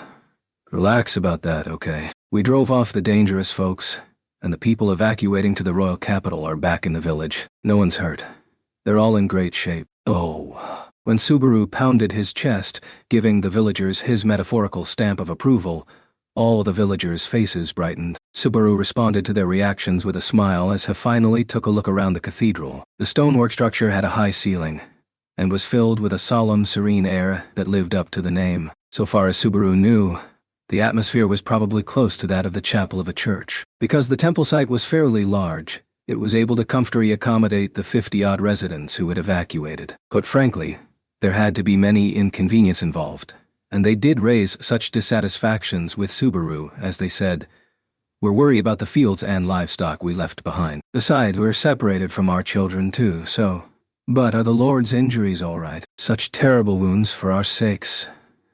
Their statements, showing less concern about the disorder in their daily lives than pure concern for the future, hurt Subaru's heart. Here they were, far from their families, with their own Lord bearing wounds. The seeds of their anxieties were inexhaustible, but Subaru's feat had brought him there to bring an end to their situation. For that reason, among others, Subaru loudly cleared his throat, drawing all eyes of the villagers upon him. Listen to me, everyone. As you know, the dangerous elements threatening the village have been driven off. The other group that evacuated has returned to the village, and they're waiting for you to return as we speak. The moment Subaru reached, waiting for you to return, shadows of anxiety came over the villagers' faces. Naturally, they too knew why they remained in the sanctuary. They also knew Roswell had sustained his wounds with the aim of liberating them. However, looks like you all know that getting out of here won't be easy. But it's all right. After all, there's a girl right here to undertake the trial to free everyone. Master Subaru, you can't mean... Whoa, it isn't me. If I could, I'd do it in a heartbeat. But... Subaru scratched his head with a pained smile at their action from the freshly enthused villagers. His words were no lie. If he could be the challenger, he'd take the trial without a moment's hesitation. But Subaru did not fulfill the conditions to challenge the barrier. Accordingly, the one who would undertake the trial, Woody, I'm sure you all know her. The royal candidate, Emilia. She's facing the trial." Subaru's declaration sent the villagers gasping once more. Nodding back at their reactions, Subaru reached a beckoning hand toward the entrance to the temple, and the girl waiting there for him. After a moment's hesitation, Emilia slowly revealed herself, silver hair flowing behind her. Her cheeks were stiff from tension as Subaru stood at her side and surveyed the villagers. Those gazes had rejected her once before. Now, she had the courage to face them without the identification scrambler robe. Even so, Emilia bit her lip, bowing her head deeply then and there. I am sorry to have made you wait. In place of your lord, Roswell L. Nathers, I shall undertake the trial of the sanctuary. I may not seem very formidable, but I'm sure I will overcome and liberate everyone from this barrier. At first, she was timid, with little confidence, but by the end, she was speaking more quickly and fluently. Emilia's proclamation left the villagers perplexed as they looked at one another's faces. Once before, Emilia had extended her hand to them only to be rebuffed. That rupture had hardly been repaired. All Subaru had done was slam a lid on top of it so that you couldn't see the cracks and punt the can down the road. As far as the villagers were concerned, Emilia was stuck in their stereotypes half-elves. Emilia kept her head lowered as she awaited the villagers' response. Her lips were tightly pursed, and on her face, Subaru saw resolve and a hint of fear about the prospect of rejection. But a figure walked closer to Emilia. The old woman was both the head of Earlham Village and someone who'd often touched Subaru's butt. Sensing her presence, Emilia lifted her head. The old woman nodded and spoke. "A few days ago, you lowered your head to us and rejected your assistance. In spite of this, you reach your hand out to us once more. Why? For the sake of the royal selection. To maintain the support of the populace, you lower your head and say that you shall save us. That is natural. I have no complaint about this, if that is indeed the case. But what we find frightening is that we do not understand the reason why." "You don't understand the reason why?" Emilia asked, eyes shaking in bewilderment at the old woman. "We rejected you because you are a half-elf. We do not understand the reason why you, a half-elf, would do again despite that. That is what we wish to know. And that you are not a witch beyond our ability to comprehend." Emilia was surprised. She was being compared to a witch to her face, and yet she'd been asked to deny she was one. It was probably something she was experiencing for the first time. No doubt, Emilia had been always tormented by discrimination that permitted no rebuttal. The conclusion simply forced upon her. For an instant, Emilia shifted her eyes toward Subaru, who was standing by her side. Her gaze clung to him, apparently in search of an answer. Subaru tucked in Hishton, nudging her forward without a word. It was Emilia's own words they were seeking. Borrowed words would be meaningless. "I have no confidence that I can give an eloquent reply to your question. Right now, I do not have any real convincing words to make you all accept what I say." Reluctantly, and with Subaru's affirming nod pressing her onward, Emilia began to speak. With her own clumsy words, she sought to explain why she wanted to do this. It may have been a short time, but I spent the last several days with the family members who aren't here with you. So I thought all over again. Families need to be together." Emilia touched her own chest as if looking for something, stroking the dim crystal hanging from her neck. Inside it was surely sleeping family of her own. Family she could not speak with at the moment for reasons unclear. However, believing that her feelings about family were no different from theirs, Emilia surveyed everyone's face. "I want to return you to your families. That is not a promise I made in that village, but it is something I swore to myself. That's what I want to fulfill. That's all. I haven't really thought much of maintaining your support and so on. But, if possible, I'd like everyone to rather, I want to get along with all of you. To the very end."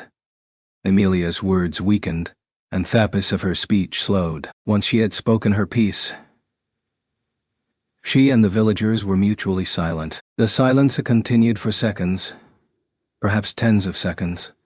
"Lady Emilia." "Yes, we know this is very selfish of us to say. However, please take good care of us." For a moment, Emilia looked like her thought process had ground to a halt.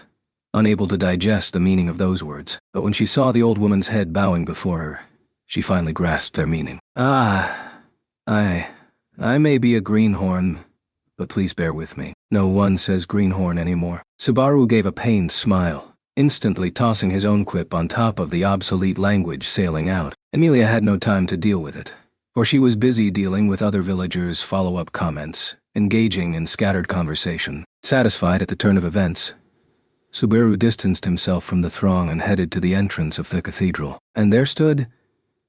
Lady Amelia seems to have changed somewhat. Did you put her up to this, Barusu? This is something she came up with on her own. You shouldn't go crediting someone's determination to someone else, you know. I suppose not. Ram is at fault this time. Ram apologized for the somewhat cold impression she gave from the entrance concerning the exchanges taking place at that moment. The apology, rare coming from her, surprised Subaru, which made Ram narrow her pink eyes. What? Even Ram apologizes when she feels she has done wrong. It simply does not happen very often. From time to time, I'm seriously envious of that brimming with confidence attitude you have. It is not a matter of confidence whatsoever. It is natural providence that Ram is correct so often. The way Ram crossed her arms in self-affirmation grander than mere overconfidence ever could be made Subaru's shoulders sink. With this, Lady Amelia shall undertake the trial. She has received voices of support from the villagers, just as Master Roswell wished. Hey, stop saying it like that. Amelia doesn't calculate things like that, you know. And you intend to shoulder the burden of the dirty work yourself, Barusu. How heroic. Ram's slender lips eased up a little as she bantered with Subaru in sarcastic fashion. But Subaru didn't feel genuine scorn for him from either her eyes or the tenor of her voice. Perhaps what he sensed was distress. He couldn't say that's not like her. Ram's kindness just happened to be difficult to see on the surface. So you're worried about Amelia too, huh? I'm a little surprised. Ram is the epitome of kindness and benevolence. Besides, if Lady Amelia can perform as Master Roswell hopes, there will be meaning to his body's having been whittled down like that. Of course I am concerned. Roswell went pretty far, putting his own body on the lane. Ram's morose statement put a pained face on Subaru Ash. Let those words trickle out. As to what Roswell's true intentions regarding the sanctuary were, Subaru could only sigh. Roswell, lacking the proper qualifications, had undertaken the trial only to be rejected by the enchantment, suffering grave wounds that left him at death's door. Such a reckless challenge could only have a calculations bordering on madness behind it, things normal person could even conceive of. Passing the trial was unavoidable if the barrier of the sanctuary was to be lifted.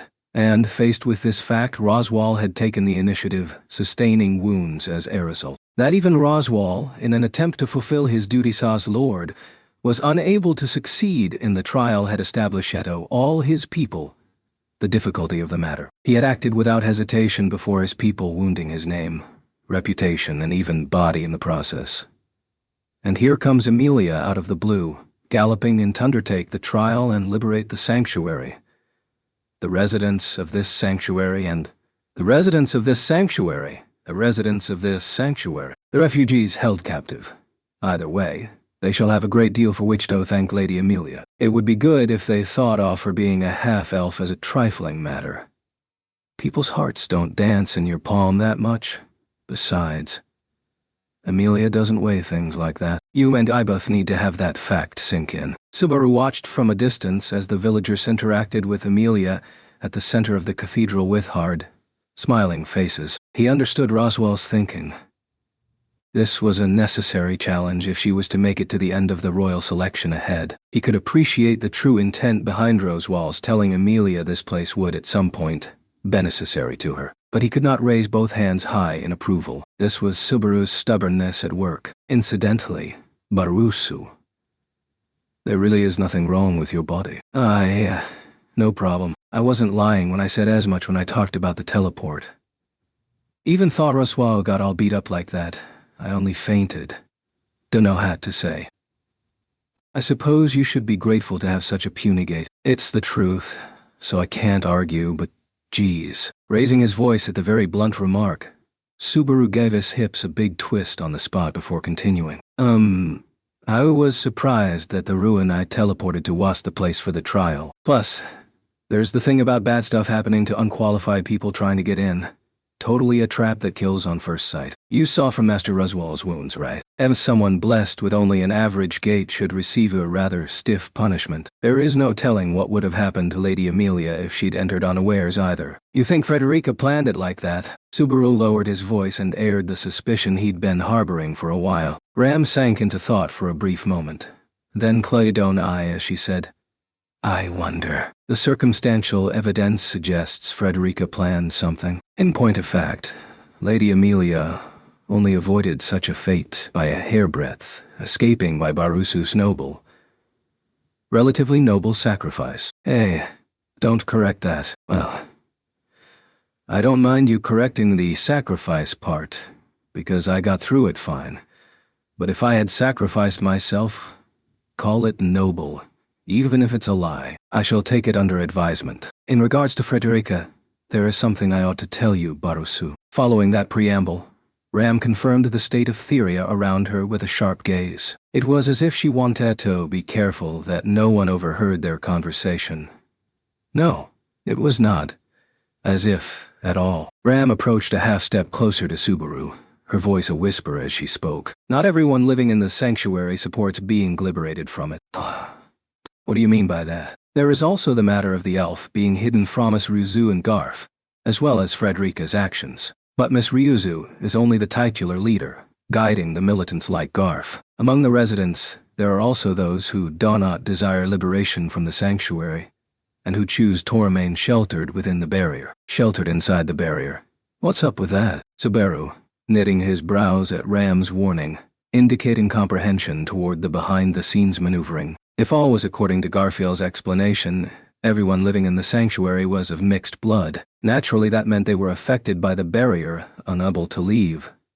So long as the barrier existed, at least, they're fine with this. To those who wish to stay the current state, with minimal interaction with the outside, is ideal. And thus, to break this state is highly troublesome to them. You think Frederica's working with folks like that? It is possible. At present, it is mere supposition based on the available information. With Ram's subtext sounding like do not even suggest I am being emotional, Subaru backed off and dropped subject. However, the words left Subaru twisting his lips, his internal nervousness undiminished. Reflexively, his hand touched the white handkerchief tied around his own neck, and that is a rather old-fashioned protective charm, yes. Petra. Cute girl in the village. She gave this tone before I left. She was hired as a new maid to help Frederica out at the mansion.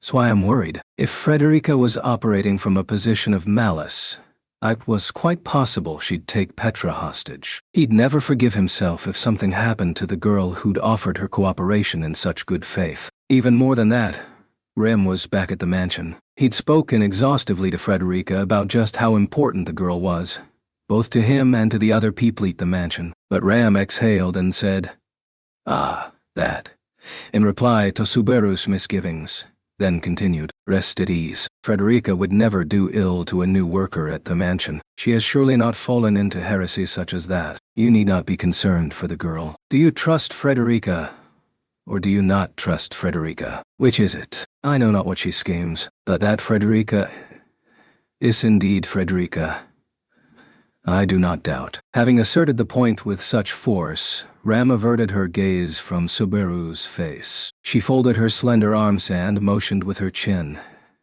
indicating Amelia at the center of the cathedral. Be careful, Barusu. The most certain means for those opposed to liberating the sanctuary to achieve their aims is to cause Lady Amelia harm. We do not know who our enemies are.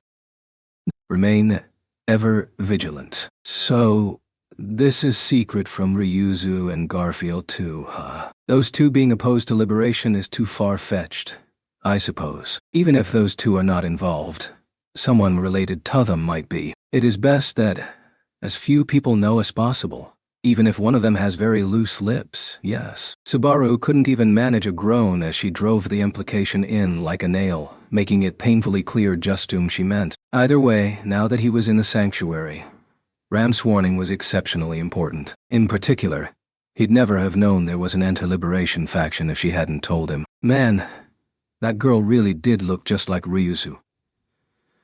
Ryuzu herself might disagree, but he couldn't imagine they were unrelated. There was a mountain of things he wanted to ask her about, not least of which was her own lineage. However, this was not the time to question her about his various misgivings. Master Oswald made time for you this evening. Be satisfied with that. After seeing those wounds, I'm not gonna complain.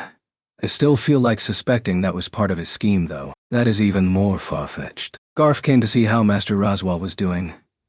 Does he look like the kind of man who would cooperate with Master Roswell's plans? You're pretty harsh with the guy who's fallen for you, even though he knows it is hopeless. That comment was the harshest of all. Enough to make Subaru sympathize with the absent Garfield. This evening, huh? Once his sympathy ran its course, he murmured to himself about the time pledged to them for conversation. Unlike during the day, when they had been able to ask little about the circumstances surrounding the sanctuary, Roswell had set time aside so that they could speak about those matters. However, the time promised to them would come after Amelia undertook the trial. It would seem the sun is finally setting, Ram murmured as she turned her head outside the temple, looking up as the sky of the setting sun was repainted in the colors of the night. Night was coming. A night when people would be tested by the trial so as to toss the sanctuary free. The atmosphere of the sanctuary underwent a great change after sunset. The settlement had been little more than a lonely, destitute village to begin with. It had only the minimum lighting necessary to ward off the darkness of the night. Except for the weak lighting coming from houses, there was no aid for a nighttime stroll save the light of the stars. That was why a bonfire had been lit in the center of the settlement to illuminate the path toward the tomb, making that night an exception. Thanks to that, we were able to hook up safe and sound. Thank goodness for fire. Right, Otto. Look me in the eye once and try saying that one more time. Damn it all. There in the sanctuary, in the clearing illuminated by the bonfire, Otto's face was red with anger as his outraged voice echoed. He stamped the ground with his foot, thrusting a shaking finger at Subaru as he ranted. Do you think this is something that can be papered over with a little light conversation? You completely left me behind at the dragon carriage, unable to move away from it. Since morning, you understand. Having said that, you're the one who told Garfield you'd stay with the dragon carriage, right? Padlash, my fave dragon, was here too, so you shouldn't have been lonely. Well, it's a fact that I forgot you, though. That fact sinks deeply into my empty stomach.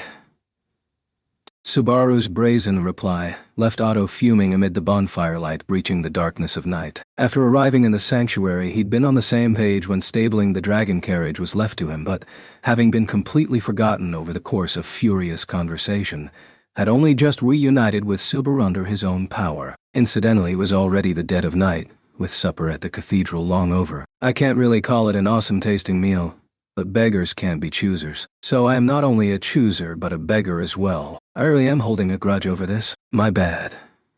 My bad. I'll apologize properly later. Right now, I've got to focus over here. When Otto drew close, Subaru nudged his forehead back, giving a pained smile as his gaze shifted elsewhere. When Otto followed suit, he narrowed his eyes, gazing at the girl at the center of the clearing surrounded by faint points of light. Lady Amelia and minor spirits, yes. Just how many difficult issues arose while I was unaware. Difficult issues? Don't say it like anything and everything's all troublesome stuff we've got on our shoulders. Am I wrong to call these issues difficult then? They're difficult issues. Ultra difficult. On top of that, Amelia has to take 'em on all by herself. Humping at the knowing look on Otto's face, Subaru proceeded to walk over to Amelia. With her eyes closed, Ashi received the blessings of the minor spirits.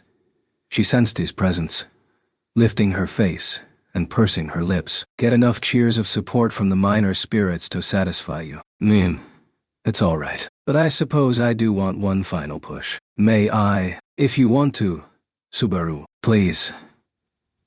Good luck. Don't lose, EMD. Amelia let out a little laugh at Subaru's enthusiastic ear, briefly adding, "Thank you," before shifting her gaze toward the tomb she was to challenge. Standing beside her, Subaru licked his lips and looked up at the ruin, which gave off a very different impression compared to during the day. It is a tomb, so it's why creepier at night than daytime. You're all right, Amelia Tan. I'm a little worried, but it's nothing. This is something I have to do. Clenching a pale fist, Amelia took a deep breath, infused with plenty of vigor. At the same time, Subaru began to worry that she looked a little too worked up. Well, she's full of pep. Yeah, I'd better be. Not that I'm expecting anything from you. Garfield and Ryuzu. Turning toward the voice, Subaru saw two short figures walking through the entrance to the clearing. One, a young-looking girl, and the other a teenage boy. Though very different people, the pair without doubt represented the sanctuary. In addition, Ram came in, following in Garfield and Ryuzu's footsteps. It seemed they were the only ones who would be watching Amelia undertake the trial. It's a little lonely having this be the entire audience. The humans of Earlham Village have been forbidden from venturing out at night. There is no proper lighting for them at this hour, after all. Besides, we do not want to kick up an unnecessary ruckus. The elderly are very sensitive at night. You sure wake up bright and early in the morning, though. Ram and the others replied to Subaru's musing insequence as they lined up before the tomb in good order. Ram was a proxy for the injured Roswell. Garfield and Ryuzu represented the interests of the sanctuary. Subaru, Amelia's retainer, and the outsider Otto filled out the roster. Otto was the only one whose presence seemed tentative and not strictly necessary. But setting that aside, I'll watch you take up the challenge in place of Thiepel from the village. I'm sure they really wanted to cheer you on. Thank you. I'll work hard to fulfill your expectations, those of the villagers, and everyone else watching. But it was only when Amelia added the part at the very end that her gaze shifted beyond the clearing. Subaru wondered what her gesture meant, but he had no time to pursue the matter. Amelia exhaled briefly and turned back toward the tomb, walking toward the stairway at the entrance. The next moment there was a light from the tomb. It was Otto who murmured it, but his surprise was shared by everyone present. The five watched as the surface of the ruin Emio was to challenge glowed with a faint light, seemingly welcoming the challenger, illuminating the witch's final resting place with a green phosphorescent glow that seemed to sink into the darkness. This is proof that the tomb recognizes Lady Amelia as being qualified to undertake the trial. Ryuzu looked up at the phosphorescent light surrounding the tomb, putting into words the reason for the beautiful scene. Subaru and the others were speechless as they stared at it, with only Amelia unhesitant as she climbed the stairs. Then, when she reached the top of the stairs, she was greeted by the entrance to the deep, dark ruin biding its time. I am off. Subaru felt like he heard her speak those words in a little voice. He watched Amelia proceed into the tomb's corridor, until he could no longer see her back. The entire ruin remained enveloped in the phosphorescent light. The trial had surely begun. The ruin had rent Roswell's body into tatters, and had caused Subaru to faint and lose consciousness. When Amelia stepped within, worry welled in Subaru, almost as if someone were grasping his beating heart. Do not be concerned, young Sue. The tomb has firmly welcomed Lady Amelia into it. The light you see is proof of that. You need not worry that she will bounce off like young Rose. The image of him bouncing off is bouncing right off Sorry. You're just being concerned for me. Ho ho. I do not get upset when someone apologizes. Perhaps that is why I was too soft in raising young Gar. Subaru put on a strained smile, struck by the great contrast between her little girl appearance and the elderly smiling face she presented. As Ryuzu spoke, she glanced sidelong at Garfield, watching over the tomb some distance away. He crossed his arms, audibly clenched his fangs, and kept scraping the ground with the tips of his toes, unable to calm down. I was just thinking, about what? The trial of this tomb.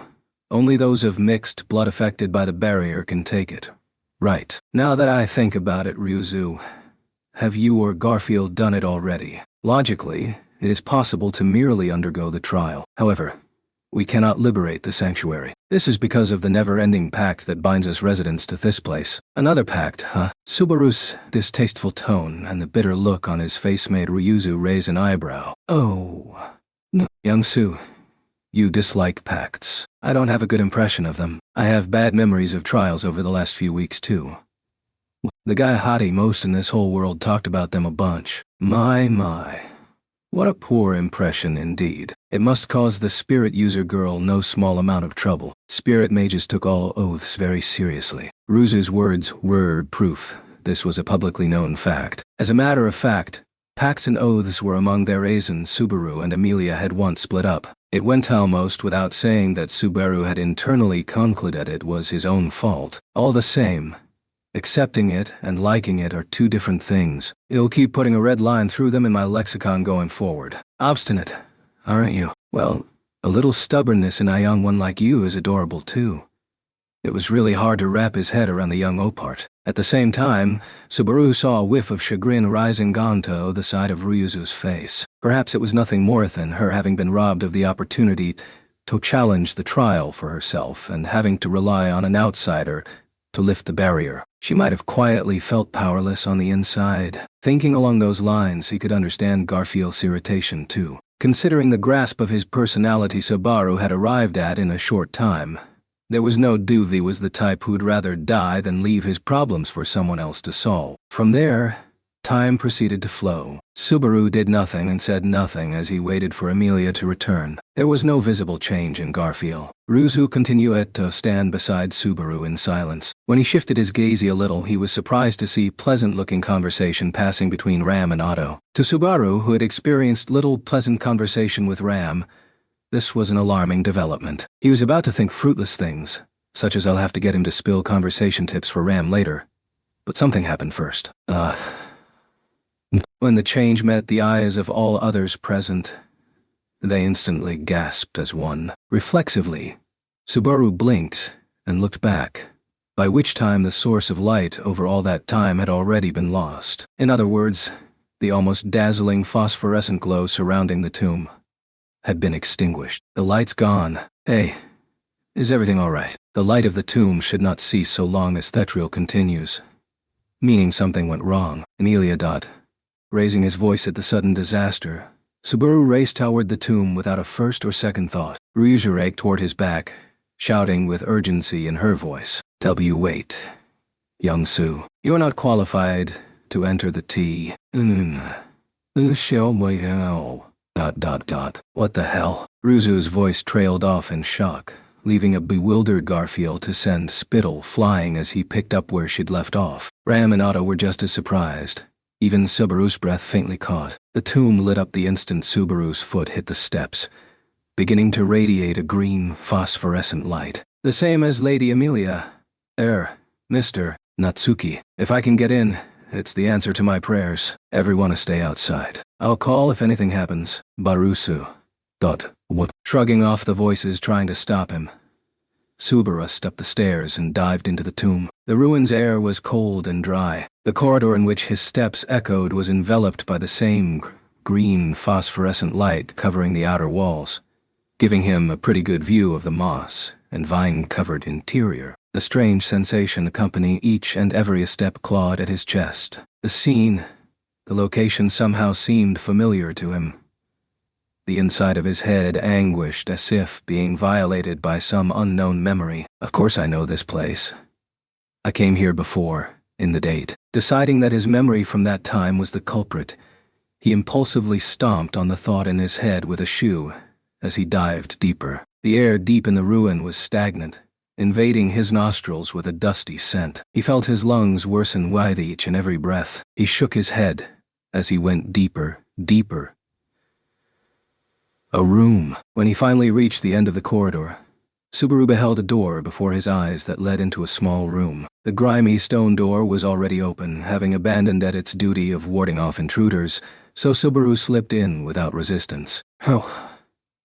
He raced into the room, a cramped chamber surrounded by stone walls. Strangely, the vines and moss had not encroached upon it, and it had deteriorated only insofar as the ruin's age would suggest. In back of the not particularly large stone room was another closed door, likely led deeper still, and in front of it, Amelia, a silver-haired girl, was spread out on the floor, seemingly having sprawled her limbs when she collapsed upon it. Unable to see her face from the entrance, Subaru desperately ran to her side. He didn't know what had happened. All he knew was that he had to pick her up and escape from the tomb as soon as possible. First, face your past. The next instant, Subaru gasped when a voice seemed to whisper right into his ears. Strength drained from him, leaving him no time to ponder what the voice might be. His knees buckled, and Subaru's body went down like a doll, making no move to break his fall. Since he was in mid-rune, he tumbled onto the floor with limbs sprawled like he a snow angel,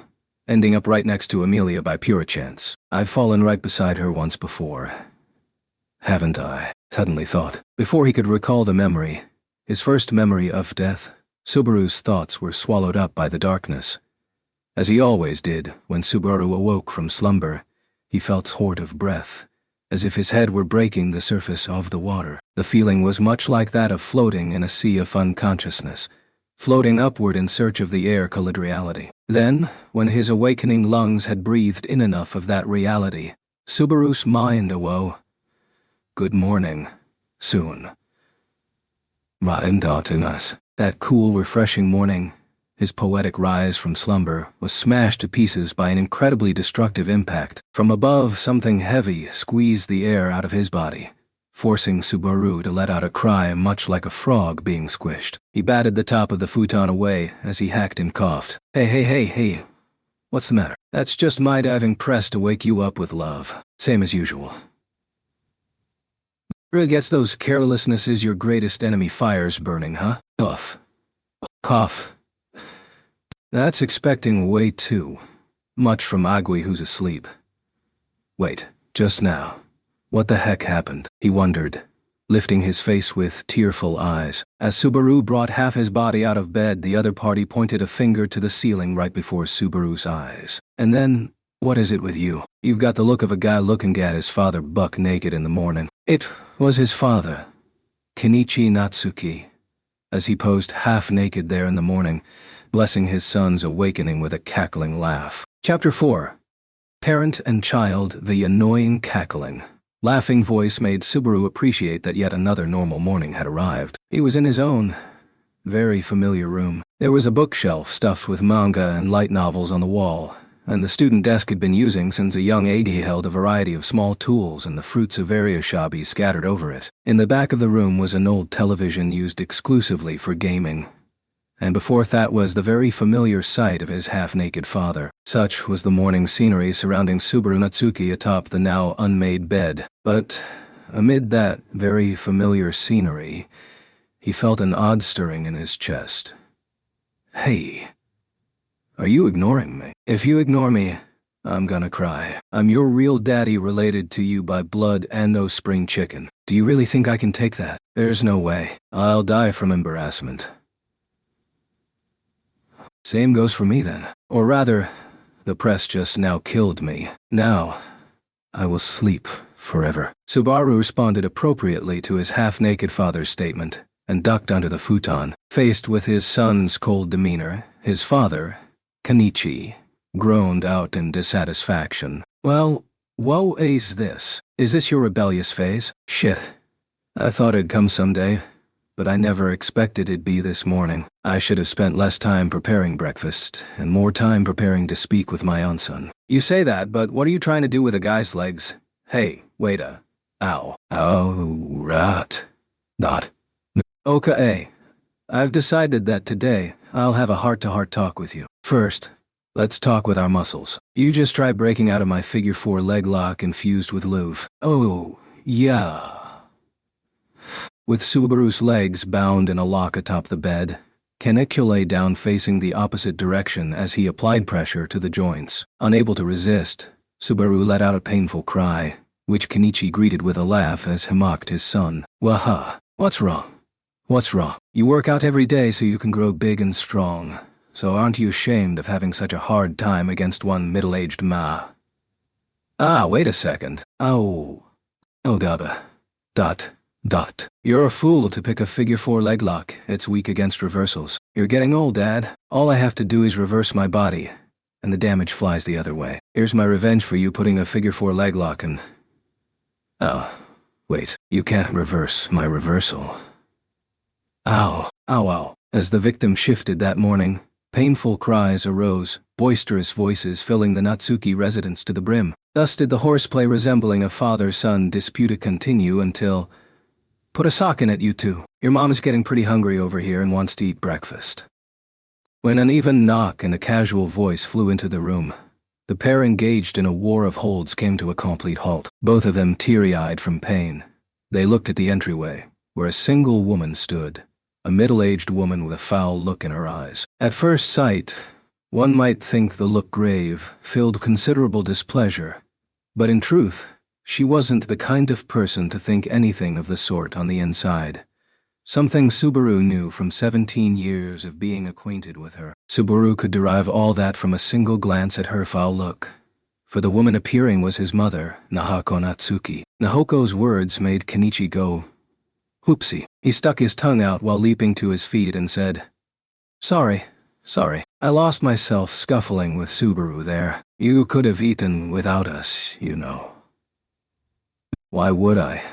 When we can eat as a family, it's better to eat with everyone together." When Kenichi turned his attention her way, Nahako inclined her head with a mystified look. There was neither sarcasm nor resentment in her speech. It was simply how she really felt. His wife's reply sent Kenichi nodding strongly several times over. "That's right. So very right. That's my bride.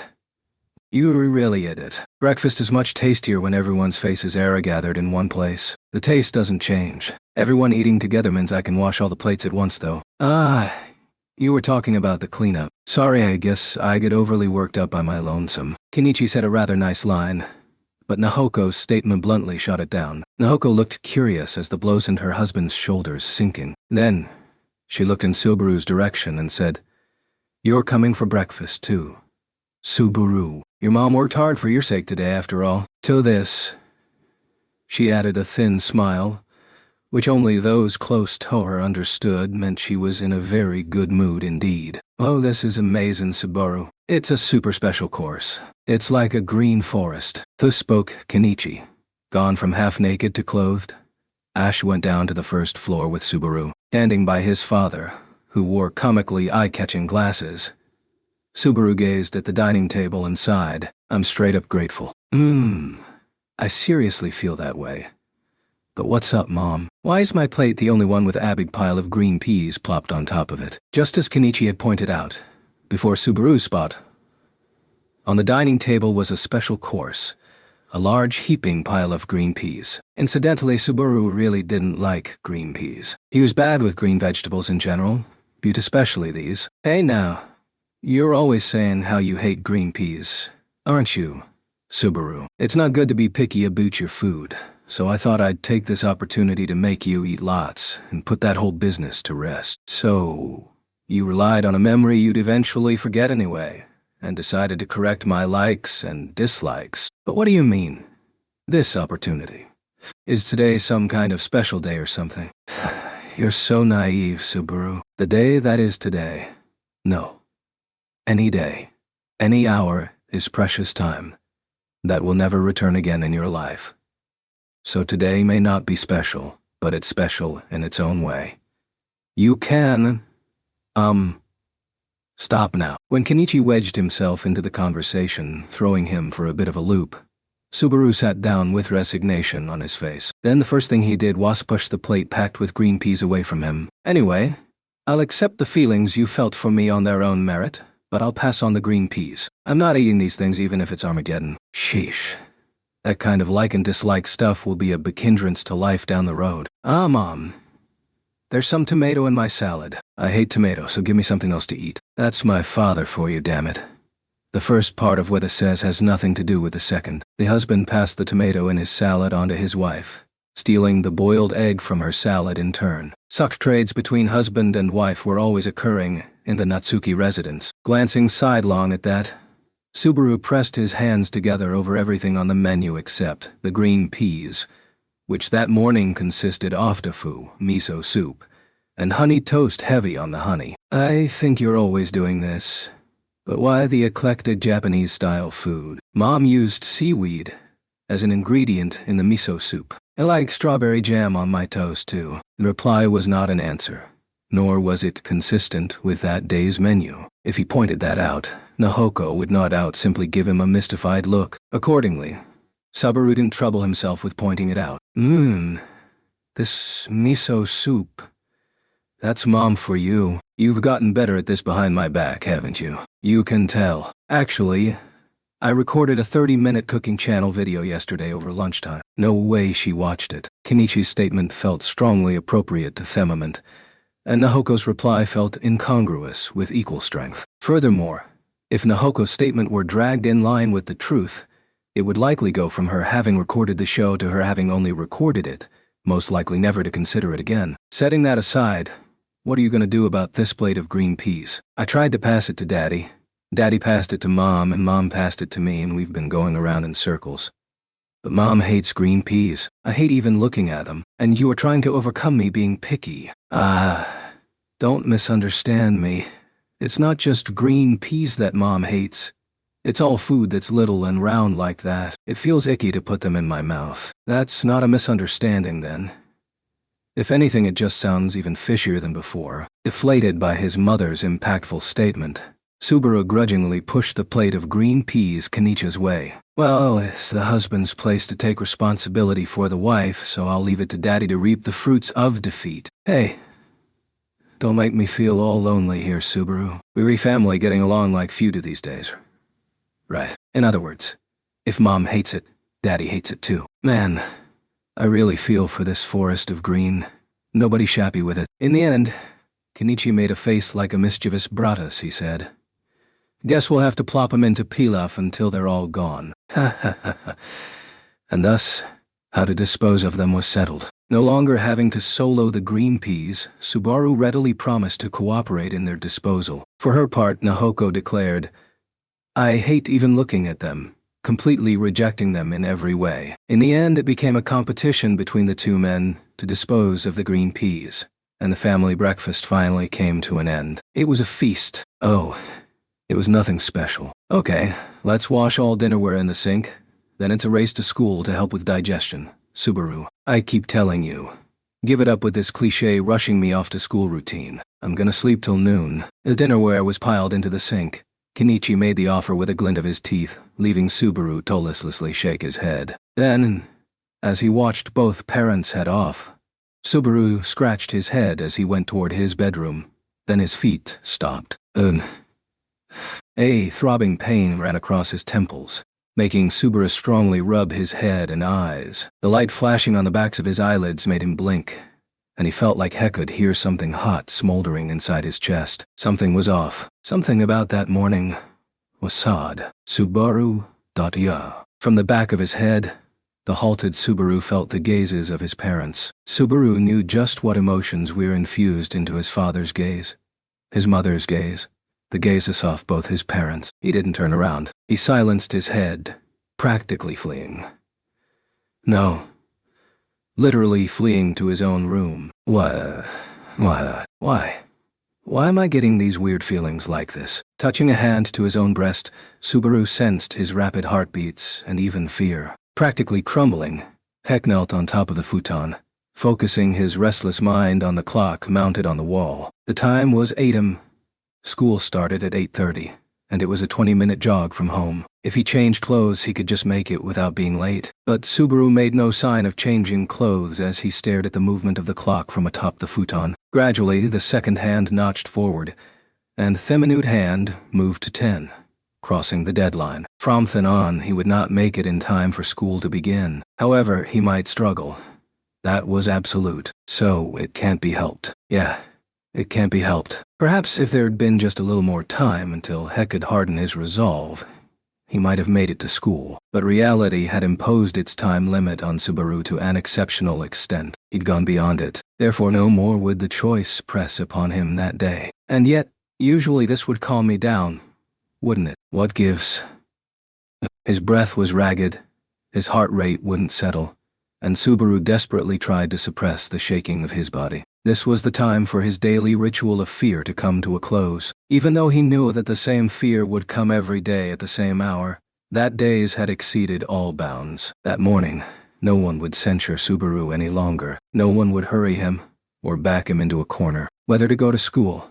The time that tiny question would cause such powerful pain to Subaru had come to an end. It had been several months since he had rejected school and become a delinquent. Though this had given root to a powerful sense of inferiority and self-revulsion, he became relieved every time he confirmed that the time to go to school had passed. This was something Subaru had repeated many times over.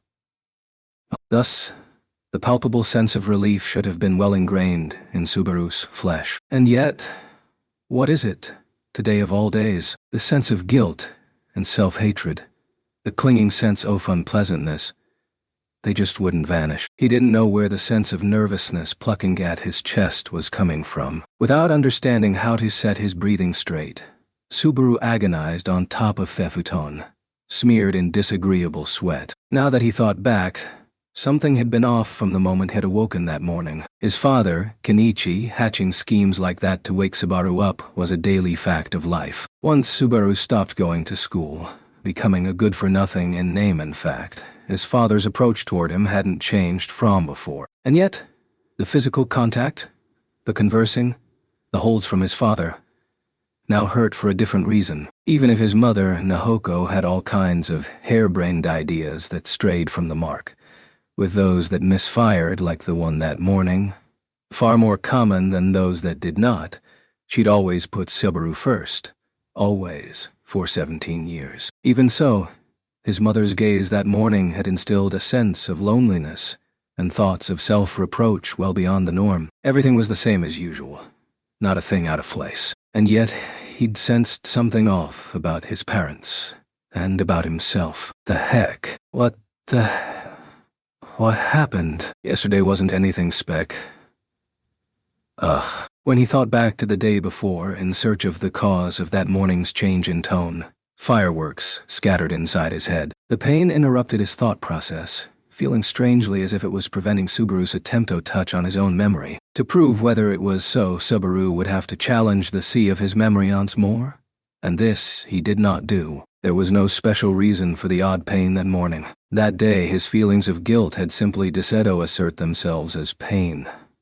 Probably he had been unable to look either of his parents straight in the eye because, "Subaru, can I come in for just a bit?" A voice came through the door, but the door opened before he could reply. When he let out a heavy breath and turned his head toward it, Kenichi was moonwalking his way into his own son's room. Subaru spontaneously smacked his forehead. "Coming in before I answer kind of defeats the point of asking me, doesn't it? Hey, now, with the hard bonds tying me and you, father and son, together, that's not really Nessa. It kind of is. Sorry I wasn't considering that you're in puberty. I'll come again after you've taken care of things. Don't go back to form and lob weirdly realistic conclusions out like that. I wasn't even doing anything." When a crack was evident in the chain between father and son, he made a show of consideration. When Subaru spoke with a ragged voice, Kenichi went, "Really?" with a suspicious air and entered the room once more. Then he sat on the futon and crossed his arms in Subaru's direction. "Well, it's fine.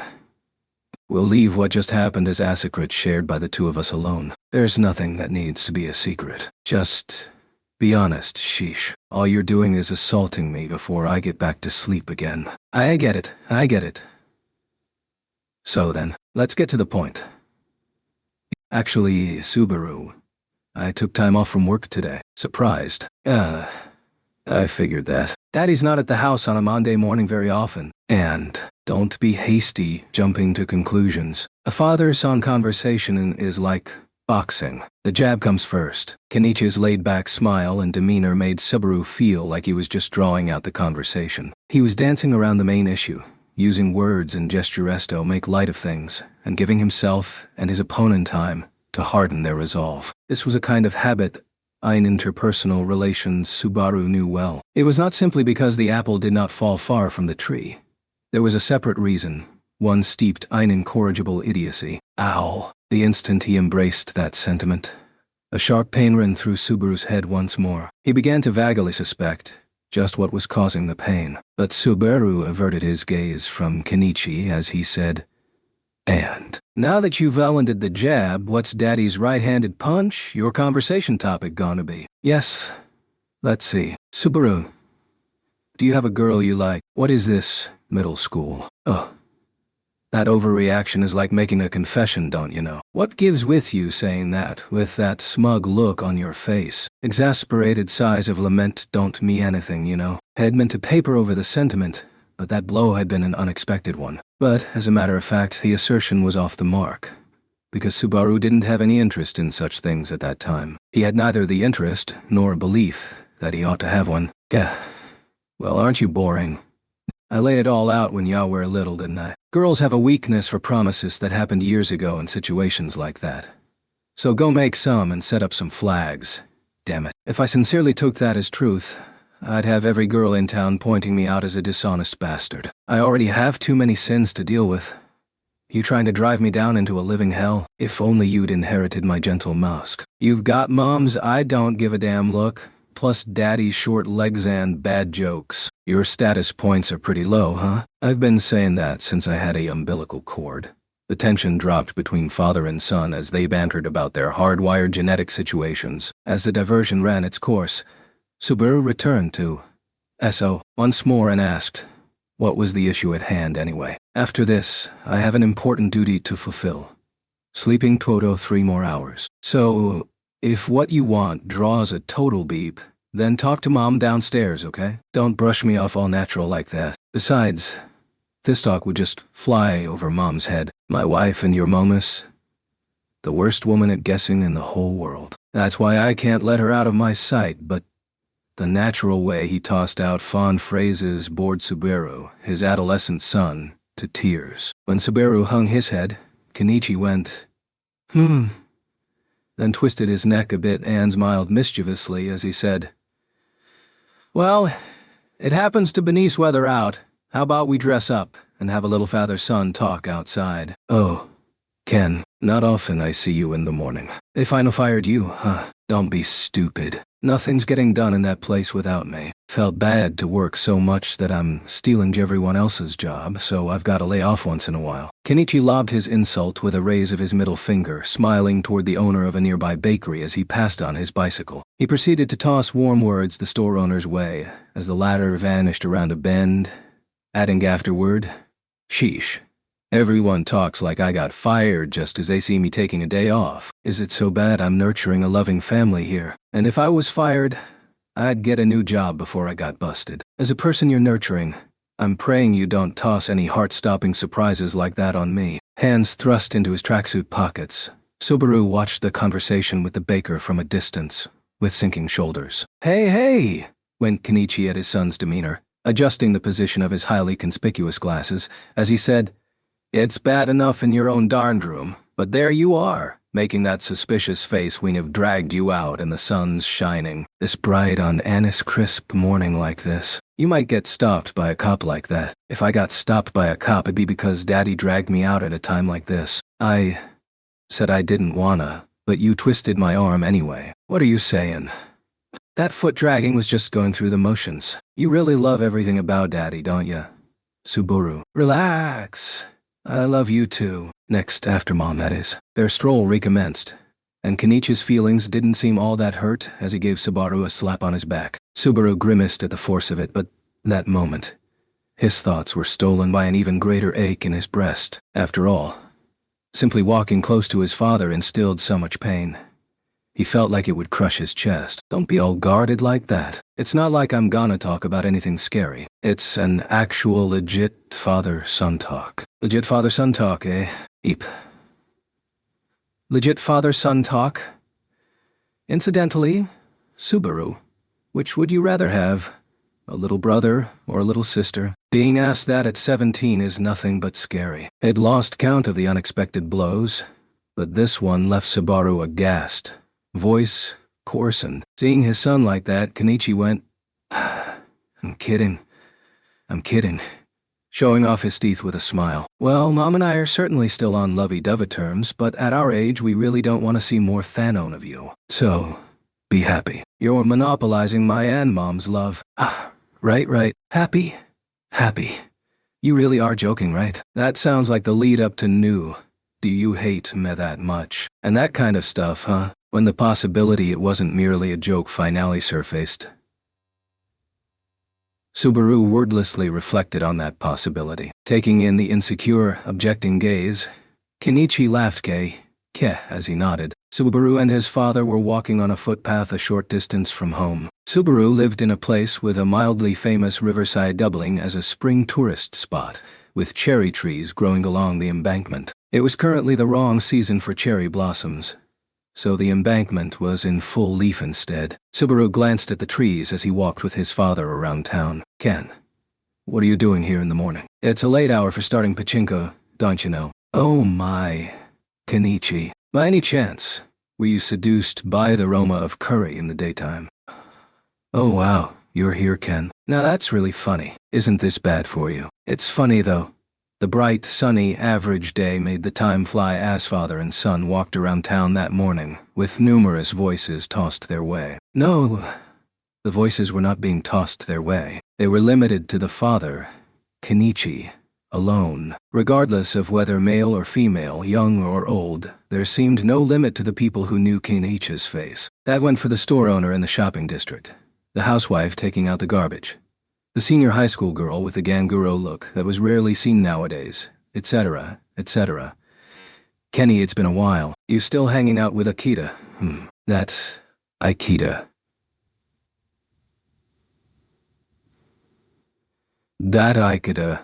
Duh. He won big at horse racing and used the money to retire and vanish 10 years ago. He still sends New Year's cards, summer greeting cards, winter greeting cards, Christmas cards, and cards on his mom and pop's birthdays, though. I wouldn't call someone in touch that much vanished. When Subaru inadvertently interrupted with a quip, he quickly covered his mouth. Overhearing his murmur, Kenichi and the solidly built old man he was speaking to looked over. The other man was wearing green overalls and a tag with the name of the Riverside on it, so he seemed like a caretaker of some sort. The old man spurring the conversation must have gone way back with Kenichi, his eyes going round as he looked at Subaru. Kenny, it's not often you bring someone along with you. Could that child be? Yeah, this is my son. Nah. I should correct that, my beloved son. Oh, I knew it. Somehow, he seemed like the spitting image of you when you were... maybe not so much. He takes after his mother, perhaps. Haha.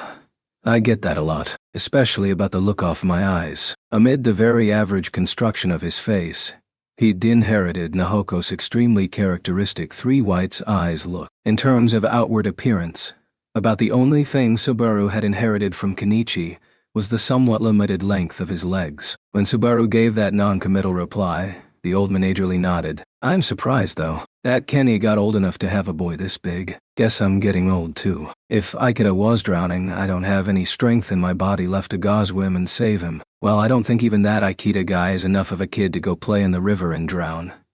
I certainly hope not. Aikida and your father just won't settle down like they should at their ages. Did you know they both used to be brats who walked around town kicking up all kinds of ruckus? Well, kinda. Subaru's reply was on the awkward side. Receiving this, the old man nodded his eyes with a somewhat suspicious look. However, the next moment, the creases of his brow deepened further. Come to think of it, today's Monday, isn't it? What are you doing with your father at this hour? The question he did not want asked. The words he did not want to hear made Subaru's heart strongly jump. Next came the sharp, stabbing pain like that which had visited him in his own bedroom. Spontaneously, Subaru clutched his painful head and closed his eyes, wringing out,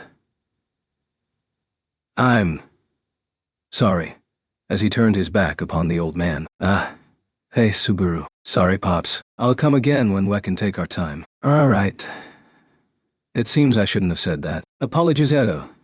The lad for me, would you? The conversation exchanged behind him did not enter his ears. At any rate, Subaru tried to run from the pain threatening to crack his skull, seeking a place where he could get the pounding heartbeats in his chest to calm down, fleeing from the embankment with rapid steps. It's nothing you need to apologize for, and the rest is his problem. While he fled, he never heard Kenichi utter those words behind his back. Here, a cold, tasty cola packed with lube. If you give it a nice, good shake, it's even tastier.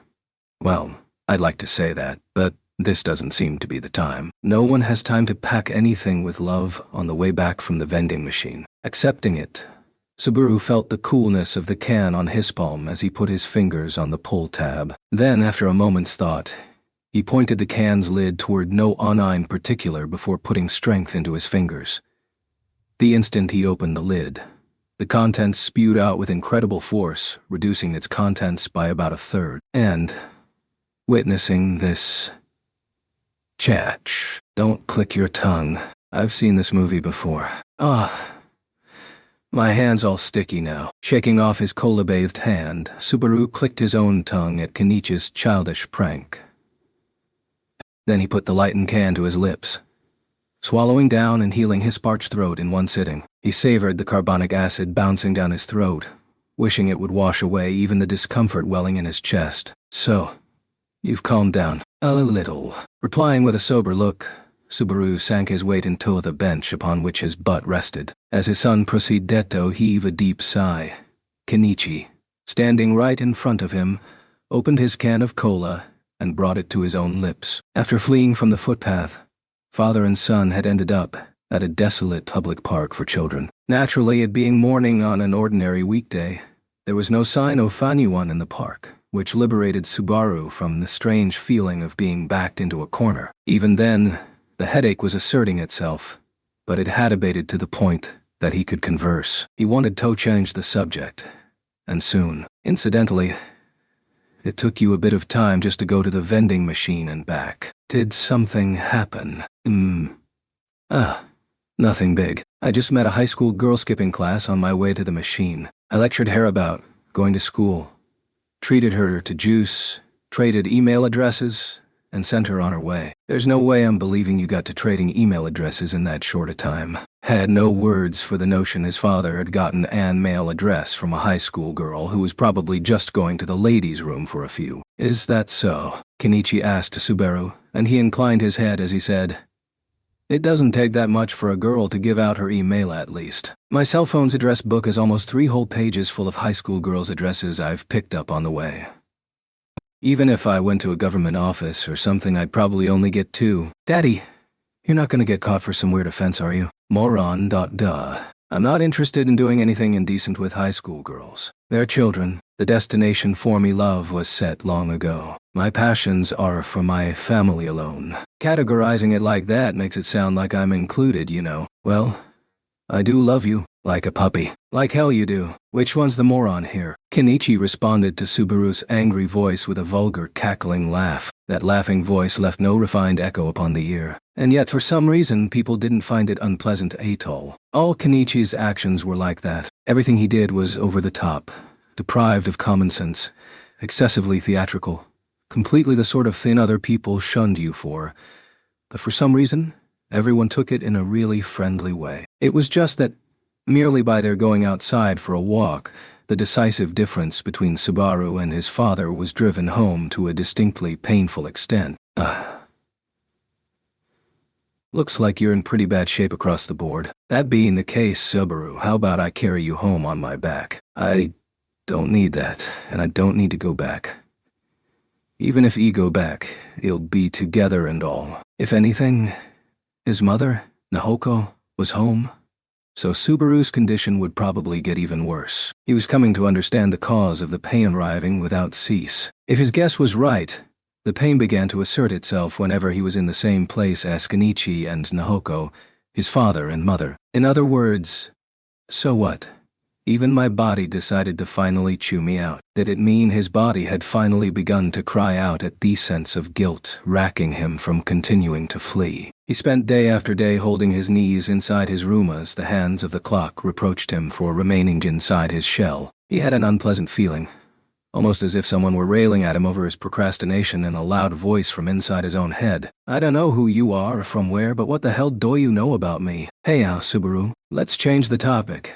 You have a girl you like or something?" With Subaru cowed into silence, Kenichi repeated the question Subaru had blown off once before. The flippant way he asked it wasn't funny. The first time, Subaru had replied with a strained smile, but now that the question came a second time, it really got on his nerves for some reason. With the aid of the unceasing headache, he felt like replying to the question with extremely crude language.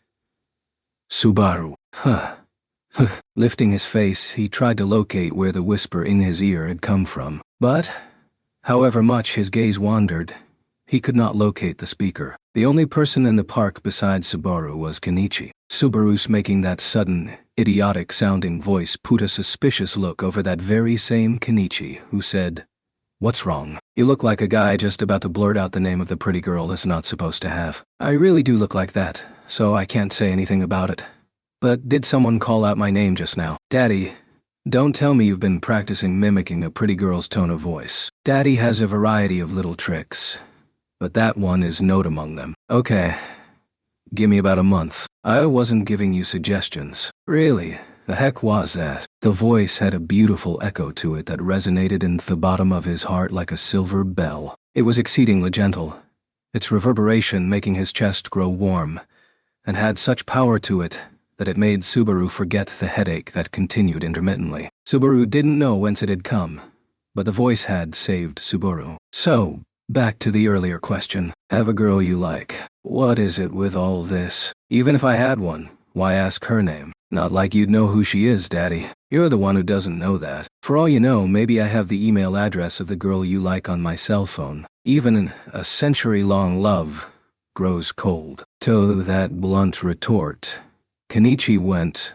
"What?" raining booze upon him in dismay. Glancing at the behavior wholly inappropriate for a man his age, Subaru drank the rest of his cola in one gulp, leaving the can dry. You don't need to put it off anymore. You can come right out and say it. Why aren't you going to school? And whatever. And here I was actually being considerate to someone for once. You're a son who can't read the mood. Well, it's not like you're wrong. That actually is what I wanted to talk to you about.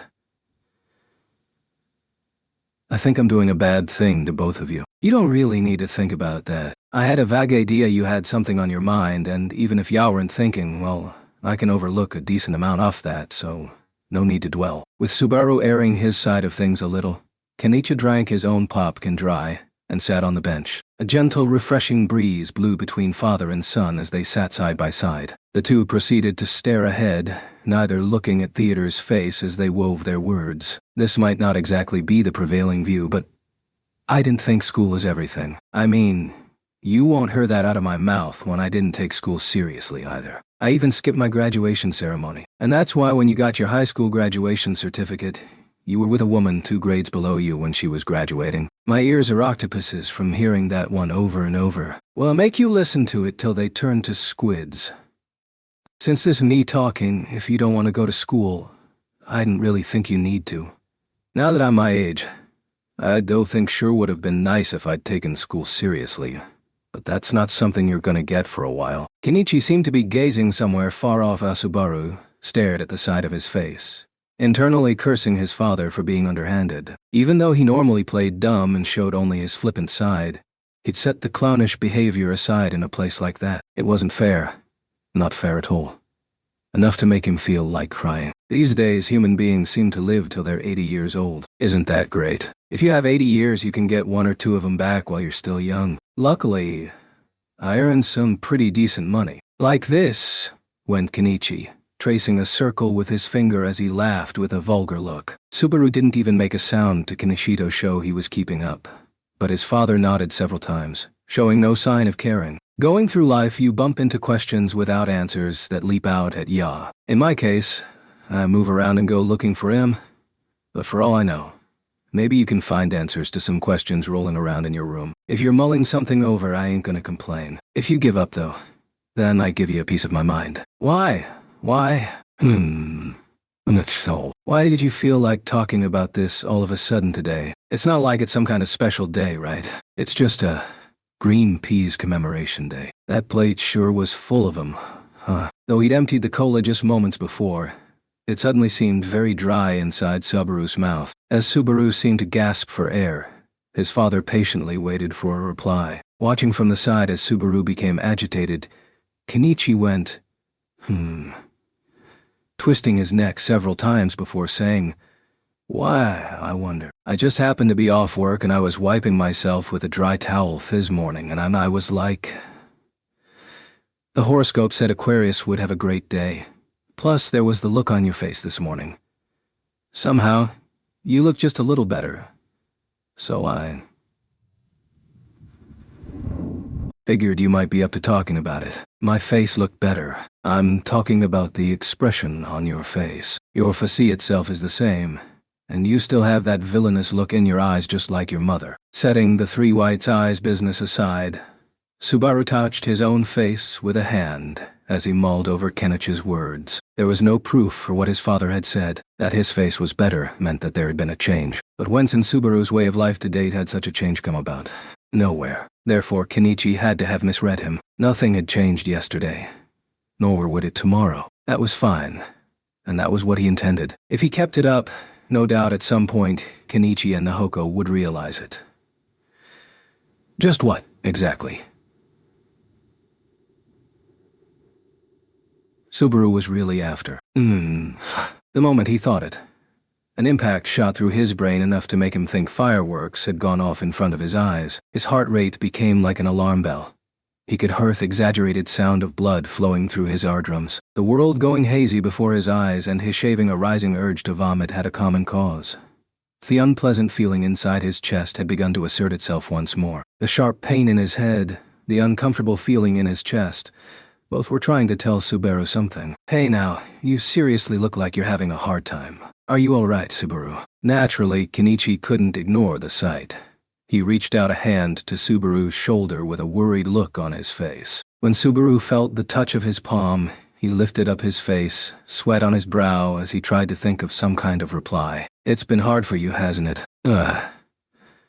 Subaru's entire body ran hot when the silver bell voice made his ears quiver once more. It was a voice full of affection and sympathy. The voice seemed to melt Subaru's strained heart, impeding his suffering as the swelling heat swallowed up the pain and the cracks therein. The voice was scorching him. He chased after it. Without restraint, he clung to it to take back. Thank you, Subaru. The sight of silver hair dancing in the wind was seared into his vision. She gazed straight at Subaru with eyes like a radiant, violet gemstones. The words she wove with her lips were all filled with loveliness. For coming to save me. What the hell? Who was this? Subaru. Dope. His breath caught. His throat was hot. Something was welling behind his scorched eyes. May the blessings of the spirits be with you. His fingertips trembled. He couldn't put strength into his legs. His lungs convulsed, and his soul began to scream. I think you're the one who's really incredible, Subaru. He covered his face with his shaking hands, holding back the sobs in his trembling throat, the welling heat trickling from his eyes. Subaru, why do you come to save me? The answers to his questions were already inside him. The instant he found them, the ferocious emotions and the sense of discomfort inside Subaru both vanished. The skull-splitting pain, the rising urge to vomit, the dizziness making the world grow hazy. The heartbeats growing more urgent as a decision seemed to draw near. Where all of them converged, Subaru Natsuki found his answer. He lifted his face, wiping away the tears that seemed due to trickle down any moment. As if to shake off the tears of regret on that sleeve, he strongly clenched his fist. And then, sorry to make you worry, I'm alright now. That's so. If you're just down in the dumps, that's fine. But don't make me worry so much. Yeah, my bad. Besides, about the question from earlier. Shrugging off the hand of his father supporting his shoulder, Subaru turned toward him. As they sat closely on the bench, his father's face whispering into his own with a look of concern. Now that he thought about it, he realized that even though they'd exchanged words many times that day, he had not looked straight at his father's face even once. Wanting to flee even then, he smiled bitterly at his own weakness. I found a girl I like, so I'm alright now. With the sight of a silver-haired girl still fresh in his mind, Subaru Natsuki confronted his own past. I found a girl I like. When he put the words on his lips once more, Subaru had the palpable sense of his heart walking forward. The inside of his head was clear. The pain, like a prolonged curse, had vanished. As he was then, Subaru had resolve sufficient to face his father and tell him everything. Before his eyes, Kenichi blinked several times over, surprised by the confession disconnected from the conversation to that point. Is that so? With a quiet voice, he lent the words of Subaru, the words of his own son, his ears. His demeanor was a blessing to Subaru. Even though Subaru ought to have always known he was the kind of man to lend an ear like that, Subaru had continued to hold his tongue, but that had come to an end. That was because there was someone gently pushing on his back, urging him forward. What might have shaken me up? What might have made me curl up in a ball? I remember it all now. No, I knew everything all along. I knew it. But I just pretended to not see the weakness in me that I thought only I noticed. But while I was pretending, someone... He couldn't hide it by saying someone. He knew who that someone was. I wanted Dad and Mom to smack me. I was an unsalvageable little good-for-nothing idiot. A complacent piece of garbage. So I wanted you two to smack me. To make me give that up. Without a word, Kenichi gazed at Subaru, his eyes never wavering. The face Subaru saw reflected in those eyes was altogether too weak, unworthy of pity, and thus, he continued, I've used any petty little tricks I could since a long time ago. Whether it's studying or athletics, I easily pulled off stuff that not many people can do, leaving the people who can do it all mystified. Thinking back to his youth, he could have called what had an adorable sense of omnipotence. At a young age, Subaru had been quicker on the uptake with both athletics and academics than the average person. As if by nature he was more clever and fleeter of foot than those around him, inevitably becoming the center of attention among children his own age. He really is that man's son. Thus was Subaru appraised. Thus did the adult's closed tone praise him frequently. Since that him was his father, the young Subaru had been proud to be valued as his son. For in the eyes of Thesson, the father, Kenichi Natsuki, was an attractive individual. He laughed a lot. He smiled a lot. He cried a lot. He got angry a lot. He moved a lot. He worked a lot. There were always a great deal of people around his father. He was adored by many, and his smiling face was the axis around which they revolved. And that very father announced in public that the two members of family, Subaru and his mother, were the most precious things to him of all. Subaru took pride in that. He felt it gave him a special right to a boastful sense of superiority. Someday, he wanted to be like his father. To Subaru, that was a natural wish. But at some point down the line, I don't remember it, but I lost a foot race to someone. I went from being number one to not being number one. Faster, smarter guys than me came out of the woodwork and I dropped from number one bit by bit. I thought there's gotta be something wrong with this. The more the wrongness got to him, the more the star above his head seemed to move away, with each and every glimmering star between him and it forming the path he needed to take to get closer. He harbored nervousness that the star might disappear, but even with that impatience within him, he really is that man's son. Those words alone were Subaru's salvation, the hope to which he clung. Even if he was not as fleet of foot, even if he was not as good at studying, those words bolstered the young Subaru's dignity. More than training to run fast, more than doing his homework, he came to put stupid things first. He sneaked into school at night with his friends, wandered aimlessly around the town, chased a famously dangerous stray dog from everyone's hangout spot. In that way, Subaru ran around protecting his pride to keep everyone from being fed up with him, thus protecting the meaning of his own existence. It's stupid to work hard. Having fast feet is nothing to proud of. How I made everyone laugh was a lot stronger, a lot more impressive than that. What others feared, he made his priority. What others detested, he made his own desire. Thus, he continued to challenge himself with precious care, with bold recklessness, so that he did not lose his place. But of course, the longer that continued, the next thing was gonna do had to be even bigger. I couldn't do anything that was smaller than what came before it. It didn't want anyone to think I was boring. Thus, Subaru's actions had to be more and more extreme. Subaru Atsuki had to be braver than anyone, more extravagant than anyone, more liberated than anyone. Had to be someone everyone could continue to look up to. That was the veneer he adopted. Using the veneer, he hid the fact that it was a veneer so even he couldn't notice it, and he had to do more, to deceive himself and the people around him. After all, he was Kenichi Natsuki's son, Subaru Natsuki. I thought I can do anything. I made myself think I can do anything. That's how what I did got stupid, just me flailing around without any thought. And so he was like a moth, drawn to the flame, seeking light, never realizing that it would burn him. However, Subaru was not a moth, and the same went for Subaru's friends. His friends had gotten it a long time ago. There hadn't been any particular trigger for it. The number of friends associating with Subaru's recklessness dwindled. I thought those guys are dimwits. You'll never have this kind of fun if you aren't together with me. I'd make those guys regret it.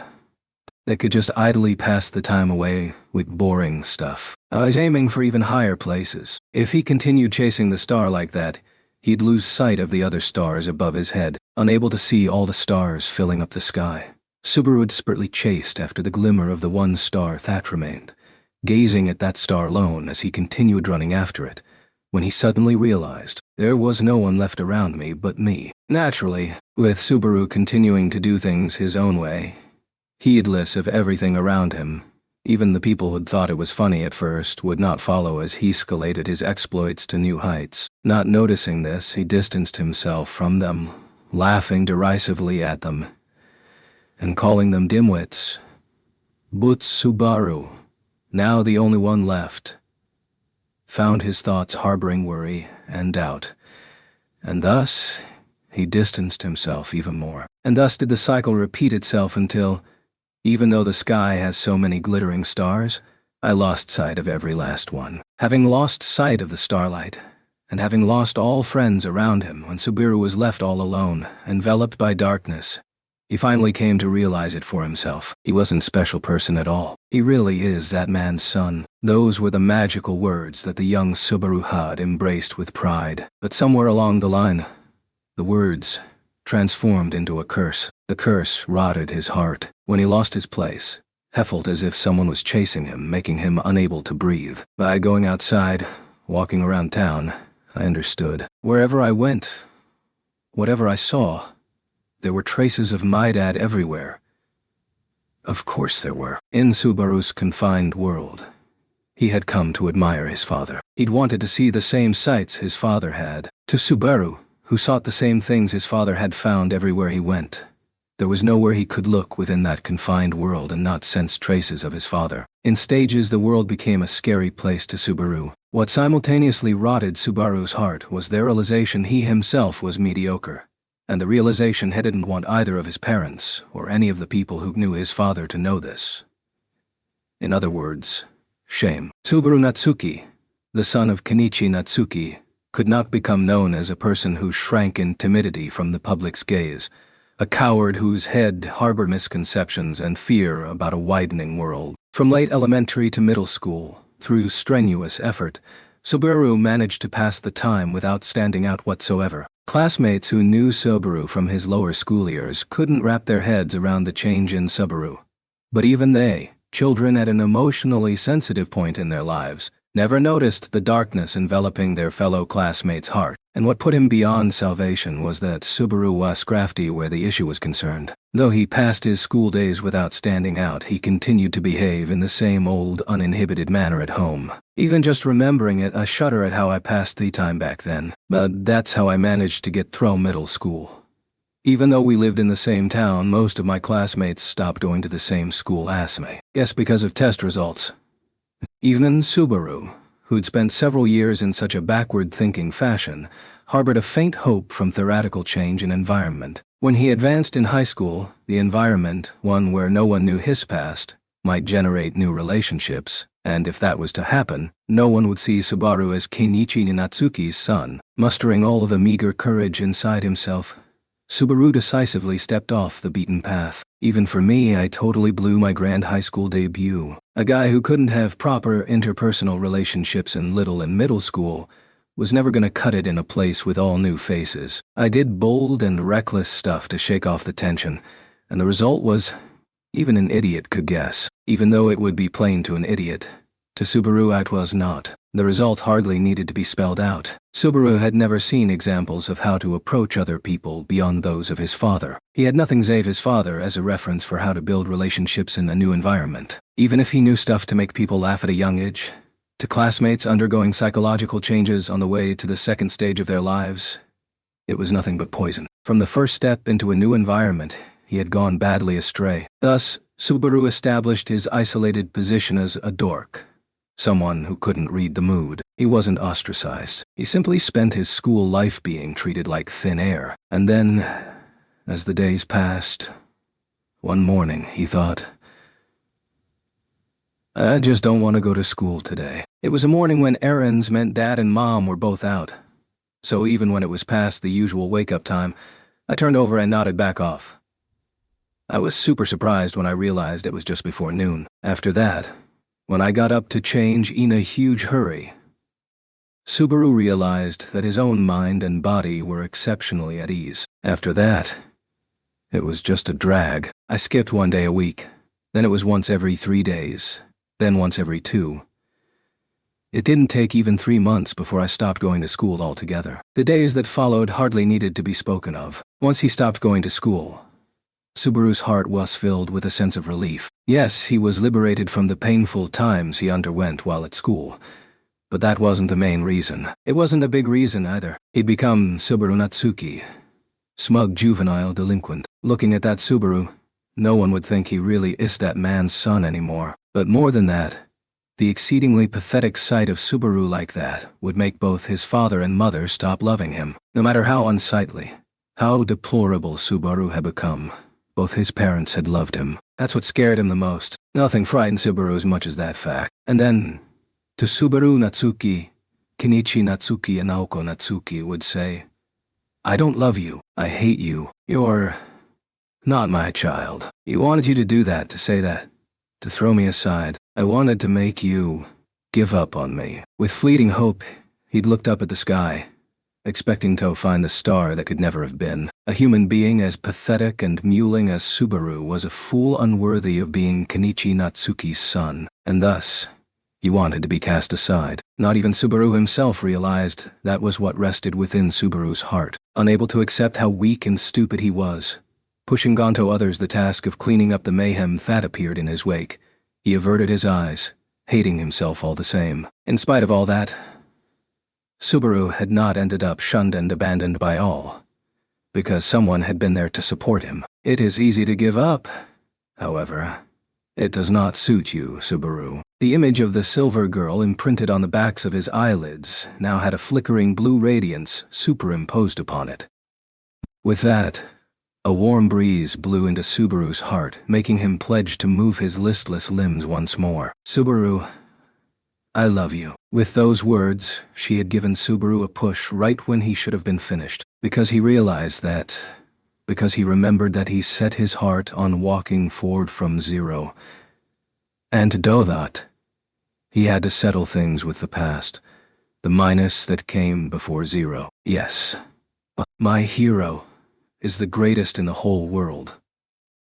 Having listened to Subaru's long monologue to its completion, Kenichi closed his eyes, sinking into thought. In the end, the same as before, Subaru was forcing someone else to clean up after him, because he lacked the courage to identify his own flaws, because he didn't want to become the greatest villain in his own world, because he wanted to be the heroic main character.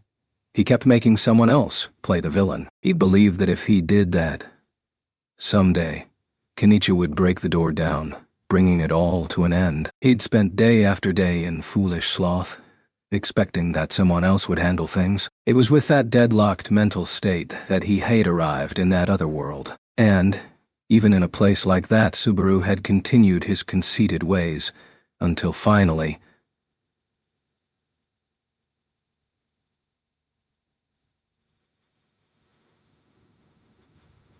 eyes closed, Kenichi stood before Subaru and addressed him by name. When those words brought him back to reality, Subaru looked up at his father. To Subaru, ready to accept whatever Kenichi might say, whatever Kenichi might think, in its full unvarnished form, father had taking an unexpected blow to his cranium. Subaru rolled as fireworks scattered in his eyes. Toward his son, eyes tearful from the sharp pain, Kenichi powerfully thrust a finger and said, "You see that, Subaru? That's my angry blow. The father head move I filled with love. Wasn't that a heel drop? What? Head, was that just to throw me off? That's what stretching after a bath does for you. Got my leg pretty high up there, didn't I?" Kenichi began stretching his supple hip joints on that. His father's demeanor defied his expectations, leaving Subaru half in tears, unsure what he should say. Subaru had been expecting something else. Gotta say, though, Subaru, you're, well, a pretty big moron. Insulted by the rather disconnected words, Subaru couldn't get a single word out when Kenichi crossed his arms and continued. "In the first place, there's a lot that rubs me the wrong way.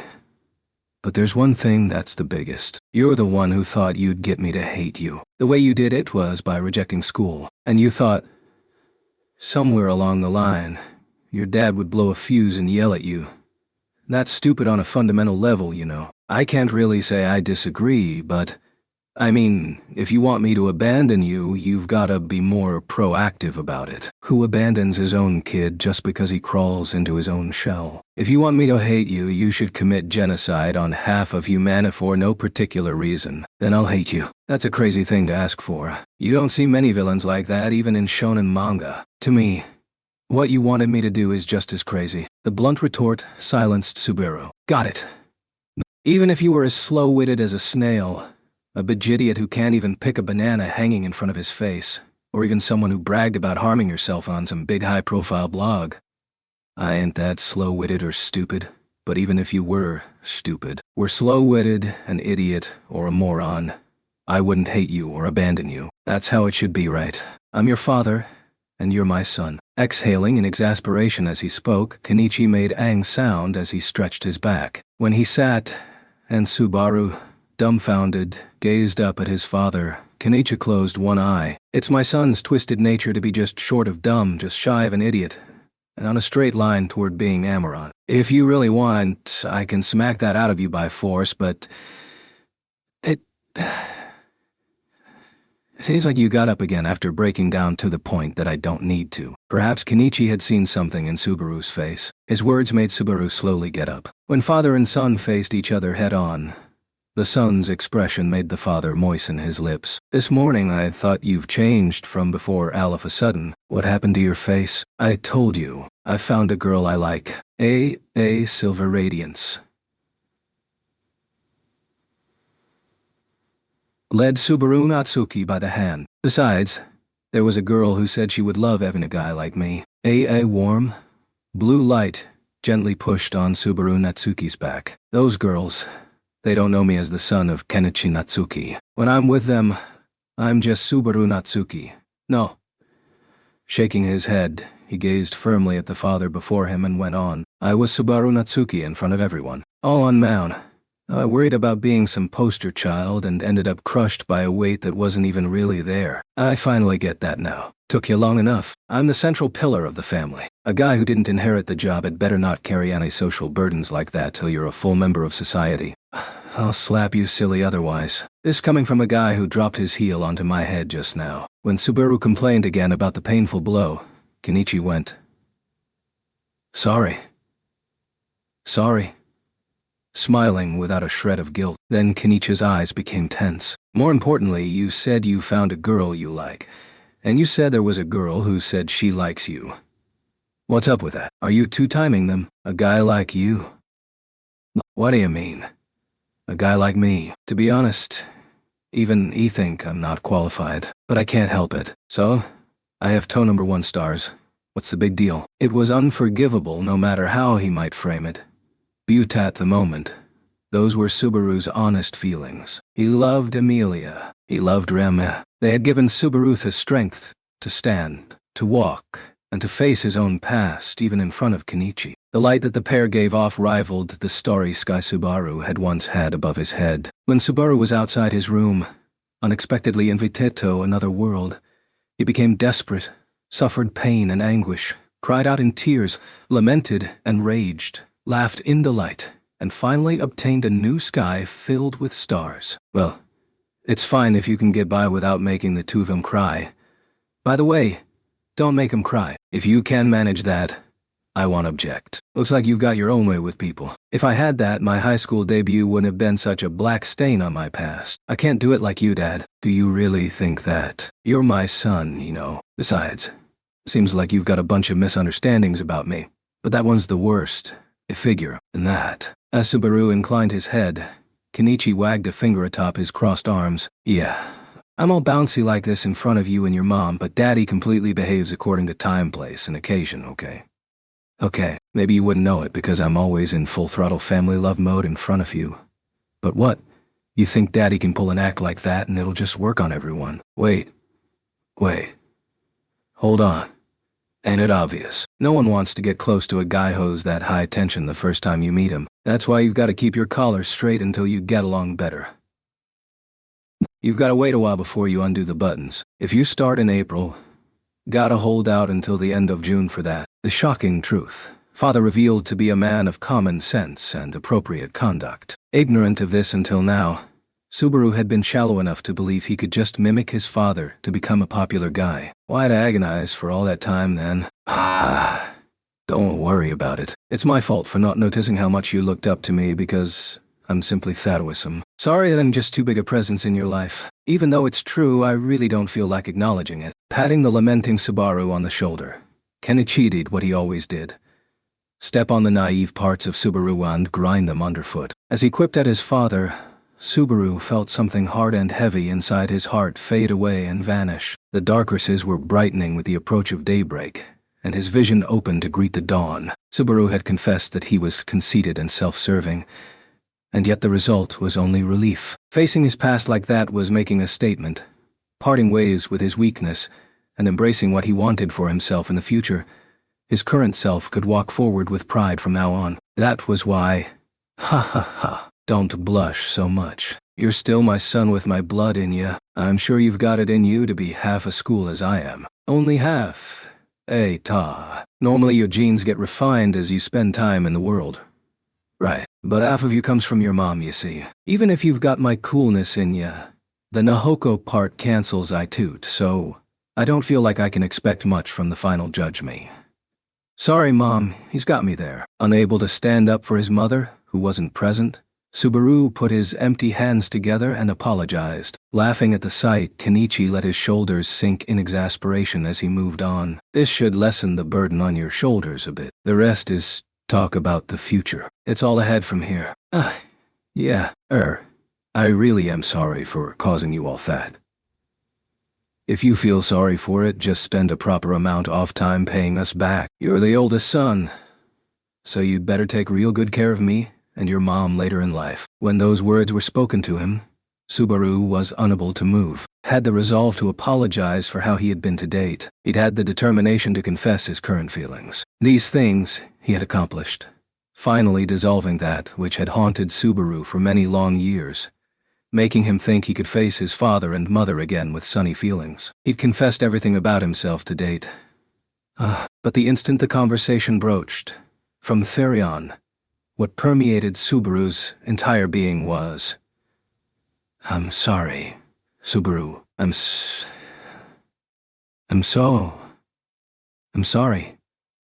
Sorry. From in front of him came Kenichi's bewildered voice, but Subaru didn't see his face. The flood of tears pouring forth clogged Subaru's vision, making the contours of the world vague. He covered his face with his palms, desperately trying to wipe the overflowing tears. However, as much as he tried, the tears were unending. They wouldn't stop. He couldn't stop them. I'm sorry. I can't be together with... I'm so... sorry. Had realized it. Somewhere in his heart. He'd realized it long before. He'd been invited into another world. The first instant the dazzling light of its sun shone down on him, making him squint. It had been like a revelation. And somewhere deep inside, Subaru had known he'd probably never return to his own world again. His parents had raised him well enough for him to find the strength to repent before his father like that, confess the dark emotions roiling inside his chest, and yet gain forgiveness, all that was underpinning his resolve to walk forward once more. But in spite of that, I haven't given anything back. I'll probably never see you again.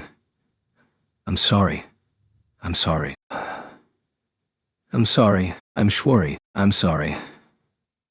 The tears would not stop. There, that moment, ferocious emotions seemed to churn inside him. Yet even so, Subaru remained standing, not crumbling to the ground. Here, there was someone who held Subaru. Ash cried. Supporting his son, now almost as tall as he was, he patted Subaru's back with his big, strong palms like he would for any crying child. Goodness, no matter how much time passes, you're still a high-maintenance son. You've calmed down. Yeah, sorry. I really caused you a lot of trouble. You sure did. Look at my shirt. I've got tears and snot all over the middle of it. I can't walk around and have the neighbors see me like this.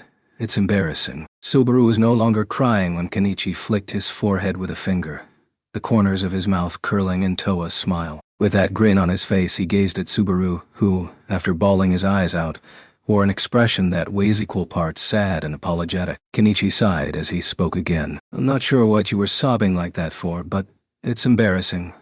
So I'll keep it a secret. Be grateful to me for that at least. Yeah. I'm grateful, truly, from the bottom of my heart, more than anyone in the world. If you put it that way, even I'm gonna blush. When his father scratched his own face with an embarrassed smile, Subaru lowered his listless gaze. Kenichi's shoulders sank when he saw his son's demeanor. Then he waved as if shooing a fly away as he pushed on. Oh, crybaby, head home already. Daddy's still in the mood to stroll around a bit, so I'll head back after a little tour. I'll get weird looks if I'm walking around with a guy crying like you. They'd wonder what in the world that father and son are doing at their age, huh? Damn right. They would. If I go back home with you together now, I'll get embarrassed by weird rumors between my friends, so... those are... famous last words, so... watch out, okay? Poking fun at his father's statement reflexively, Subaru felt painful nostalgia running through his heart. Gritting his teeth and biting it back down by force, Subaru went, later, raising a hand Kenichi's way. I'll head back first then. Just make sure the cops don't stop you for anything. 'Kay, Daddy. Sorry. I ain't biting on that joke. Everyone around these parts knows me already. I wasn't joking. Once again, he was saved by his father's unchanging demeanor. Subaru hated himself for that. Just how much did he crave the chance to depend on anguish to be indulged by others? He really was incorrigible. He didn't want to show Kenichi such weakness any longer. Taking a single deep breath, Subaru then turned his back on his father, setting his mind on becoming a stronger person. At rate, he was set to walk out at a rapid pace, departing as quickly as possible. Hey, Subaru. From behind, Kenichi's voice brought his feet to a spontaneous halt. I'm sure you've got a lot of stuff going on, so I only have one thing to say to you. Hang in there. I've got high hopes for you, son. Subaru had always clenched a worry of betraying his father's expectations without ever letting it go. So, Tosubaru. His father's expectations were fear itself. Yeah, you can count on me, Daddy. His back still turned, Subaru extended an arm. He thrust a finger toward the heavens, speaking in a loud voice. My name is Subaru Natsuki, son of Kenichi Natsuki. I can do anything, and that's how it's gonna be. Your son shot stuff. Yeah, I know. I made half of ya, after all. Hee, went Kenichi, his faith-filled, laughing voice showering Subaru from behind. When he heard this, Subaru's own lips broke into a smile. Back still turned, he set off. His knees went shaking. His heart wasn't wavering. He simply stared straight ahead as he walked forward. Behind him was the man he had looked up to for so long. This time, Subaru would let that man watch his back as he walked on. He did that while thinking to himself how much strength he had needed from others to achieve that one simple thing. Then Subaru Natsuki continued walking forward.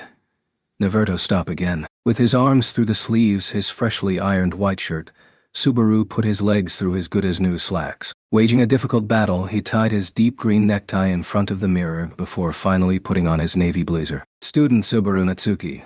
Complete.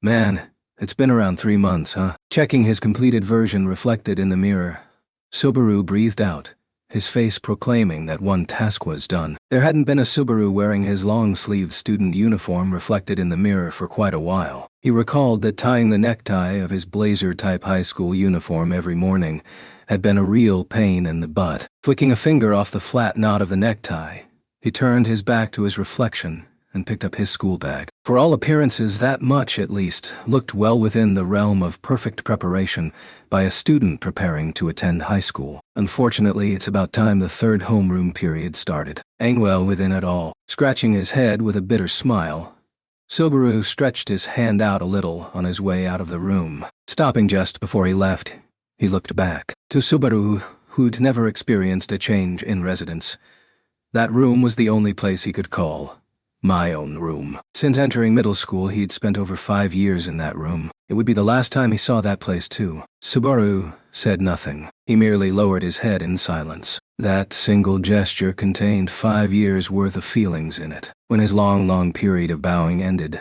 Subaru lifted his head and departed the room with sunnier feelings. He proceeded to head down the stairs to the first floor, pushing open the living room door. And then... oh my... When you asked me where your uniform was, I thought you might burn it. So I made all kinds of preparations. All for nothing, it would seem. Your son asks where his uniform is, and the first thing you'll think of is burning it. Wait, when you guessed I'd burn it, your preparations meant getting sweet potatoes and sausage skewers ready. The reclothed Subaru was met by his mother, Nahoko, who seemed quite disappointed her off-the-cuff prediction had not borne fruit. Behind his mother, he saw that she was done preparing for a barbecue in the cramped kitchen. After parting ways with Kenichi, Subaru had returned home and asked Nahoko where his uniform was. Having shaken free of his past, her son had made the statement with a sunny look on his face. And this had been his mother's reaction. I give up on whether it's good guessing or bad, but this angle is definitely not what I expected. Yes, it looks very good on you. The outfit cancels out the foul look in your eyes. You look rather calm. Mom, your current approach is taking all my serenity away from me. Ninseo, what are you all riled up about? Hey, want to glug down some mayonnaise with Mom? With a mystified look, Nahoko presented the mayonnaise placed on the table. The mayonnaise in the Natsukira Sidens was somewhat famous to all local mayo lovers. Kenichi, Nahoko, and of course Subaru employed various mayonnaises, and glugging mayo was a daily sight during mealtime, getting out of the bath, and sometimes even in the middle of the night. Indeed, when Subaru fell in distress from lack of mayonnaise in that other world, he'd used modern knowledge to successfully recreate mayonnaise on that end. Mayonnaise was inseparable from the Natsuki family. It must-have item. But right now, I don't feel like. I suppose not. The mayonnaise had so written on the lid, marking it as belonging to Subaru. When he gently pushed the mayonnaise offered to him away, Nahoko gave a knowing nod. I mean, Subaru, you really don't like mayonnaise that much, do you? You were just licking it with Dad and Mom because we'll like it so much, weren't you? Placing the mayonnaise marked for Subaru on the table, Nahoko murmured thusly in roundabout fashion. Hearing this, Subaru gasped in surprise. He breathed in, virtually wringing out his voice before gingerly posing a question. What basis do you have for? Well, Subaru thought it out. If it was the world or mayonnaise, which would you choose? Probably the world. You see, that's a really bad example. Don't go, you see, with that smug look. Anyone picking mayonnaise there isn't picking out of love for mayo, but hatred for the world. As he raised his voice at Nahoko's rather off-the-mark view, Subaru's shoulders heaved with heavy breaths as he glared at the mayonnaise on the table. On the inside, he wasn't calm in the slightest. Whether he was a card-carrying member or not, Subaru had pride as a mayo lover. Enough that if someone asked him to pick between it and a deserted tropical island, he yelled pick mayonnaise in a heartbeat. But if asked the reason he was so hung up on mayonnaise in the first place, he'd have to say, I guess I hardcore have a complex for a happy family. You'd slap super on it. That'd make it a super family complex, aka Sufami. And that just sounds wrong. Having engaged in such absurd conversation, Subaru let out a long breath with a pained smile. Then he slowly picked up the mayonnaise atop the table. Ah, Nahoko began. Delicious. Genuine mayonnaise really is way different. Can't enjoy this taste anywhere but my homeland. Over there isn't bad either, but it's a pale shadow compared to the real deal. Wringing off the lid from the nearly full mayonnaise jar, he guzzled it down in one go. The tasty acidic flavor, artifice tongue, raced through him, with heat shooting down his throat that seemed to burn his chest. This was the supreme, amazing taste that mayo addicts could not help but love. Maybe I don't love mayonnaise as much as you two do, but I'm still a genuine mayo lover. I swear on the mayo lids off all the mayo I've licked to this day. Incidentally, Subaru had kept the lids from his old mayonnaise jars, stuffing them into a corner of his room. They actually numbered 776. And this makes 777s. I'll have to stick it in my collection later. Oh, congratulations on your third 7. Your father was really happy when he got his 4th a little while back. My love's literally incomparable to his. Nahoko accepted the empty mayonnaise bottle with an amused look. His mother's comment made his sense of accomplishment feel somewhat tarnished, but Subaru immediately smoothed over his feelings. Well, guess I'd better head off then. If you're going to the store, I want some cream puffs, so make sure to buy some. You see me like this, put your guessing gears in motion, and you say that. As he spread both arms out to show off his school uniform, Nahoko went, I'm kidding. I'm kidding. Anne smiled at her son as she said, you're going to school now. Mom's happy for you, but once you stand out in a bad way, if you can put it off till tomorrow, why not put it off? Hey, stop putting a damper on your son's enthusiasm like that, even if others are strict with me. I'm soft on myself and a slacker to the core, you know. If you were really like that, your mother wouldn't have such a hard time, Subaru. When Subaru quipped at his own expense, Nahoko pretended not to get it as she shook her head. Her reply made Subaru narrow his eyes, but Nahoko went, all right then, and straightened her back as she said, well then, hold on a second. Mom's going to get her coat. What do you mean, wait? Hold on. You're coming with me. Having a parent go with you to school when you quit being a hermit is like a level worse than a humiliation game. I'm not going all the way to school. I'm just going out to the store to buy mayonnaise and cream puffs. What? I can't indulge you that much. Ooh, that makes it sound like I was asking you to come with me. The incomprehensible flow of events made Subaru's eyes bulge. Yes, said his mother in a perfunctory reply, as she headed to her own room. It felt like a prelude to having a parent chaperone him to school for sure. No. Man, give me a break here. As he spoke those words, Subaru's cheeks faintly relaxed from relief. At that point, even Subaru was aware the reason for his relief was that the time when he'd have to say goodbye to his mother had been pushed a little farther down the road. It's been a long time since I've walked side by side with you, Subaru. I suppose so. We were together when you went shopping at night, quite a bit. Given the flow of the current conversation, I'm speaking about daytime, not nighttime. You really must pick up on the context and the literary intent. Where that subject's concerned, you're the only one I can't accept hearing that from, Mom. Nahoko Natsuki was truly bedeviled by one of the world's dullest senses, possessing world-class bad guesswork. This was well understood by both men in the Natsuki family.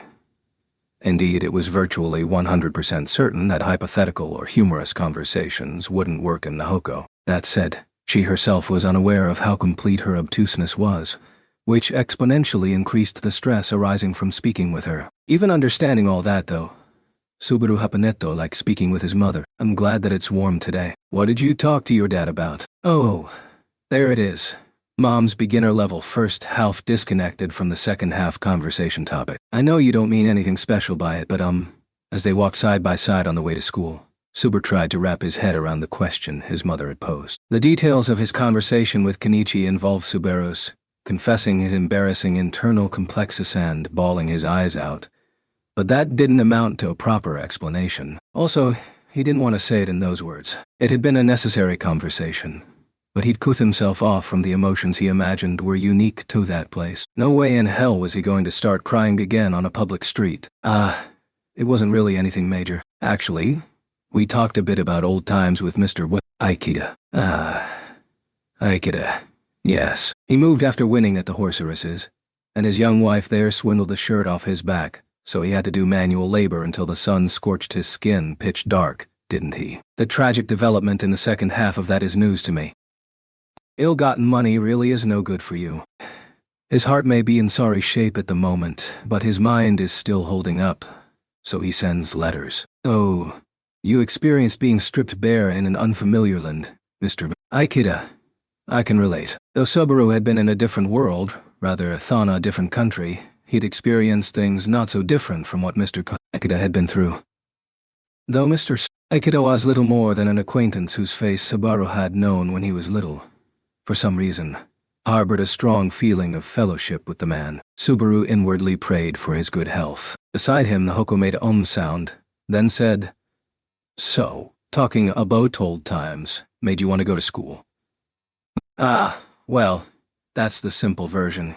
Yeah, there were a whole bunch of triggers making me look back, and that led to it. So, you stopped trying to do anything and everything just like your dad then. When Subaru tried to keep things vague, Nahoko spoke with a gentle tone that did not permit him any escape. A wry smile came over her, making it look as if she was about to break into a hum. The look in her eyes was the only sharp thing about her, but you could never tell what his mother was thinking by looking at her. However, Subaru had the distinct feeling she'd cut him off at the pass. You're a hard-working type, Subaru, and you do all kinds of things in haste. Thanks to your father blindly taking interest in so many things, you've had plenty of opportunities.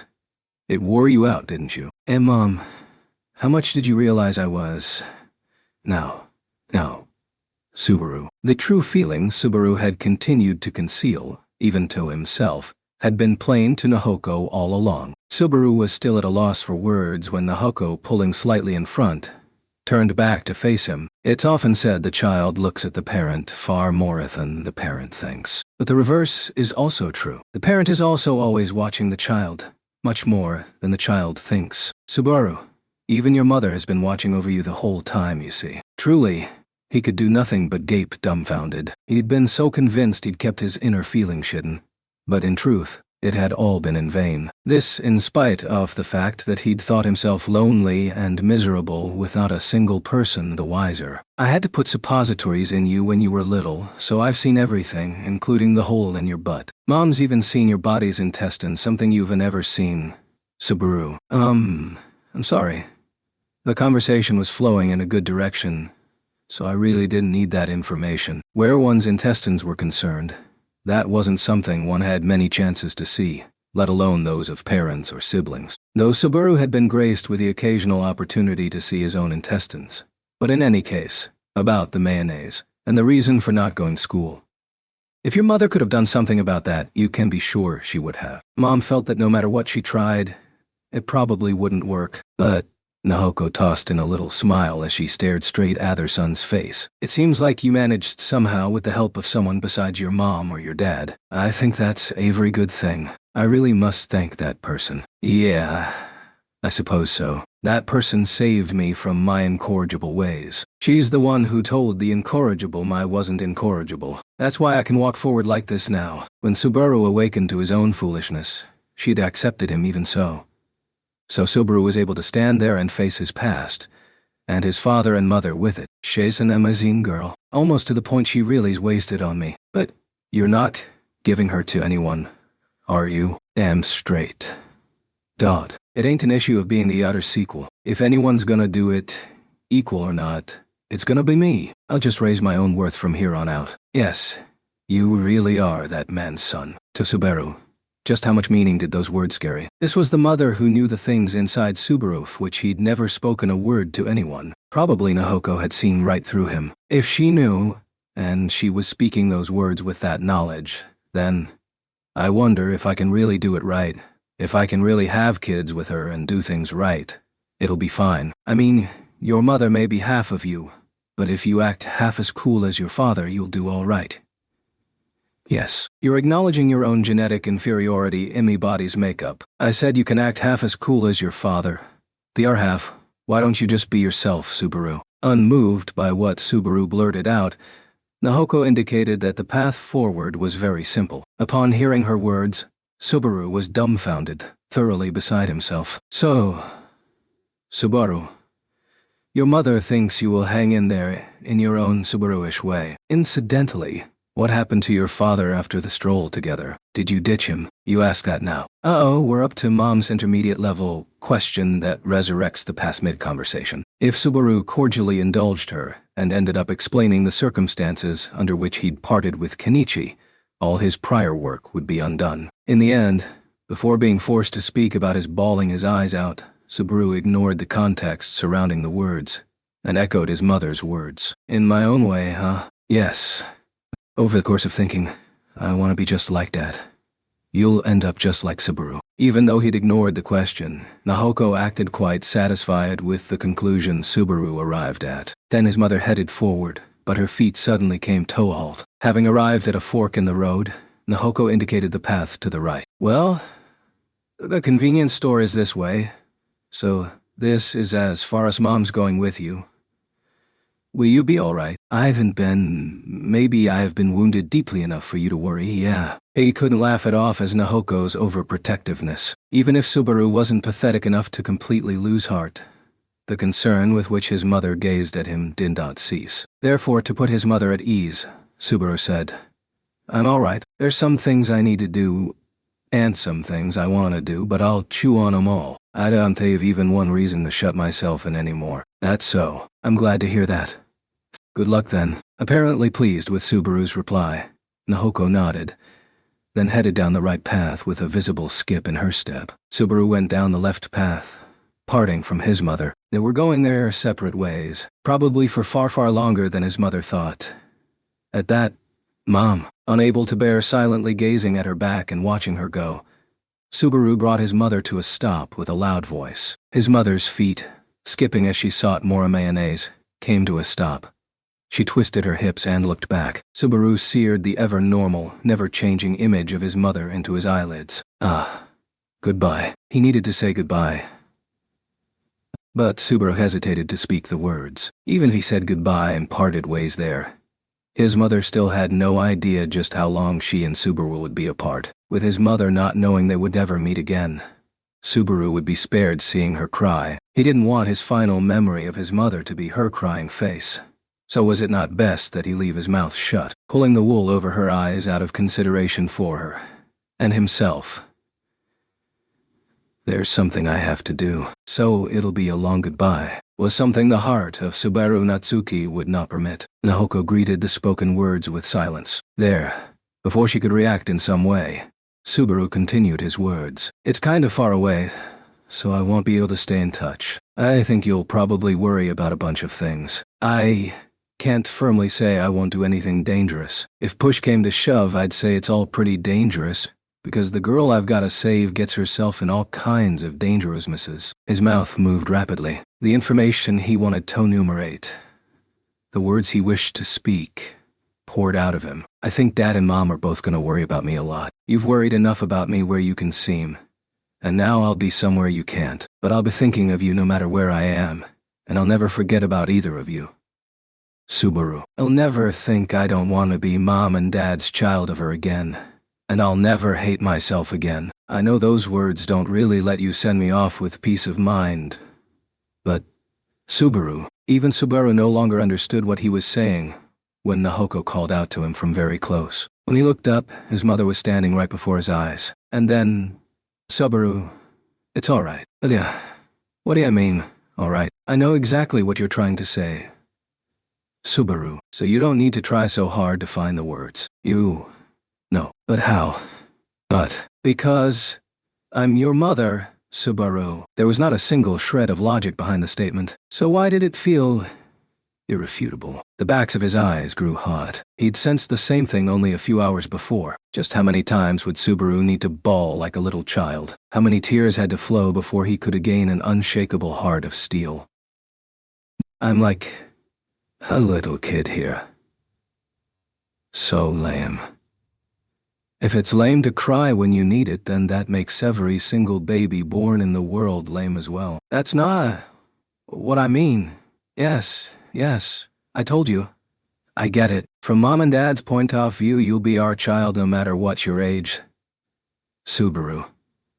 When you want to cry, go ahead and cry. The world began to blur. Tears came running out. Subaru hid his face behind the sleeve he used to rub it so his mother wouldn't see it. Out of respect for Subaru's stubbornness, Nahoko didn't peer any closer. All she did was slowly stroke the short hair on Subaru's head. As she stroked him, Subaru straightened his back. Sorry, Mom. In the end, I can't do a damn thing for either of you. You know, I didn't give birth to you because I wanted something from you. I gave birth to you because I wanted to give. Subaru.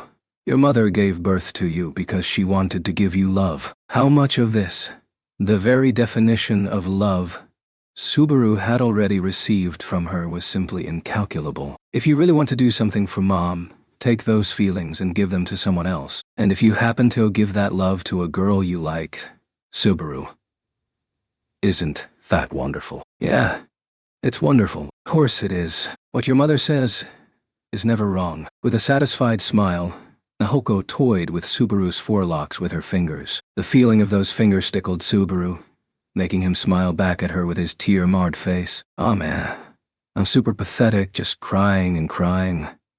It's fine to cry. Subaru, you cried so much when you were born. At first everyone cries in an ugly way. A lot of things happen, and you cry in lots of places. But if, after crying a lot, you end with a smile, everything's all right. What's important is not where you start, or what happens midway, but how it ends. So if the results are good, everything's okay then. You're taking that the wrong way. Consider fish homework from your mother. An opportunity to revise his answer would likely never come. In the name of homework, she had offered him words of farewell. Accepting them as such, Subaru took them to heart. Surely the day would come when the answer would emerge, and he would understand it, as if by natural design. It was neither a very manly nor a very valiant farewell scene. Neither father nor mother, faced with a son who'd holed up for so long before saying goodbye while unable to even say where he was going, had spoken a word of resentment. Instead, they were able to send him off with smiling faces. For him, this place and his parents who were both too good for him, they were things he loved. Well, I'm heading off. Go ahead. Turning his head back at the end, he forced his cheeks to mauve and make a smile. Leaving that awkward smiling face behind for his mother, Subaru turned his back to her and walked forward. The commute to school would be anticlimactic. After the fork, all he had to do was go straight down the road, then up a hill, and then the school campus would come into view. Ah, that's right. Subaru? I forgot. Then, just when he was all hyped up to get going, a scatterbrained voice called out to him from behind. Subaru, worried about what the very, very end might bring, turned to see his mother raise a hand as she said, "Come back soon." Then, with a little wave of her hand, his mother spoke those words with a pleasant smile. The last night before he had been summoned to another world, before heading out to the convenience store, his mother had surely seen Subaru off the exact same way. But at the time, Subaru, perhaps being in a sour mood, had said nothing, simply opening the door.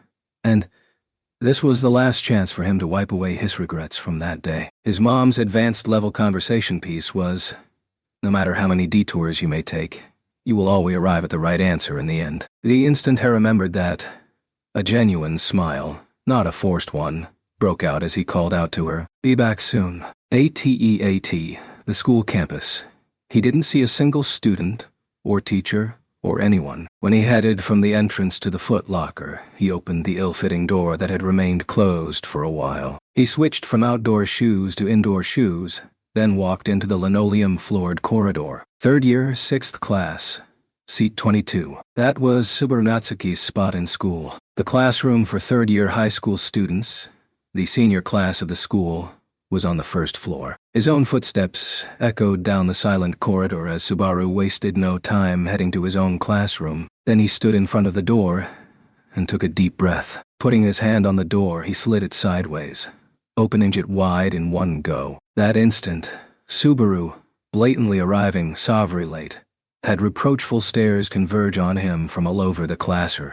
"I must say, you came far sooner than I expected." No such thing happened. When he surveyed his classroom after so long, the seats, including Subaru's own, in the back row and against the window, were empty everywhere he looked, save a single seat filled in the very center. Then the individual sitting in that seat turned toward Subaru, seat and all. "Welcome.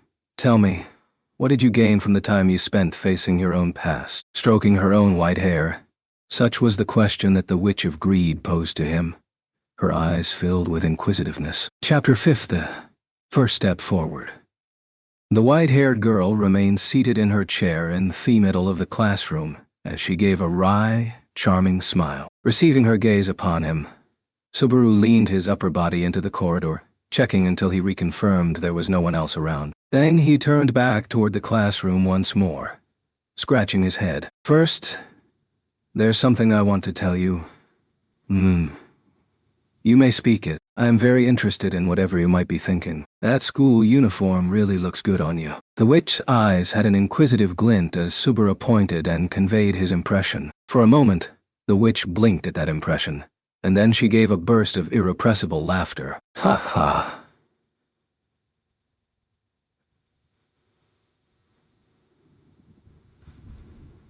Thank you. That makes it well worth rummaging through your memories to reproduce it. These clothes are seared into your memories particularly strongly. Perhaps you are rather fond of them." The girl, Echidna, rose from her seat, grasping the hem of her skirt as she twirled around on the spot. The sight of her white hair swaying down her back made her look like nothing more than an attractive teenage girl. She wore a gray skirt and a navy blue blazer. The red ribbon adorning her breasts marked her as a student of the same grade as Subaru, providing a vivid contrast to the white shirt underneath. It's just that I like longer skirts more than short personally. Long skirts twirl around for longer, so it tugs at your thoughts even stronger that way. I see. Well then, I must ensure that my skirt twirls for longer the next time. Not that there's gonna be a next time. Also, it's not as if you really like everyone wearing that outfit. Here, it's just what you have to wear. It's as obligatory as a knight's dress uniform. Echidna giggled at him, looking like she only took his explanation half seriously. Humping through his nose ather, Subaru sat down in the empty chair in front of Echidna, turning to face her. I really thought you would be more surprised. If you meant to hide it, you should have put more effort into the background. This goes for the commute to school too, but there isn't a single adult or child inside the whole school. And that's impossible. Even if he'd reasoned it was late afternoon of a normal day, the world simply felt too bereft of human presence. It was as if the world had been stripped of everything that was not useful information. From Subaru's perspective, this world's way too convenient from my point of view. What's with this place? I was just entering the place called your tomb, and then you entered my tomb, possessing the qualifications Toto so. Therefore the trial began. That is all. Did you know the words? First, face your past. Echidna, replying to confirm Subaru's impressions, crossed her hands behind her back as she tilted her head. The beautiful girl's hair swayed with the wind, a gentle, cool breeze blowing into the classroom as the school uniform on her casually melted away. Sensing that each of her nonchalant gestures was a trap she had laid around his heart, Subaru consciously averted his gaze from her. It's gradually coming back to me. What did you tell the memory of when we first met? I completely forgot about you until the moment this trial was underway. I told you, did I not? You are forbidden to speak of having met me at my little tea party to anyone else. It was faster and more reliable to affect your memory than trust in the tightness of your lips. I would like you to relax.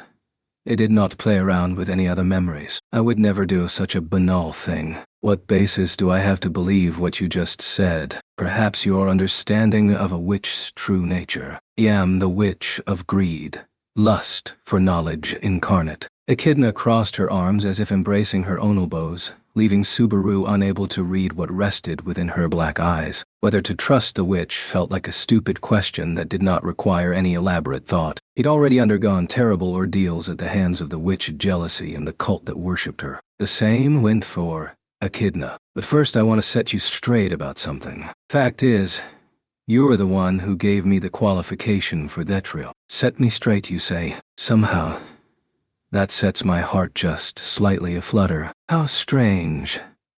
I feel slightly elated that you would speak to me in such a manner. All I did was to upgrade you from an unpalatable thing to a maybe unpalatable thing. When Echidna's smile deepened, Subaru responded by tossing words her way that seemed intended to fend her off. Tch, went Echidna, tapering her lips as her almond-shaped eyes gently narrowed. Everyone harbors regrets from their past. Living day to day makes it impossible to exist without regret. Regret is a function built into all people. Don't put it pessimistically like that. That regret thingy turns into reflection. Reflecting on yesterday lets you scrapey today. Reflecting on today lets you bust fraud tomorrow. That's a function built into people too, isn't it? Precisely. The air audibly leaped. This was caused by Echidna speaking in a strong voice, bringing her hands together in a powerful clap. She drew close to the surprised Subaru, her face approaching so close that they could share breaths, opening her mouth as if to press him for more. Such a simple observation engenders what is, in theme, a minor difference. But which answer one chooses greatly affects whether one views the past optimistically or pessimistically. Most view the past pessimistically, repudiating the path that has led them to the present. And in that repudiation, they avert their eyes, never closing the lid upon what has happened. Your face is close. Such a thing cannot be helped, for the you of yesterday was infinitely ignorant compared to the you of today. The you of now is at an absolute deficiency of knowledge compared to the you of tomorrow. In the sum amount of knowledge, and in the total number of memories, the past is inferior to the present, and the present is inferior to the future. That is a fact. Paying the overwhelmed Subaru no heed, Echidna spoke exceedingly passionately, punctuating her speech by strongly slamming both hands onto the desk. Accordingly, when people face the past, they sift through hesitation, bewilderment, anguish, and sorrow. Alan searched for an answer. I shall affirm whatever answer they arrive at as a result. I shall find no fault in any answer, for it is proof that you have faced your past, absorbing and using it as your cornerstone as you overcome it. So that's the objective of this trial. Mission accomplished, I guess. Facing your own past can mean accepting or rejecting it. What is important is arriving at an answer. One cannot overcome the trial with fear, anger, or cowering. However, I extol those who have either accepted their past or made a clean break with it. For that, I shall offer as many opportunities as one might desire.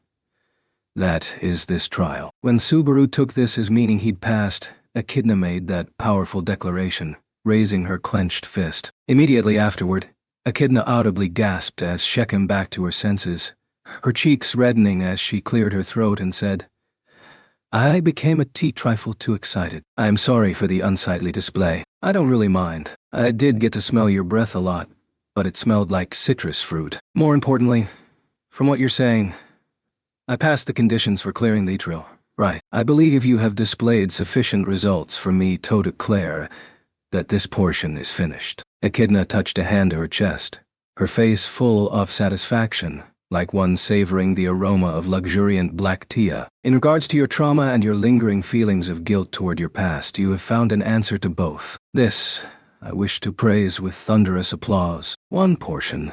Wait, you saw me bawling my eyes out, didn't you? So we. Before I knew it, even my eyes were moist. Don't tell us so. It's embarrassing. Subaru couldn't keep his cool at her being a peeping Tom in regards to his farewell with his parents. Both longing and regret bared. Her inquisitiveness that instant was a slight against Subaru's family. But what a pity. It seems you already had your answer for facing your painful past. I welcome any answer, but it is my belief that an answer means more when one must take an excessive time to arrive at it. I was hoping that you would arrive at your answer as a result of racking your brain. But it would seem the trial unfortunately came too late for you to amuse me to the fullest. More's the pity. Echidna made a morose sigh, knotting his brows at her words.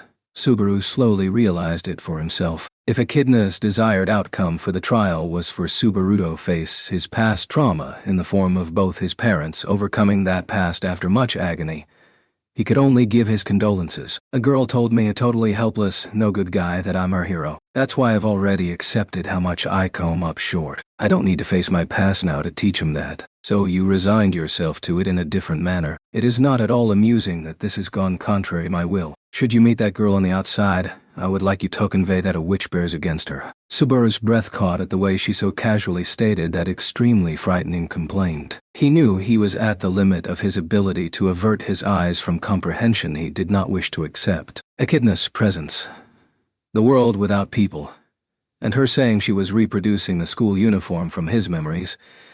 Even an idiot would realize that, not that I even need to ask, this world, it really is, yes. That's right. This is a fictitious world reproducing completely faithful reliance upon your memories. Therefore, naturally, your real parents remain with no knowledge of where you are and what you are doing, and they're no doubt worried about their son, vanished without a trace. Really faithful in every way, though. They talked about a whole bunch of things I didn't know about. Did you truly not know these things? Perhaps you saw a letter sent by an acquaintance of your parents once. Did you not meet an old man who knew your father when he was young? Did you truly not suspect even once that this image of your father was at odds with what you believed? When Subaru seemed to cling to her, Echidna indulged him, pounding home point after point. You thought they didn't know, but in your heart, did you really want to conceal it? Can you truly say you didn't want a fictional father and idealized mother to know all along out of the self-serving desire to be loved in spite of them knowing? With Subaru cowed into silence, Echidna drew her face close to his, the tenor of her speech gradually diminishing to a whisper as it gained an ever more suspicious-sounding ring. Then when she was close enough to breathe on him, she said, "That is a little too idealistic. A little too convenient. Do you not think so? Echidna gracefully smiled as those soft, seemingly adoring words dug deep into Subaru's heart, at odds with the age-appropriate appearance she had displayed to that moment. This was the malevolent smile of a witch. In the face of that captivating smile, infected with a witch's seductiveness, Subaru closed his eyes and, "Don't mock my parents out of some half-baker's resentment, Echidna." What? I gave my entire answer to them. Both my mom and my dad accepted it. I told them everything I hadn't said, and they said everything I wanted them to say. Hang in there. Come back soon. Subaru stood up, put his hands on the desk, and put his forehead to Echidna's. Subaru watched the witch's black eyes blink in surprise as he pounded his own chest. Those voices, those smiling faces. Every last bit was what my imagination poured into them. They're not vases for you to pour your half-baked ideas into. Don't look down on them. Those are my parents. I told them everything I had to say. I'm not gonna be led astray by words from someone like you. Turning her blade-like words back upon her, Subaru snorted and set his hips down on the chair once more. His brusque crossing of his legs, rough nasal breathing, and hard glare made the witch look taken aback as she exhaled. Goodness. To not leave any room for doubts in the answer you have given. You truly know how to make a little witch cry. Sucks to be you. I really love Mom and Daddy. He puffed out his chest as he asserted it, though he couldn't quantify just how long it had taken before he could do so. Echidna greeted Subaru's stance with a resigned shake of her head. In a true sense, this trial is over. I hope for great things for the next question. Yeah. Next question. The hell? The trial isn't just stone thing. Did I not tell you when you first entered the tomb? First, face your past. You should have paid more attention to the first part. Stop talking like a Japanese language teacher, and that deceptive face really annoys me. Subaru was shocked at the notification that it would be a longer fight as Echidna leaned an elbow against the desk, forming a mischievous smile. The condition for liberating the sanctuary is to pass Thetum's trial. 3 parts in total. I am pleased I was finally able to speak to you about this. My chest is aflutter that I have surprised you to quite this extent. Yeah, I've got a real lively look on my face, 'cause you didn't tell me about this back at the tea party, damn it. She'd no doubt been full of frustration concerning the uncooperative visitor arriving for tea with far too little information. Unlike that previous time, he had more he wanted to ask her about, but either way, you're not gonna hand out cheat sheets on the contents of the trials, or how to answer, are you? Of course not. Stealing my fun from me after my death would simply be far too cruel. Don't talk about this like some geezer's fun. Sheesh. Wincing from the witchy reply, Subaru slowly rose from his seat. There was no longer anything he wished to speak to Echidna about, nor was there any reason to stay in that place, that fictional world, for long. Save for lingering attachment. He'd said his farewells to the regrets in his heart. That was enough. Hey Echidna, what is it? A grudge to vent. Or perhaps you still punch me once. Certainly, you have the right to do that much. I know my amusement comes at your expense. But I am a woman. At least avoid the Thank you. Echidna's face froze when she heard those words. The sight of Echidna in shock, eyes wide open and taken aback, felt a little creepy to Subaru as he spoke. Even if it wasn't real, even if I didn't really say those things to the two of them, thanks to you, I was able to say out loud what I wanted to tell them. Stop. To put it bluntly, even if it's the result of your shitty curiosity, I was able to say goodbye to them. If nothing else, I'm grateful for that. So thank you. You are an incredibly interesting person. One I am no longer able to understand to a degree that is frightening. Echidna's reply contained neither jest nor falsehood. Rather, it felt as if she was speaking from the heart for the very first time. After hearing her reply, Subaru shrugged, smiling like a mischievous boy. I'm honored to have frightened a witch. So, how do I get out of this world? This world has served its purpose. It has already begun to disappear. Nothing save this building still holds its proper shape. Exit the building, and you should find yourself in the tomb where you started. Well, that's pretty convenient. When Echidna's answer prodded him to look out the window, The distant sky was indeed warped like some kind of mirage. Having fulfilled its duty, the false world was vanishing back into a distant dream. With it went the father who had given Subaru a push forward, and the mother who had sent him off. They already taught me the important stuff, though. The emotions filling his chest and the hot sensations in the backs of his eyes made Subaru rub his eyes once with his sleeve. Then he lifted his face, and there was room for tears no more. Subaru turned his back to the witch and faced the classroom's exit to bring that world to an end, and... That's right. One more thing. It seems like you want me to challenge this trial again going forward. But I can't do it. Meaning what? Echidna knitted her refined eyebrows as Subaru paused on the verge of leaving the room. Turning only his head back toward her, Subaru lifted a finger toward her, wagging it left and right as he spoke. It's not my job to clear the trial and liberate the sanctuary. This is a commemorative exam. Just 'cause he happened to have an exam ticket on me. It'll be a different kid who'll fulfill your expectations. He remembered Amelia, who'd challenged the Timband, had surely undergone the same trial. It was her duty to liberate the sanctuary. Subaru's challenge had been completely unplanned. He couldn't raise Echidna's hopes. So he said that last thing, waving his hand toward the witch he was probably seeing for the last time. Will that truly be the case, I wonder? Subaru Natsuki never noticed Echidna's deeply suggestive whisper as he was enveloped in white light. Then he left the world of the trial. The instant he awoke, the first thing Subaru felt was the bitter taste of sand and dust inside his mouth. Larg. Some weird rocks in my mouth. Blah. Feeling drool and something else shaped like a rock on the tip of his tongue, Subaru retched as he instantly sprang up. When he surveyed the area around his dirty body, he saw an empty room shrouded in thin darkness. The cold, chilly air and musty, acrid scent there reminded him that he was in the tomb. That's right, I completed it. Now that Subaru was awake, his mind finally caught up as he recalled all that had happened since he collapsed. He'd been pulled into the trial, had been reunited with his parents, spoke with them, then returned to reality. There didn't seem to be any gaps in his memory from start to finish. He remembered it all. Not like I can forget bawling my eyes out like that. I'm glad. Leaving his father and mother was a sad, nostalgic memory, but also the ritual that had hardened his resolve. Relieved he had not forgotten it, he clenched his teeth. Ash belatedly recalled why he had rushed into the tomb in the first place. The answer was sprawled on the floor right next to him. Amelia. Kneeling, Subaru saw Amelia lying on the cold floor beside him. Peering at her face, he confirmed she was breathing. He was initially relieved by that fact, but the pained look on her sleeping face stabbed into his chest. Amelia was moaning, with sweat on her brow, as her face twisted in anguish and fear. Every so often she shook her head in denial, as if she were desperately trying to run away from something. A past you don't want to look at.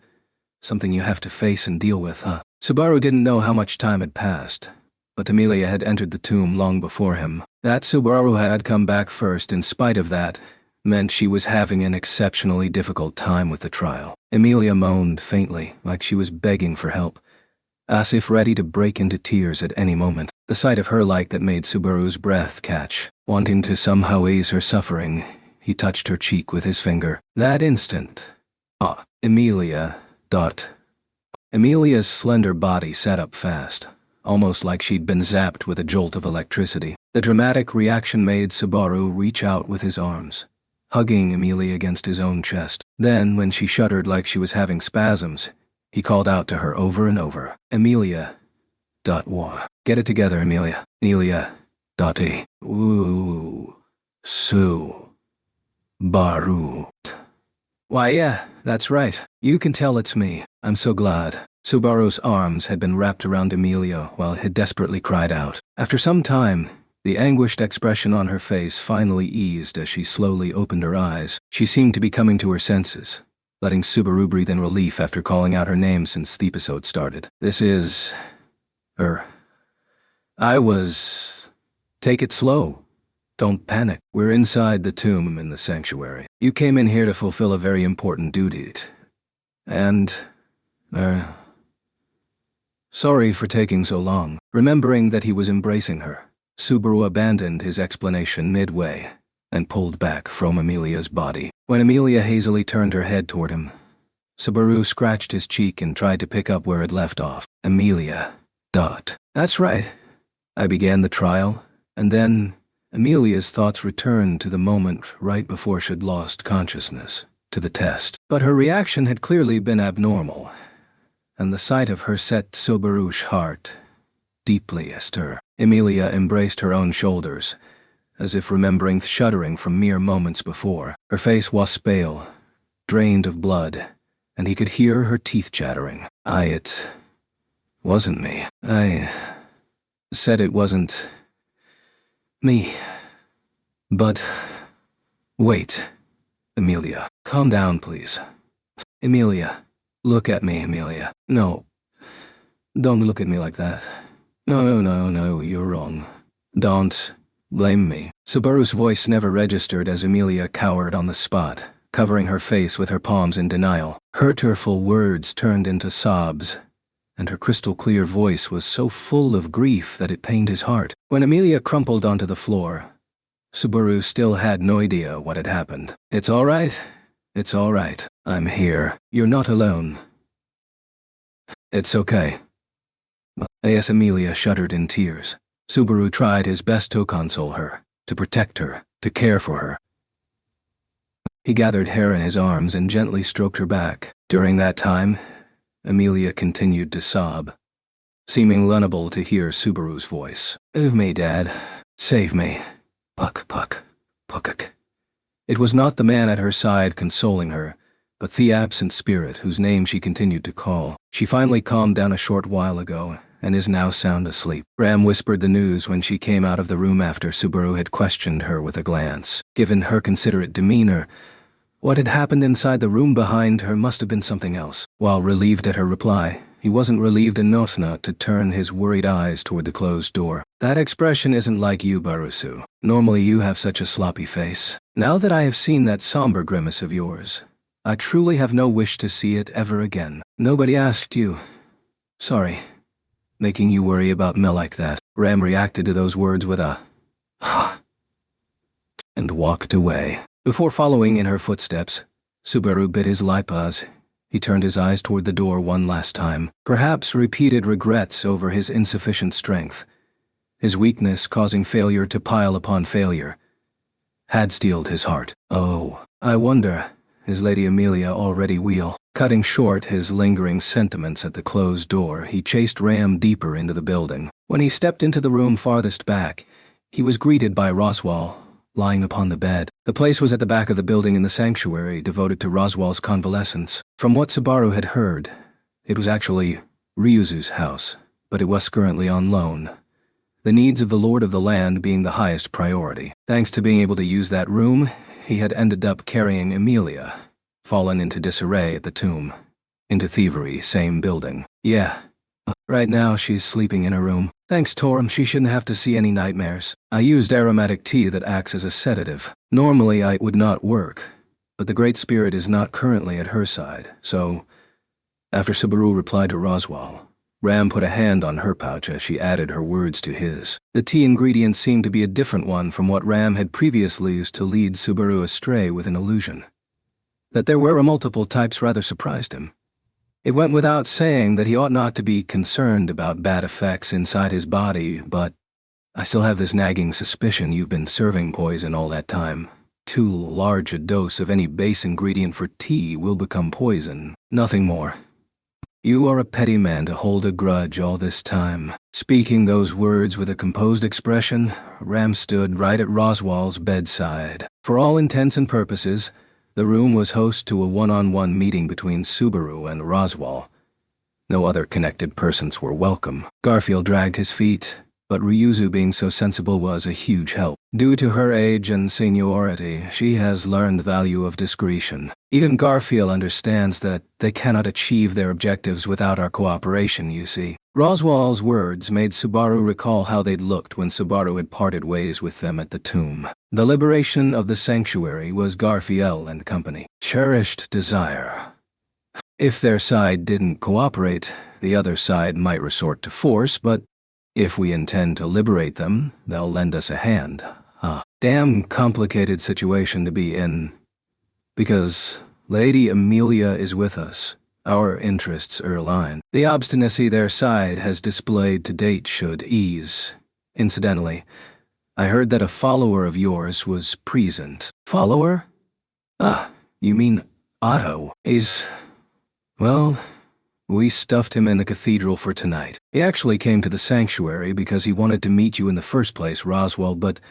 Boo, what? Roswell had one eye closed.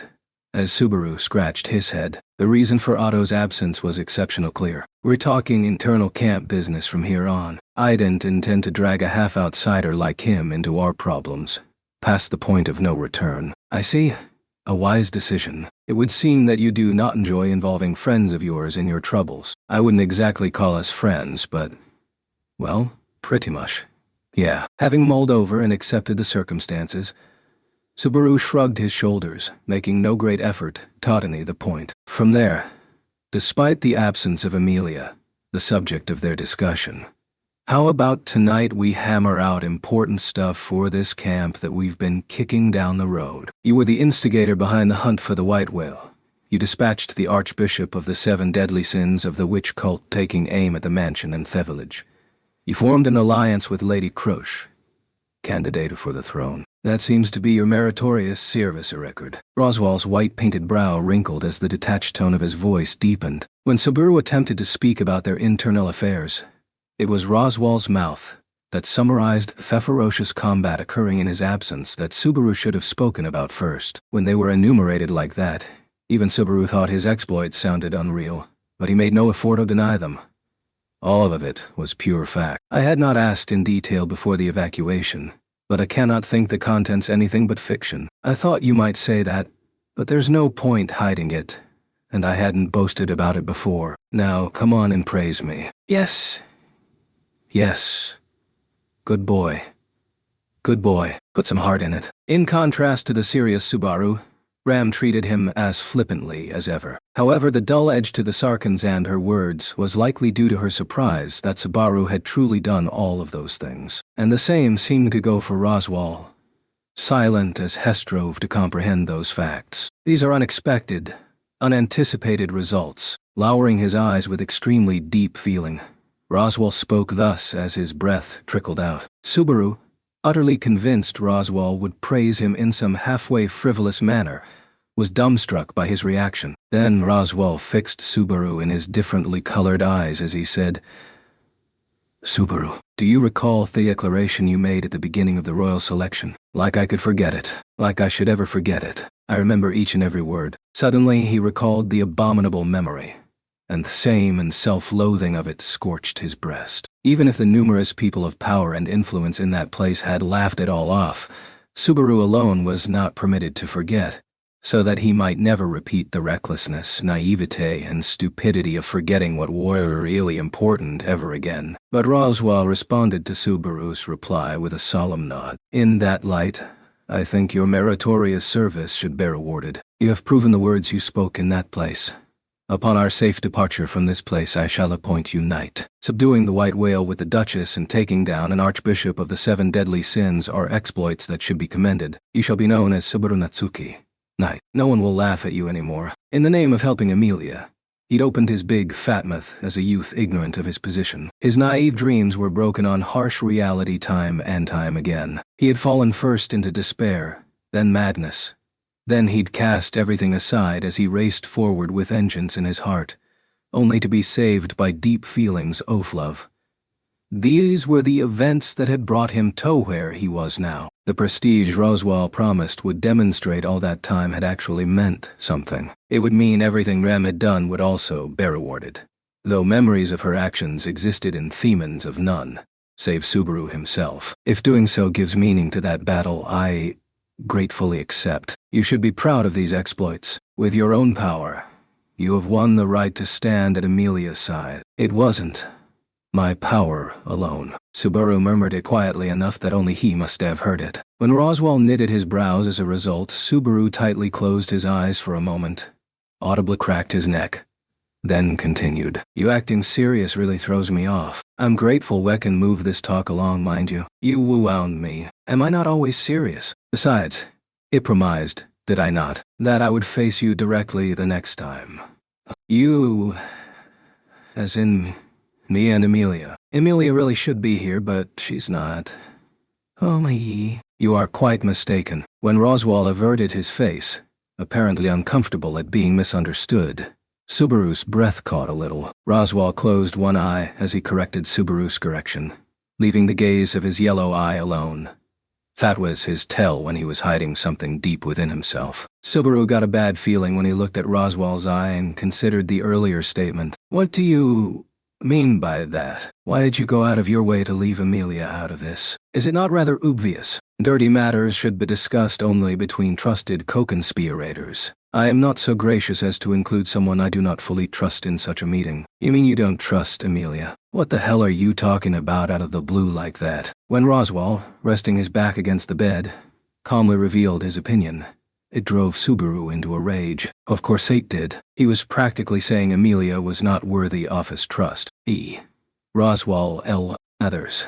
None other than Amelia's backer in the royal selection. You're the one who nominated Amelia for the throne. Where do you get off saying that you don't trust Amelia? Giving in to his anger,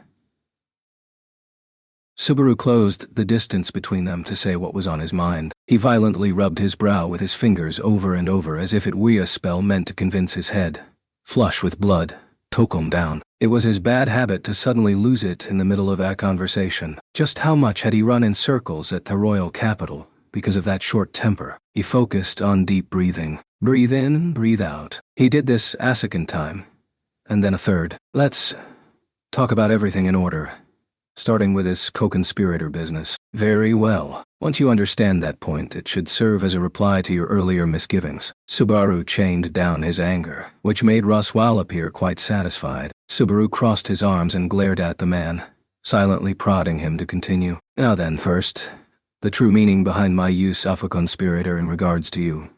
It is quite simple. I wish you to continue providing Lady Amelia aid as you have done to date. Do as much as your feelings dictate until the day she sits upon the throne. That goes without saying, but what the hell will you be doing? Naturally, I shall do the same. Lady Amelia shall have me full support for victory in the royal selection so that she may become the ruler of this kingdom. You see, you and I share the same goal.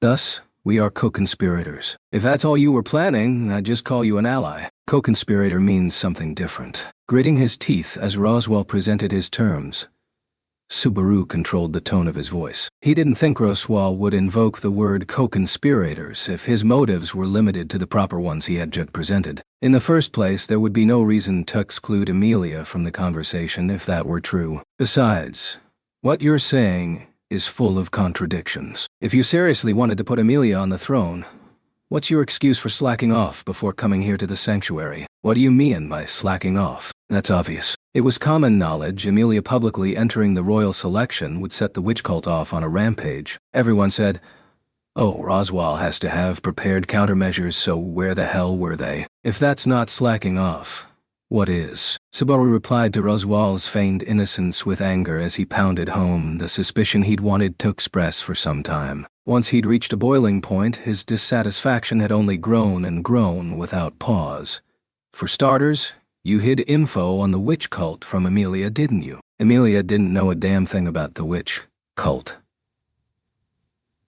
She didn't understand at all what would happen when she joined the royal selection. If she'd known, everything could have gone differently. None of that would have had to. As Subaru spoke, those hellish scenes came rushing back to mind. Hells he had peered into several times over. The villagers slaughtered, the children cruelly put to death, how Petra's corpse had stripped his mind bare. Hiram's dead body had carved a hole out of his soul. Hiram's death had robbed him of even the ability to mourn, and how Amelia's death, you should have been there. If you'd been there, none of that would have happened. So why went you there? Arosu. The unconcealable pain and anguish in his voice made even Ram's cheeks stiffen. No tears flowed from him. However, with a disheveled face, Subaru accused Roswell. Only Subaru, who had seen those hellish scenes, had the right to accuse him. If you'd stayed behind and protected everyone, but while I was absent, you fulfilled my duty in my place, exploits that would make even a knight's heart swell in pride. That's not the point. His gratitude for being honored with the prestigious title of knight rapidly diminished. Certainly, being awarded the knightly title gave firm meaning to that battle. However, to the Subaru of the present, that battle, in and of itself, was a symbol of his mistakes. If that battle had never happened, Barusu, please, calm yourself. Ram. When Subaru unwittingly took a step forward, Ram glared at him from right up close. She shielded Roswell behind her back, quiet anger resting in her pink eyes. Master Roswell is injured. Even so, he can surely put a stop to any violence from one such as you with a single finger. I shall permit no rudeness when I am present. Barusu, you're okay with this. It's the same for you. He left you behind like a sacrificial pawn. Roswell curled his tail Andron from the witch cult. Are you telling me I'm wrong? I accept that without reservation. Ram forgives all Master Roswell's deeds, including however she might be treated, or even eventually cast aside. Then you forgive Ram being sacrificed for stupid stuff like this too. The incomprehensible loyalty in Ram's reply set off Subaru like nothing else. He had avoided the issue several times, telling himself it wasn't the right time, putting off the truth he needed to speak to her about Ram, and how her memory had faded from the world, now existing only within Subaru's heart. With the master she had served for many years, even with her older twin sister who was her other half, Rem. Dan.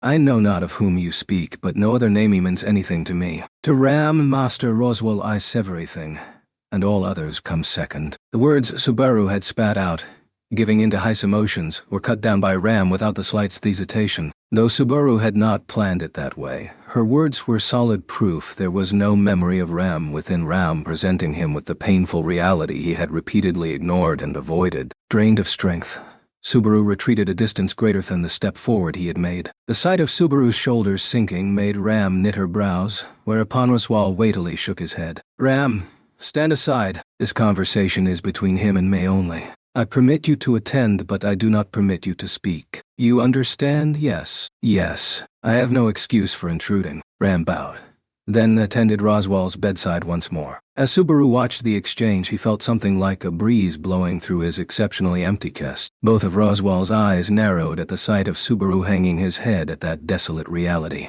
Tonight, I respond to you in earnest. This is what I have decided. Thought is why I shall respond to the doubts you toss at me with the truth. Why did I conceal information from Lady Amelia that I should have disclosed? Why was I absent from the mansion when the witch cult was coming to attack? These questions have a single answer. Subaru put strength into his neck and lifted up his head. When accepting someone's reply to your suspicions, you at least had to look him in the eye. As Subaru did so, Roswell closed one eye and said, I guided events so they would be resolved without me needing to confront the witch cult.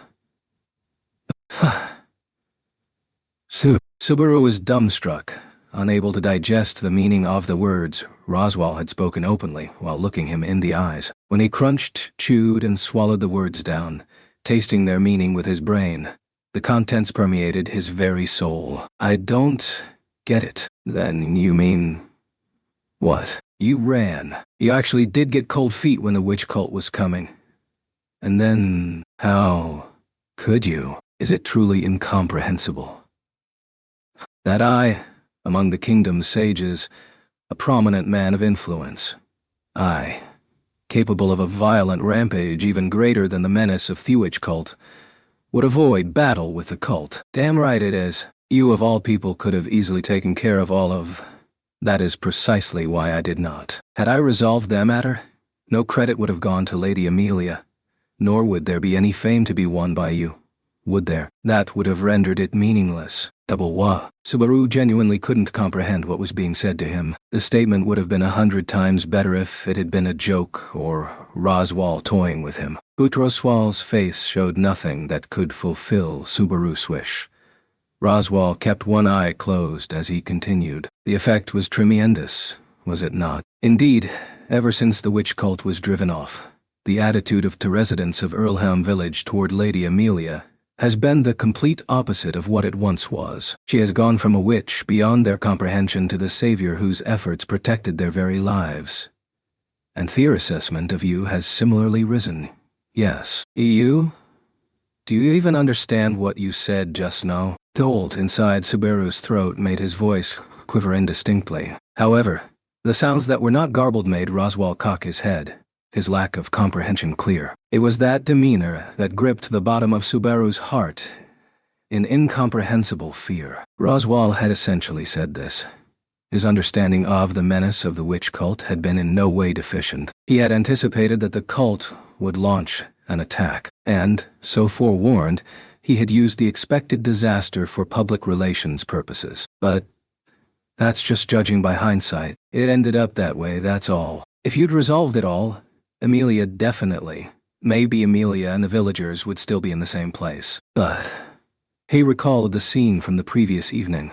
Amelia exchanging words with the residents who had evacuated the sanctuary, where they had entrusted their hopes to her. Certainly, that scene might never have become reality if things hadn't gone as Roswal had planned them. But that's all hindsight. Did you even think about how many people would die because you weren't there to salve them? Certainly, the casualties were minimized. I worked my ass off for that, but they weren't zero. People died. Allow me to express my regret for the harm that befell our allies. It is, of course, only natural that our enemies are dead. The witch cult force was laid to waste, not a single member surviving. I could not have done it better myself. For this, you seek to apologize to me. What? No.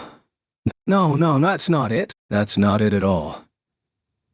In revulsion, Subaru weakly shook his head, rejecting Roswal's words. Why wasn't he getting through? Why didn't he get it? Roswal's intent had been just too cruel, too heartless. It was fine to charge straight toward your goal, but couldn't they just listen? But this wasn't simply charging forward. It was as if he was ignoring every obstacle that had fallen upon Therod's way before him. If I'd stayed a piece of garbage that couldn't accomplish anything, where would you be then? The result would be that nobody was saved.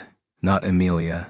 Not the villagers. As a matter of fact, Subaru had laid eyes upon that result multiple times over. If anything, that result was inevitable. In most worlds, entrusting the matter to Subaru Natsukihide led to the worst-case scenario. I left it in your hands because I trusted you. Subaru wanted to know if that reply was sincere. When he heard it, all he could do was laugh out loud in despair. That means you don't intend to give me a serious answer. Perhaps it is not the answer you hoped for, but I have stated the truth. I decided that tonight I would not deceive you in any way. If I cannot speak of something, I shall say so, and if something is inconvenient, I shall hold my tongue. But I swear to you that no words I have spoken are lies. Roswal's words were solemn. However, they invited too much distrust for belief. From the conversations they'd had to date, Subaru had no faith left over to take his words at face value. Despite Subaru's silent distrust, Roswal's expression did not falter as he continued. I say again, where this matter is concerned, I made the decision to trust you. I trusted that you would strive for Lady Amelia's sake, that you would exhaust all efforts to achieve an alliance with Lady Crush, that you would put your life on the line to successfully fend off the attack by the witch cult, and thus increase your renown. Duck. What do you know about me? You've known me for only 2 months. Do I look like a man who can accomplish things like that? Subaru was indignant. He was fed up with eloquent, pretty-sounding phrases that only made his ears hurt. His teeth were bared, his beady eyes grew tense, and Subaru pointed straight at Roswal as he howled. There's no way in hell. When you parted ways with me, I was a piece of garbage through and through. It was only after that I changed from garbage to something halfway decent. What came after was only because it was the only thing left to find inside of me. What did you see that let you trust me like that? It wasn't a discussion. If the other party had no intention of being serious, conversation was futile. Roswal's demeanor toward the raggedly breathing Subaru had not changed one iota. Therefore, that gazette itself was his reply. He intended neither to correct Subaru's view nor to state the objective truth. It would seem our conversation for this evening is a ton impasse. Roswal declared the conversation over, almost as if heckled see straight into Subaru's inner being. Subaru had no objection, either. At the very least, not until he was ready to engage in a real conversation. Though your esteem of me has plummeted, I cannot call that a pure disappointment.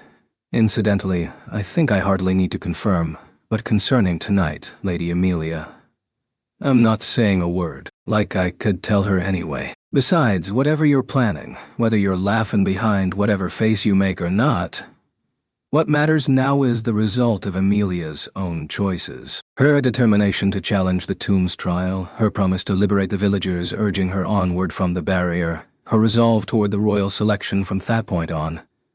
Amelia had chosen all these things for herself. It was absolutely not because she was dancing to Roswell's tune, manipulated by his shady schemes. Though you are governed by anger, within your mind you correctly grasp the situation. For the sake of Lady Amelia's royal selection, there must be no discord created between her, myself, and the villagers. Meaning you have become an adult.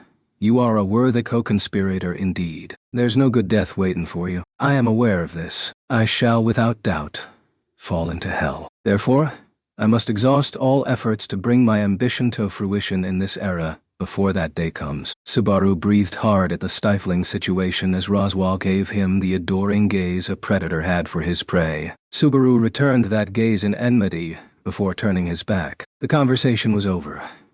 He didn't want to spend another instant in the man's presence. But I have one last thing to ask you. I'm not sure you'll want to give me a straight answer, though. What is it? My earlier promise, to answer truthfully, remains in effect. Ask whatever you wish. It's about Beatrice. The instant Subaru invoked that name, all composure vanished from Roswell's face. Beatrice, he murmured to himself, regaining the aloof, clownish demeanor that had reigned until the moment before. You pay a great deal of attention to that girl. What is it you wish to ask? I had a chance to speak with her before coming here to the sanctuary, and though she wouldn't tell me much, she said all the answers to my doubts can be found here. If you're in a mood to speak seriously, what do you think she meant by that? When their conversation in the archive of forbidden books drew to an end, Beatrice had spoken those words to Subaru with a tearful face. Frederica had also said Beatrice was one of the very few people related to Roswell with whom he shared his thoughts. If that was so,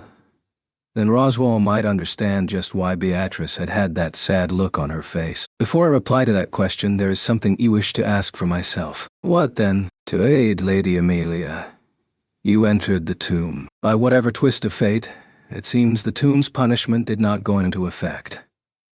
Did you meet someone within the tomb? The question Roswell posed made Subaru sink into thought for one brief moment. Despite hearing that it was dangerous, Subaru had rushed into the tomb to rescue Amelia. Though Subaru had in fact undergone the trial, he hadn't spoken a word of Thado Roswell. One reason was that the flow of conversation hadn't given him much of a chance, but the biggest reason was Subaru's lack of trust toward him. Roswell had decided to use even the witch cult's onslaught to increase Amelia's popularity. If he knew that Subaru had challenged the tomb, Subaru couldn't even fathom what schemes he might come up with this time. In the first place, it was unclear to whom he was referring. Subaru hadn't met in the tomb, or anyone else. What are you talking about? It was inside a tomb, like there was room to meet anyone. A zombie, maybe? I do not know what you mean by zombie, but no, the answer is sufficient. Thus my reply to your question is simple. It is not yet time to speak about the matter. So that's your story in the end. When will you be able to talk about it then? That depends on you. Though, if possible, I would like tonight's pact to be invoked as soon as possible. His manner of speech was deeply suggestive. Boutros Wall did not seem ready to explain any further. Thinking back, Subaru felt deeply despondent at how evasive Roswell had been from start to finish. Everything, even the prestige that came with the title of knight, had been for the purpose of setting up a favorable conversation with Subaru. Well then, Subaru, let us share pleasant conversation again. Subaru, showered by Roswell's sarcastic-sounding words even on the eve of his departure, vengefully slammed the door shut. Subaru scratched his head at the fact that he'd been addressed by name despite entering the room with great care. When he quietly closed the door and turned around the girl on the bed, Amelia seemed to have just awakened from a deep sleep as their eyes met. Sorry, did I wake you? No. I woke up a little earlier. I was surprised you were so quiet, Subaru. Keeping the noise down when I walk has become a habit, but my scheme has been foiled. I was actually thinking I'd play a prank on Amelia Tan while she slept. A prank? You mean like writing on my face? You got me. I definitely don't have the courage to try a worse prank, either. The way Amelia tilted her head, The thought of othings between boy and girl not even crossing her mind took the wind out of Subaru's sails. Regardless, now Thatch had awoken, he sat by her side and checked the state everything else. The color of her face and her breathing were both normal. Her face was cute too. She'd returned to her normal self without any noticeable issues. "I'm sorry, Subaru. I really lost it when I woke up in the tomb." That's fine. That's fine. More importantly, I was worried you might have bumped something when you first fell down. It really is a lot easier on both of us if I can watch you without being separated." "Yeah, it might well be." Subaru, replying in what he thought was his usual flippant tone, narrowed his brows at Amelia's reaction. She lowered her eyes, looking as if she was thinking about something as she clutched Subaru's sleeve. It was as if she were unconsciously grasping his hand to allay her worries. Subaru stared at the gesture when, Following Subaru's gaze, Amelia was startled when she realized her fingers were grasping the sleeve of his tracksuit. She proceeded to release her fingers, her face reddening as she waved her hand to and fro. I didn't mean to." That's strange. Why did I do something like, my Amelia Tan finally wants me enough to subconsciously reach out her hand. Hey, if you want to rally me for everything, you can just come out and say it. That's totally not it. My hand probably just slipped. You sure denied that fast. And what do you mean by slipped? Amelia shook her head at the half-joking assertion, wearing a strained, embarrassed smile. Subaru did not press the issue. After all, she didn't seem to want to talk about the worries subconsciously connected to her actions just then. And naturally, those were related to the trial that night. "Can I ask you something about the trial? What kind of past did you see inside?"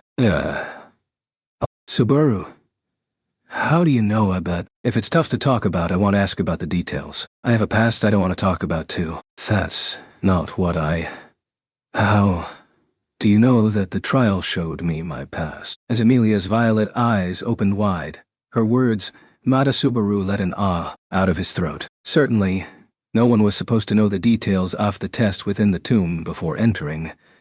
And even then they would only find out if they were challengers themselves. Of course, Subaru could have just told Amelia that he'd undergone the trial just like she had, but looking back at Amelia's trembling eyes, Subaru swallowed the words with which to convey that fact. Given that she was already shaken and discouraged, he feared that telling Amelia he'd taken the same trial, but had overcome it, might push her farther into a corner. Nor was this the only reason not to tell her. Accordingly, Subaru closed his eyes, pushing the role of the villain onto someone absent from that place. That jerk Roswell was keeping quiet that he knew about the trial. He said something about facing your past, but, I don't really know the details past that. Is that so? Did Roswell say anything else? Maybe that it's 3 parts in all, and seeing the past is the first one. A barefaced lie. Subaru's reply made Amelia look dispirited. 3 parts, she echoed. At least she didn't question Subaru's assertion that Roswell was the source of the information. In reality, he'd heard it from, but he avoided such a problematic explanation. Setting the number of problems aside, today's challenge didn't go all that well, did it? So it would seem. I tried hard, but it suddenly ended midway. Sorry. I think that's because I woke you up. Seems being touched from the outside wakes you up. Come to think of it, I feel like I got told that from the start. Who told you that? Who was it, I wonder? The creases of Subaru's brow deepened as he tried to wrap his head around it. The thought easily rolled off his tongue. But where had the idea come from? When he thought about it, nothing came to mind.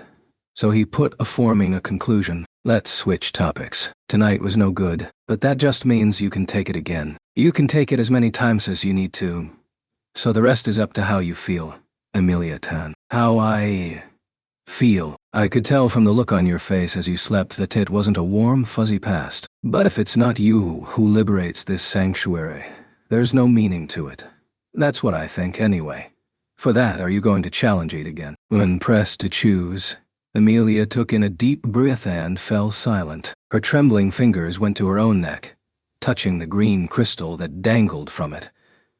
But Heronly family made no response. Amelia was hard-pressed for an answer as Subaru watched her, silently awaiting her decision. If, for example, by any chance, Amelia recoiled from challenging the trial again, too afraid to face her past, Subaru did have an idea. It just took someone else qualified to do it instead. And that would be Subaru, not Suki. But, Subaru, you idiot. Hey, I'll accept any answer you. Wait, what's with the sudden insult? If you say that with gentle eyes and a gentle voice, there's no way I'll say I can't, is there? I'm not a very smart girl, but even I know that this is my duty. Amelia, don't pamper me. Trust me. Maybe I don't sound very convincing saying that after today, but right after speaking with such strong resolve, Amelia flushed as she lowered her eyes. However, her words met a Subaru exhale at length. That's not true at all, he said, shaking his head. Amelia had said she'd do it. Then, she certainly would. From all the time he'd seen her, not just that night, Subaru genuinely trusted her. Hey, I'm with you for makeup tests or anything else. Trust you. I'll wait. Thank you. When Subaru smiled at her, Amelia finally regained the strength to send a charming smile back at him. It was a small, fleeting smile, but the resolve it contained made Subaru lose himself in the sight of it for a moment. But the one thing that pains my heart is the trouble it must be for the people of Earlham Village. She'd promised them she would definitely liberate them from the barrier and return them to their village. She hoped that they were not people to shun someone upon learning of her failure, but she couldn't help its weighing on her mind. But Subaru had an idea where that was concerned. Can you let me handle that part? You have something in mind. I do. I don't plan on causing Amelia Tan or the villagers any trouble. Understood. I trust you, Subaru. When Subaru thumped his hand on his chest, Amelia narrowed her eyes and immediately nodded. Subaru was a little surprised at the instant decision, whereupon Amelia gave a tiny, pleasant smile. As if I doubt you now, Subaru. I trust you. Those words left Subaru quietly closing his eyes, thinking hard in his own mind. Amelia's trust was a product of Subaru's actions to date, and even if those had proceeded according to the sketch drawn by Roswell's own hand, it would not be that way from here on. No way I'm gonna let everyone dance on top of your palm. Would not permit Roswell's will to intervene as it had so far. And, there in the sanctuary, it was Subaru Natsuki's job to prove it. 3 days later, Subaru executed the plan that he had mentioned to Amelia. I must say, I am impressed you managed to persuade Garfield. Otto shared his thoughts while Subaru checked the condition of the dragon carriage with Patlash, his favorite land dragon, hitched to it. Subaru's back was turned as he responded with a yeah, before continuing. It took a little time, but it's a big help that I somehow got through to him. Though from my perspective it was difficult to believe he would listen to what we had to say.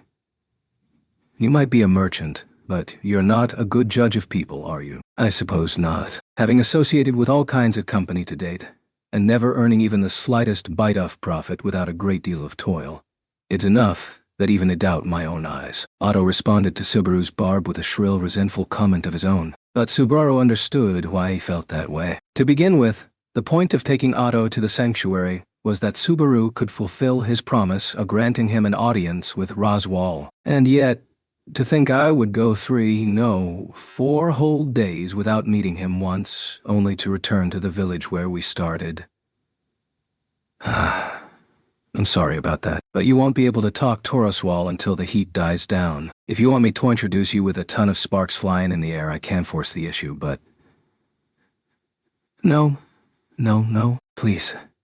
There's no need. I do not want to become involved in a strange situation like that. Otto's recoiling like that had been partly responsible for the delay in introducing him and Roswell. Scratching his cheek, Subaru focused on what lay ahead of their dragon carriage.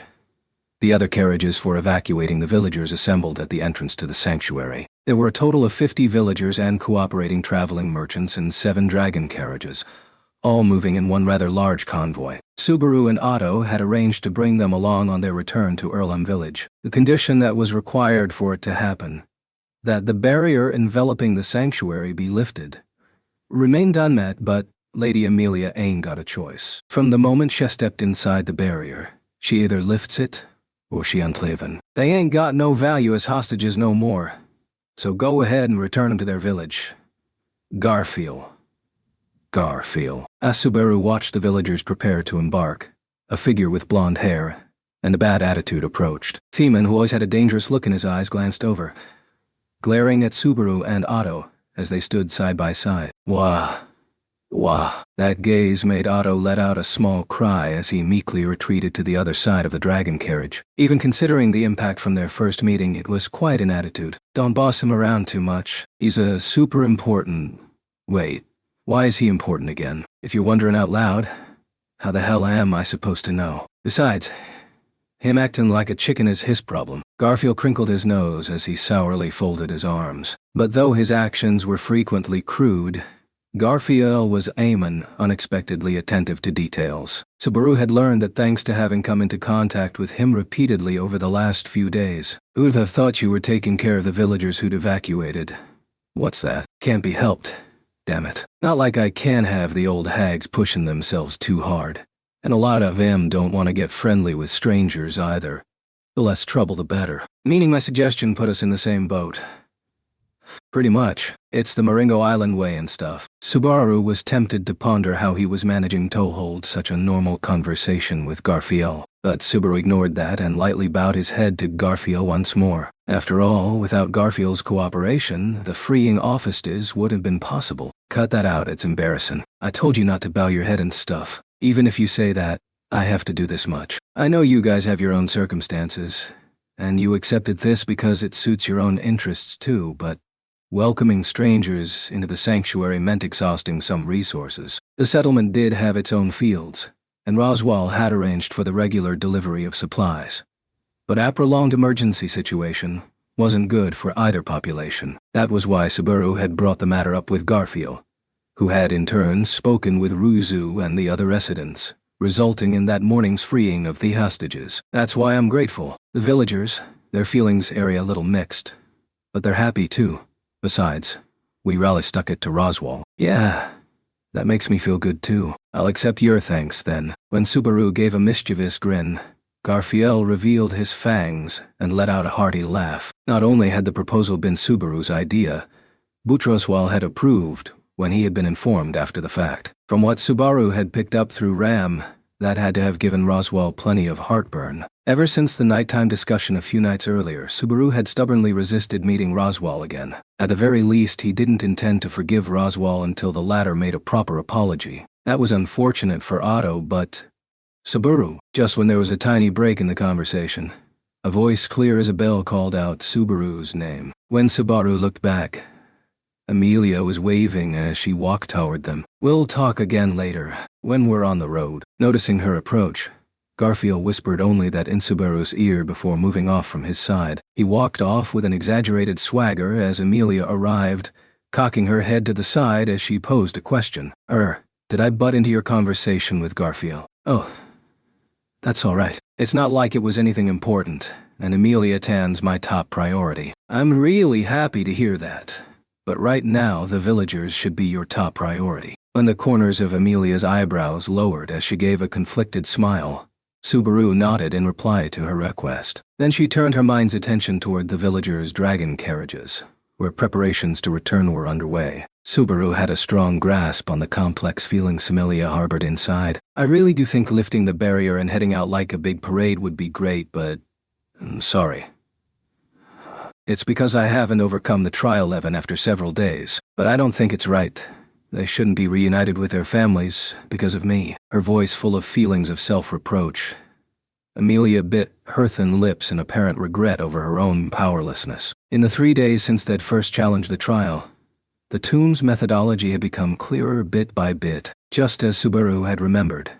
It was possible to undertake it any number of times. However, it could only be undertaken once per night. Amelia had made an attempt every night without rest, only to be met with failure each time. When night fell, Subaru watched Amelia confront her past at the tomb, and he saw the pain break her heart, causing her to return tearful and haggard. Repeated painful experiences had resulted in a rising pile of failures. Moreover, he couldn't even begin to imagine how much her spirit had been worn down in the process. Anyway, you can't get impatient and force yourself. Since ancient times, no one has managed to accomplish anything good with those two things. I'll get the villagers back home and come back here right away. but it still won't be till tomorrow that I can make it. You can put off tonight's challenge if you want, you know. Subaru couldn't remain in the sanctuary to be at Emilia's side that night. Because of that, Subaru had proposed several times already that she take a break from challenging the tomb, but Emilia firmly shook her head this time as well. It's all right. It's true I'm a little impatient, but I'm the one who said I'd do this. I don't want to disappoint the villagers or the people of the sanctuary. Gotcha. All right then. I won't say any more. Thank you. Also, though you should also be mindful of the villagers. Be mindful of Frederica. Now that they'd checked off what each had to do, Emilia worriedly added that at the end. Her worry was rooted in their lack of knowledge about where Frederica stood. If Ram's warning was anything to go by, Frederica was involved with those opposed to the liberation of the sanctuary. Subaru hadn't the faintest idea how she'd treat him and Otto upon their return to the mansion. If Frederica bears Lady Emilia ill will, the mansion should be an empty shell right about now. Ram thought, what you come here for? Ram, slipping through the line of dragon carriages, came over and promptly joined their conversation. Much like with Roswell, Subaru wasn't feeling particularly positive about her. Considering the issue Offram and her behavior, namely her taking Roswell's side, Subaru was standoffish with her. Ram feigned ignorance of the discord with Subaru, narrowing her almond-shaped eyes as she spoke. Greetings, Barusu. I have merely come out of my way to see you off in Master Roswell's stead. As a lord, it pains him greatly to not be present as his people begin to depart. You've got some nerve to be.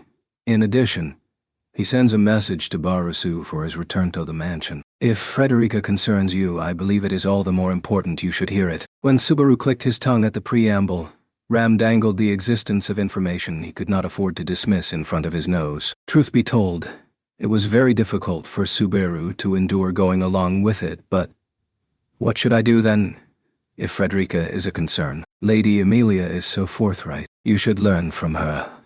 Barusu. Ram employed Emilia to sarcastically pester Subaru, clapping her hands with excessive glee. Then, as they caught their breath, Ram continued in a quiet tone of voice. He said that if you are concerned about confronting Frederica, rely upon Lady Beatrice. Really on Beatrice. Hey, listen closer when people explain stuff. That's a majorly high difficulty thing in itself. In this situation, just meeting her isn't simple.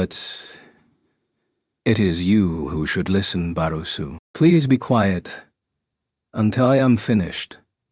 Certainly, it is not easy to speak to Lady Beatrice. That is where Master Roswell's message should come into play. The grave accents of her voice made Subaru swallow his words and indicate for her to continue. His gaze made Ram lick her lips before she spoke. He instructed, upon returning to the mansion, to say this. Roswell said, ask your questions. Questions.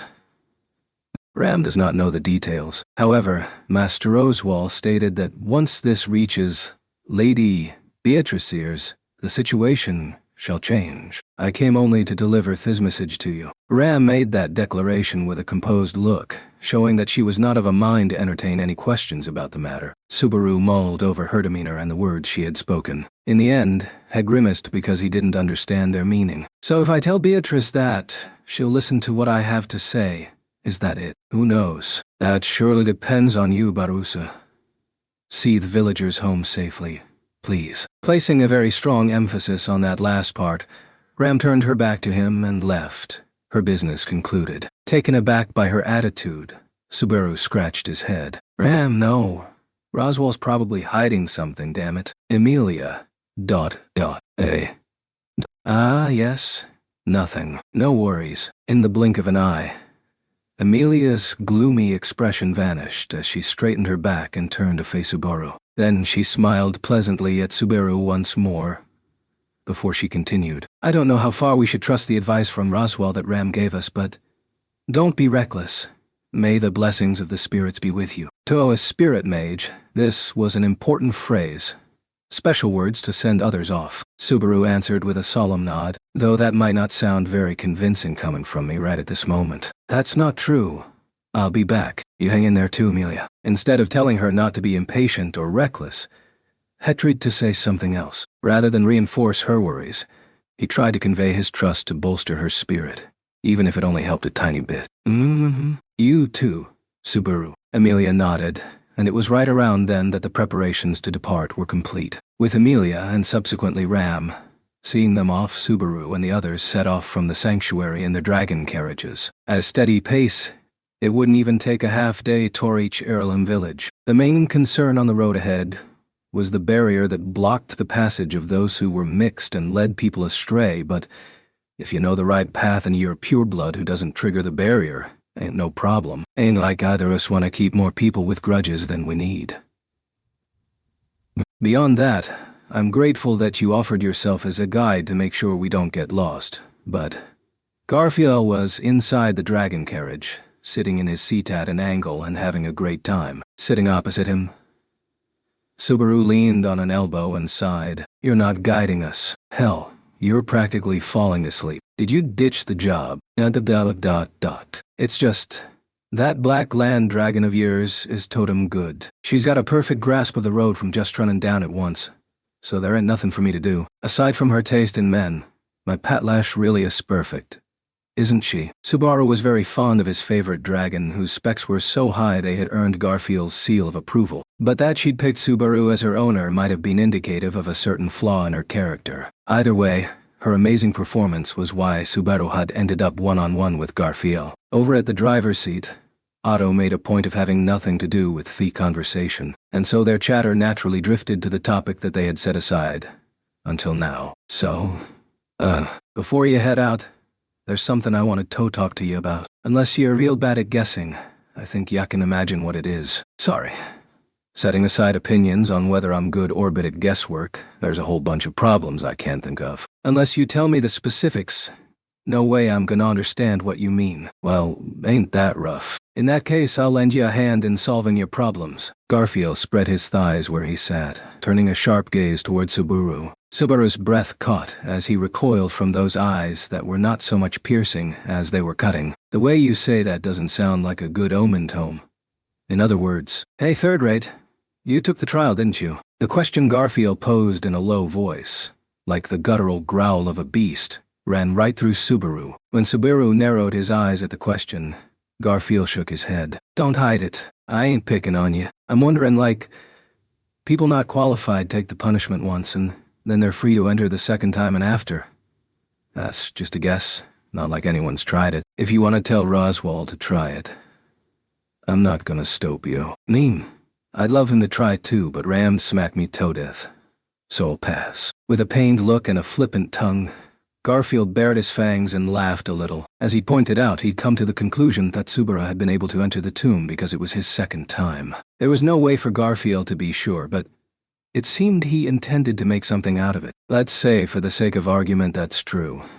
What do you plan to do about it? Now, hold on. I figured you wouldn't cop to it. That's just a what if, so I'll talk about something easier for you to agree to. This is Gam and Gumbridge building level stuff. Garfield unleashed another one of his trademark mystery phrases, and while Subaru felt his mouth go dry from the incredibly not casual level of pressure it suggested, he drew in his chin, indicating he would at least hear out the proposal. Accepting this, Garfield continued, it's real simple. If you're qualified, then you take the trial in Lady Amelia's place. Lift the barrier for me and my people.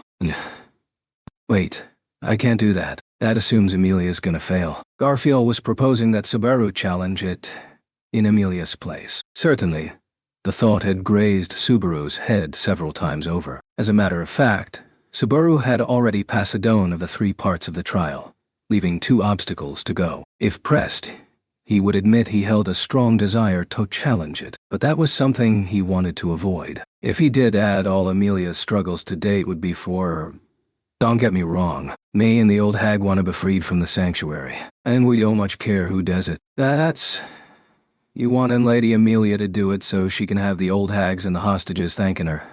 That's your problem, including wanting her to overcome a hateful past and take the sting off it. That's all your problem. It ain't got nothing to do with us. Subaru couldn't summon a rebuttal to Garfield's words. Looking at it from Garfield's point of view, of course, that show he saw the sanctuary situation. Just as he'd said, having Amelia undertake the trial and hoping that she would overcome it was essentially the solution to a personal problem. When Subaru hung his head at this sound argument, Garfield sighed as he added more. Is the past really something you gotta overcome in the first place?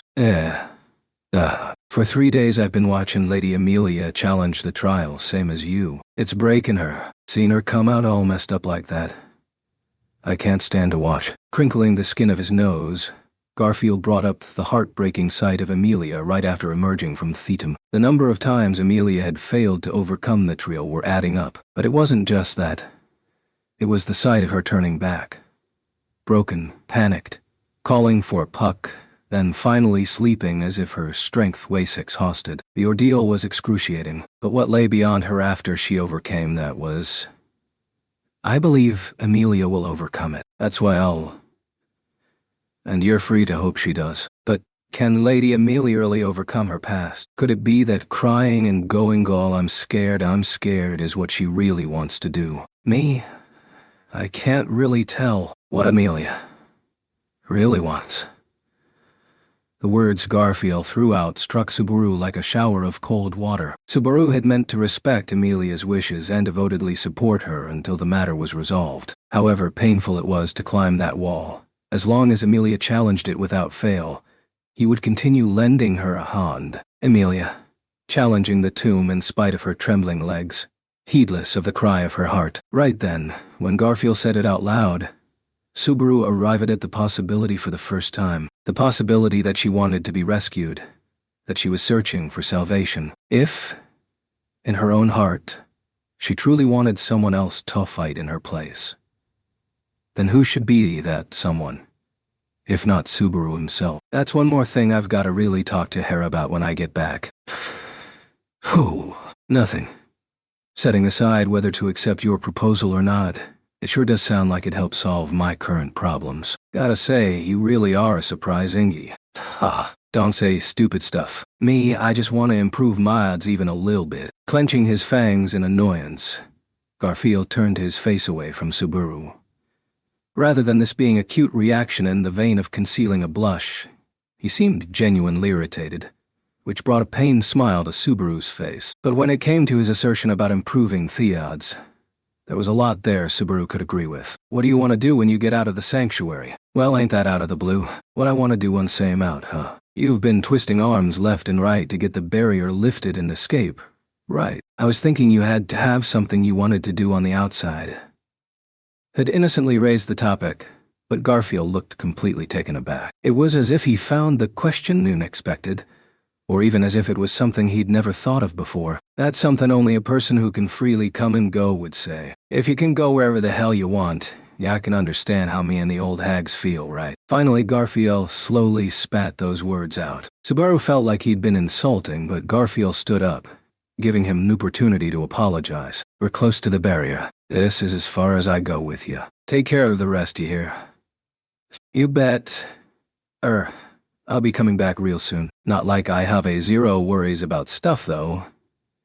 He was worried about returning to the mansion. On top of that, he felt a duty to make sure of certain things. Petra's safety was obviously one concern, but even more than that, making sure whether a certain sleeping girl was well, crap, can't be helped. Garfield.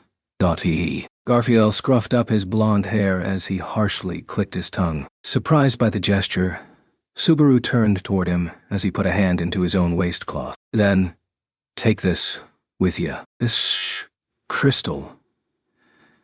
It's the same as the one Frederica had. The piece of jewelry Garfield took out of his pocket and offered Subaru was a necklace of a blue crystal on a string. The gem looked identical to the one Frederica had possessed. The twin blue crystals were undeniable proof that Garfield and Frederica shared some kind of bond. I don't intend to talk about our circumstances. Just, it's trouble for us if you don't come back. So I'm giving this to you.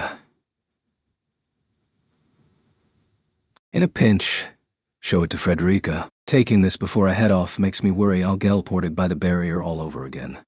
If you don't need it, just give it back. But having it might help you in a pinch. When Subaru turned the crystal over in his palm, Garfield reached out like he wanted to take it back. With a grand gesture, Subaru escaped from his hand and stuffed the crystal he had received into his pocket. He didn't know what lay between Garfield and Frederica. They were likely blood relatives. The barrier that supposedly rejected the passage of anything considered mixed seemed like a literal impassable wall between the pair. If Perhaps the barrier was the reason Frederica had been scheming.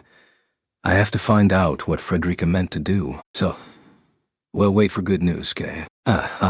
What's this good news business? If it ain't like Balumaroy makes the sun go down, then no way I'd ever tell the difference. Subaru, in his attempt to bid Garfield farewell on a positive note, drew the first smile from Garfield he had seen that wasn't related to his ferocity. However, I still have no idea what makes the sun go down. Subaru remained ignorant of just what the mystery phrase pressing against his back meant. 8 hours after setting off from the sanctuary, and 6 since parting ways with Garfield, Subaru arrived back at Roswell Manor just before sunset. Will you really be alright without me there with you? Otto spoke with a concerned, subdued voice from the dragon carriage halted in Earlham village. Now that the refugees had been safely transported back to the village, Otto and Subaru watched as moving reunions broke out between family members who had been temporarily separated. Otto was no doubt keeping his voice down because he didn't want to interrupt the reunions. Yeah.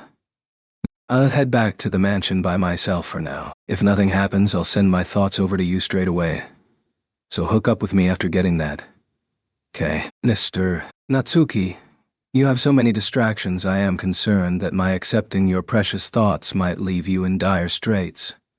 I'm joking, but let me speak seriously. If you are trying to be considerate toward me, then I won't say that's completely inaccurate, but you're my insurance. When Subaru scratched his cheek and spoke those words, Otto tilted his head and asked, Insurance? Nodding back toward him.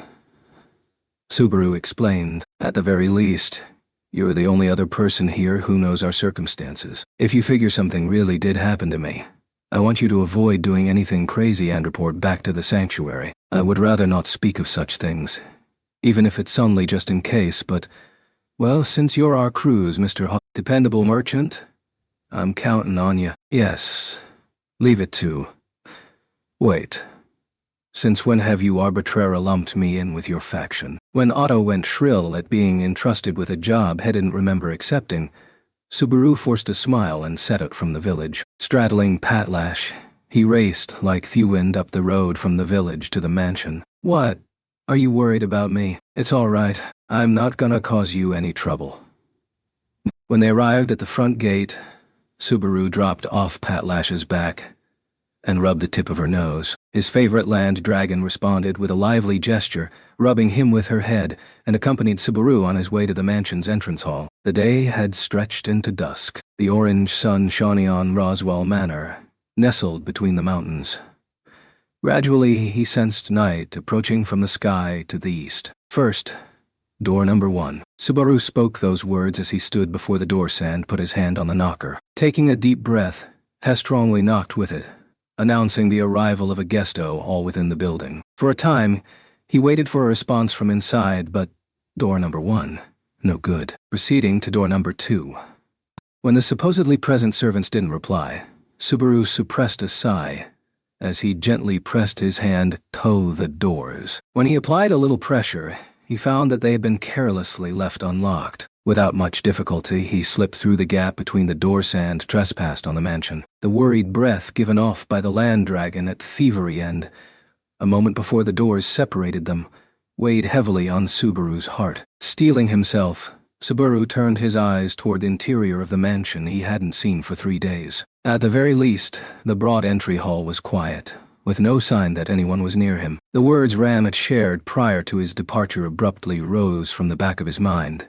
If Frederica did bear any ill will, she was no doubt already gone from the mansion. If the worst case was that Frederica had gone off somewhere, he didn't care. The problem was whether she left by herself, or took Petra and Rem with her. He wasn't thrilled with either possibility, but he especially didn't want to think about the latter. He had the handkerchief on his wrist, and the crystal Garfield had entrusted to him. Relying on the presence of those two things, he advanced, stepping farther into the mansion.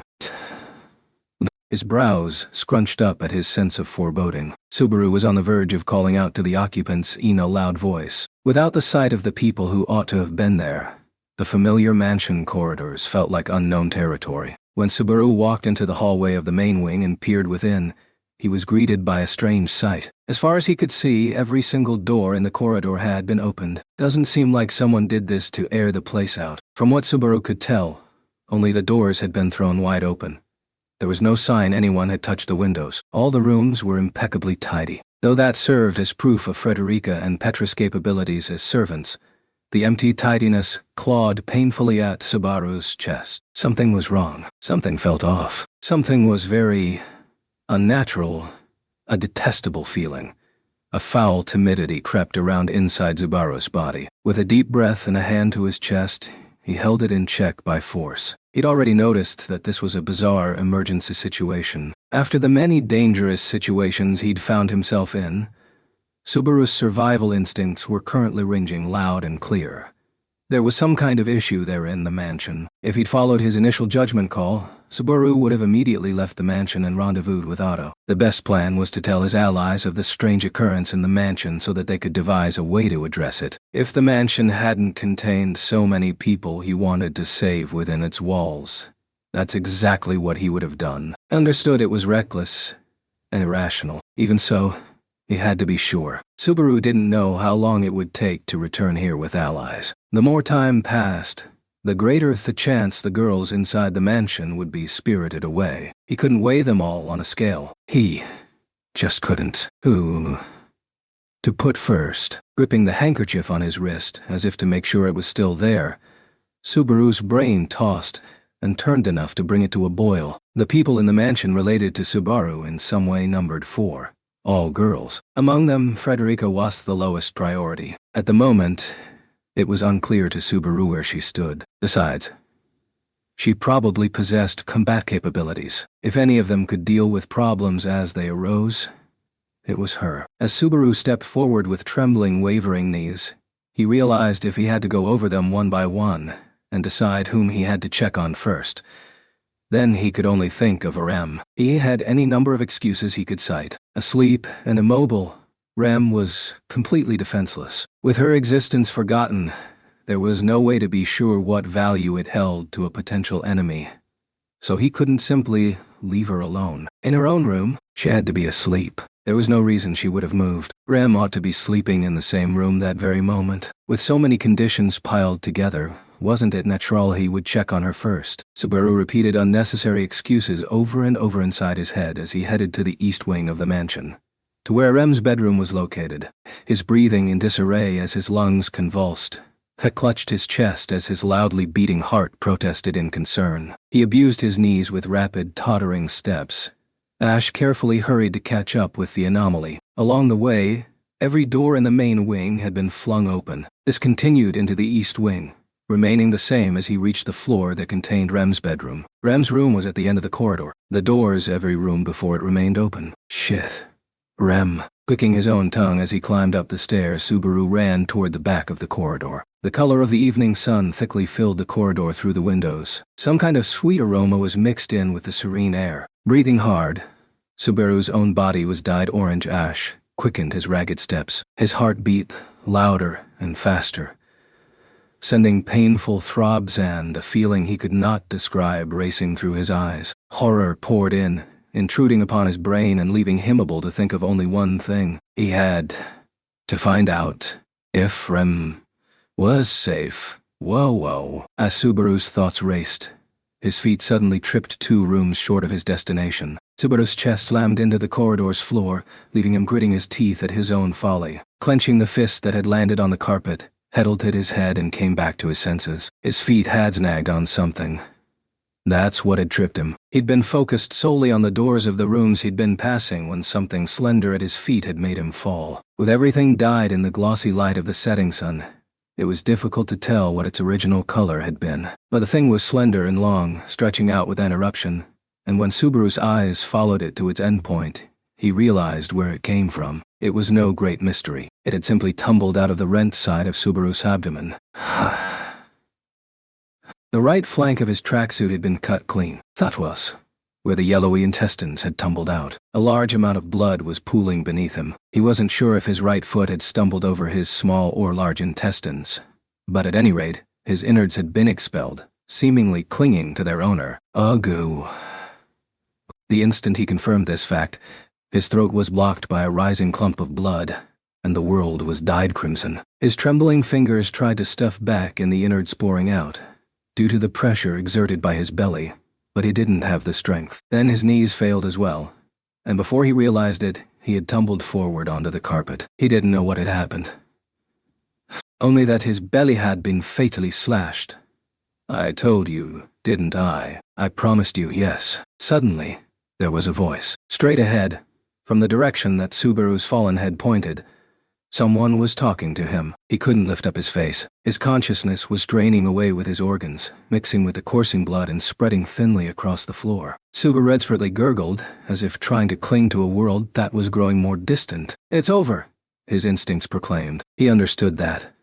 But somewhere in his heart, Subaru rejected dying for nothing. It wasn't over. It couldn't be over. Not until he gained something, obtained something. If he didn't return with something, anything, something. There was the high-pitched echo of shoes striking the floor. A shadowy figure stood in the corridor, dyed crimson from the spring of fresh blood. She wore a black outfit on her slender physique. Her long black hair was tied back in a triple braid. Adoringly, with a coquettish look, she gazed down at his dying moments. When he sensed those things, along with the sensation of having his belly cut, Subaru understood. "Why are you here? In front of Rem's room. I told you to take care of your bowels until the next time we meet." It was a declaration of love that had gone astray. The pure affection of a murderer that no one else could understand. As Subaru Natsuki's consciousness grew hazy, that was the only thing that grazed the fingertips of his soul. Hazy, hazy, hazy. Dark, dark, dark. And finally, everything vanished. It was the end, and then they began anew. The curtain of Subaru Natsuki's fourth loop had risen. Endu.